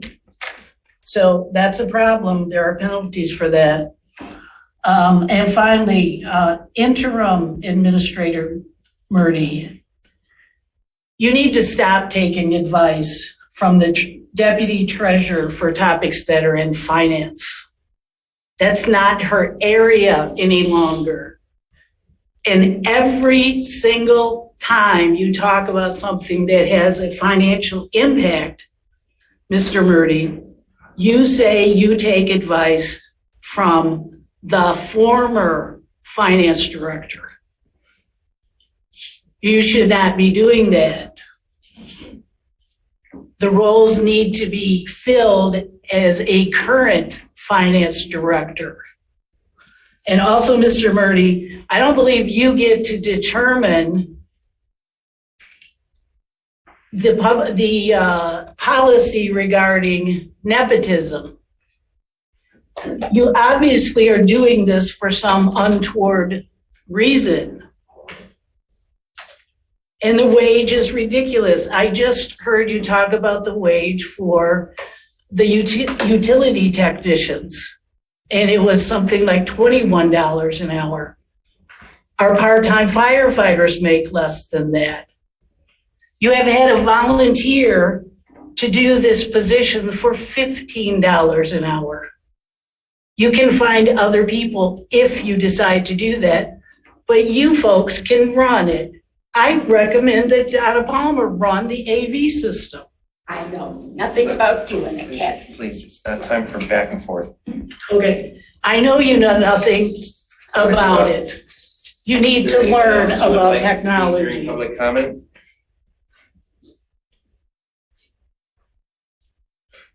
Don't start the clock just yet. I have board history comment. The Crossroads group that was here, Jessica, you might recall this. The previous board requested that affordable housing be addressed by the planning commission before it gets to the board. When boards change, does that mean rules for the committees change as well? It's just a thought, because that group seemed to be so in the dark about the idea of affordable housing. Okay, and yes, I did volunteer to apply, if that's a word, for the position of AV for $15, but it has to include free parking. That is a must. So please start the clock. All right, and thank you as well. Same as Kathleen. All right, so I want to address misuse of the term administrator with this board. Today's board packet includes over a dozen references to an administrator. These references can be seen in the regular reports line item, along with 3 agenda items prepared by the interim administrator, Jim Murdy, who actually refers to himself as the administrator 6 times. It isn't until page 52 of the 400-page board packet where Fire Chief Hood refers to Jim Murdy correctly as the interim administrator. But then you reach page 392 of the 400-page document, and the supervisor actually waffles on 5 references to Jim Murdy as either the administrator or the interim administrator. Even at this meeting, Willow has addressed Mr. Murdy as the administrator several times. Please note, Scio does not have an administrator. And we have not had an administrator since Administrator Rowley's final attendance at the bot meeting held on May 10th. It was at that very meeting when Supervisor Hathaway blindsided the board with a motion to hire Jim Murdy as an interim administrator. It was at that same board where Mr. Hathaway took full advantage of Clerk Flintoff's absence due to COVID illness and blindsided the board with several other significant items. Mr. Murdy's employment agreement as interim administrator was to work 20 to 30 hours per week. According to Supervisor Hathaway, Jim Murdy's job description was to be the same as performed by Scio's administrator at the time, David Rowley. As Deputy Clerk Mary Gillis pointed out, at that time, Administrator Rowley was working 90 hours a week. So Mr. Murdy was going to fulfill his new duties in 20 to 30 hours when it took Administrator Rowley 90 hours. That sure isn't happening, is it? Our experience with the interim administrator during these last 4 months is that Mr. Murdy has not been working with the Township Board, but apparently has been receiving direction solely from the supervisor. This needs to be corrected as soon as possible and for many reasons, the least of which is the total dysfunction of Scio's governing body and the decisions being made that are not in the best interest of the residents of Scio. I just have another second here. What are the board's plans for filling the position with a qualified full-time administrator? The last discussion documented was noted in the May 10th minutes where Trustee Jerome wanted and Trustee Cortell agreed that Amy Sal should start the process of identifying a potential full-time administrator immediately.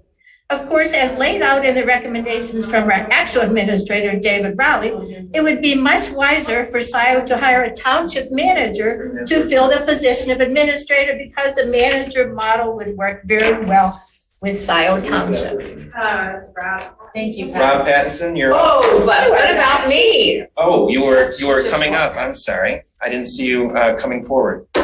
You can go ahead and start.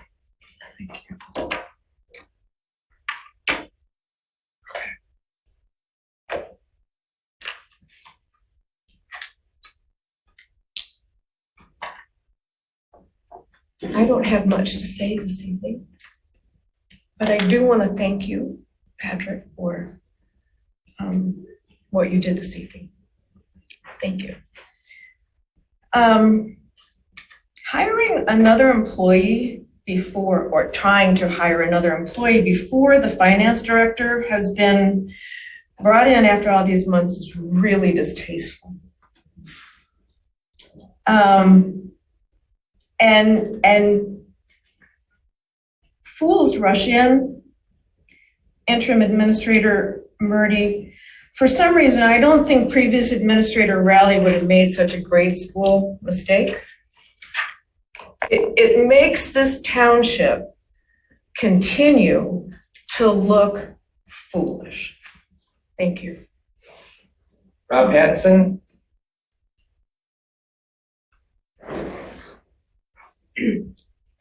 Thank you, Rob Pattinson, Scio Township. I have a direct question for Treasurer Palmer, Trustee McLaughlin, and Trustee Jerome.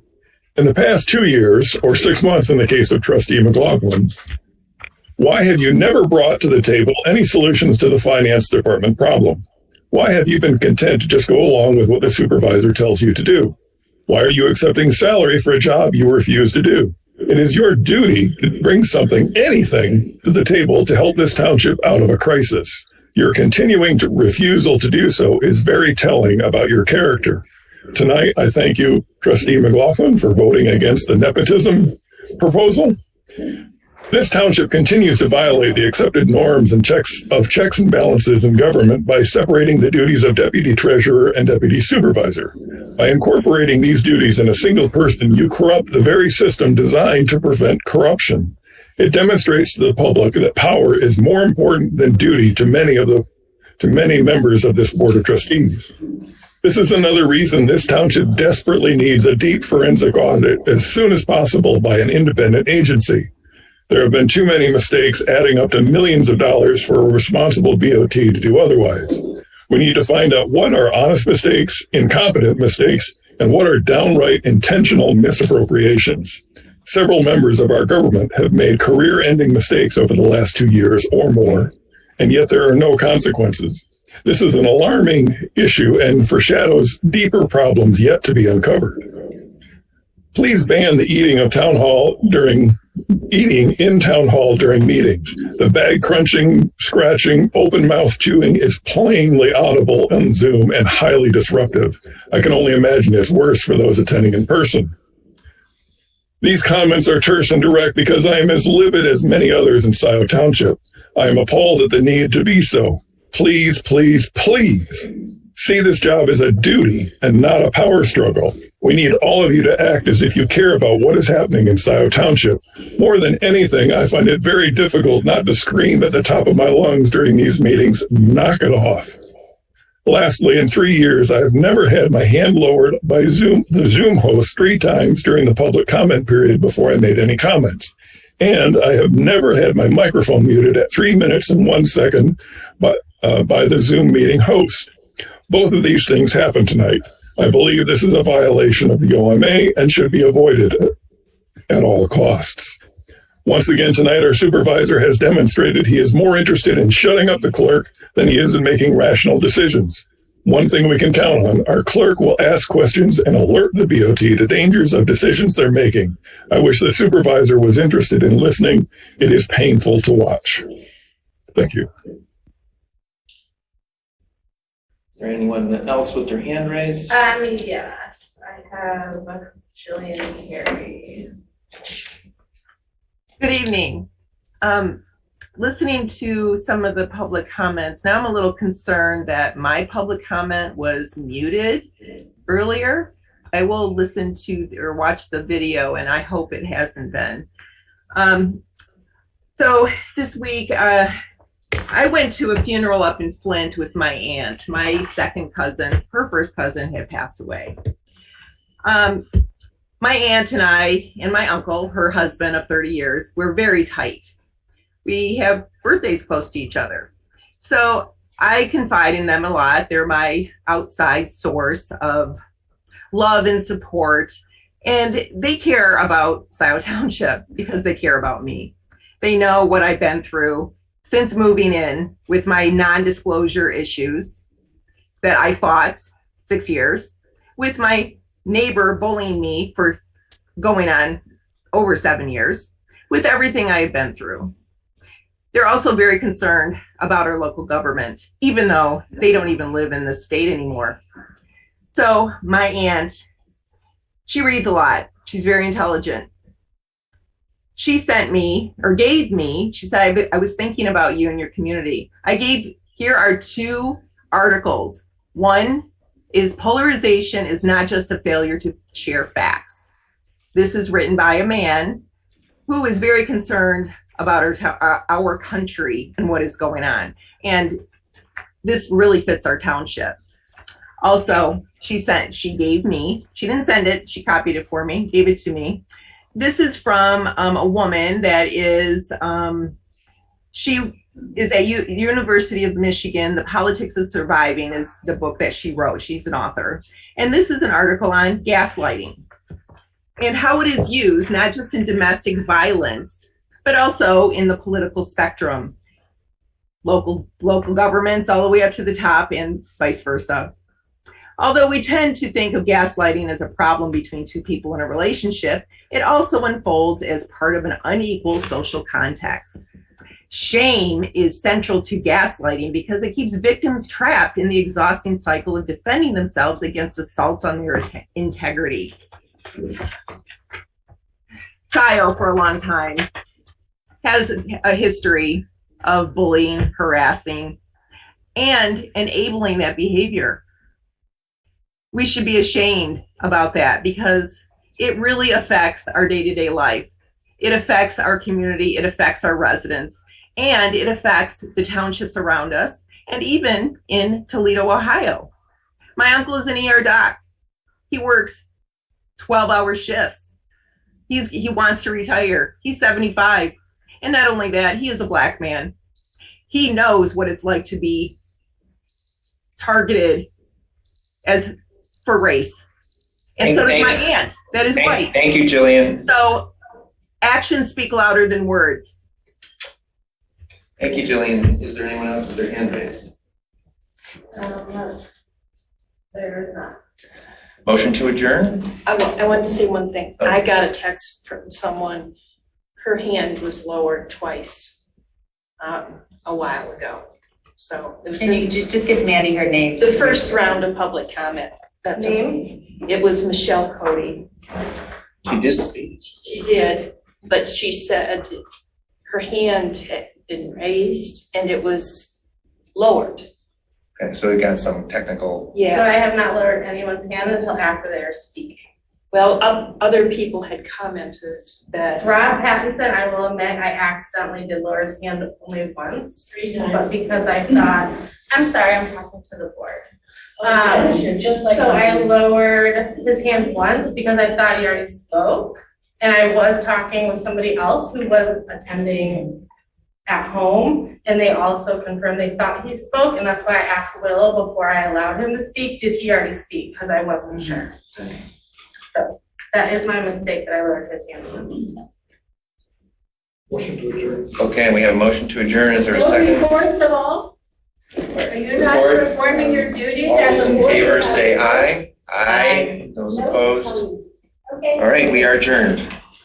So, Mr. Hathaway, I was just watching and recording you for the last public comments, and it appears you were reading something on your laptop. Either that or your eyes were clearly closed, or you're reading off your laptop. This is while citizens are speaking. That was while Jillian was speaking, and that's while Rob Pattinson was speaking.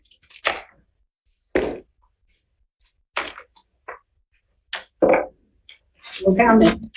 No comment. Next, I welcome Ms. Sarah Leonos to bring from Wales. Pretty soon I'm gonna tell you, you're breathing too much from the left side of your nostrils. Close it up.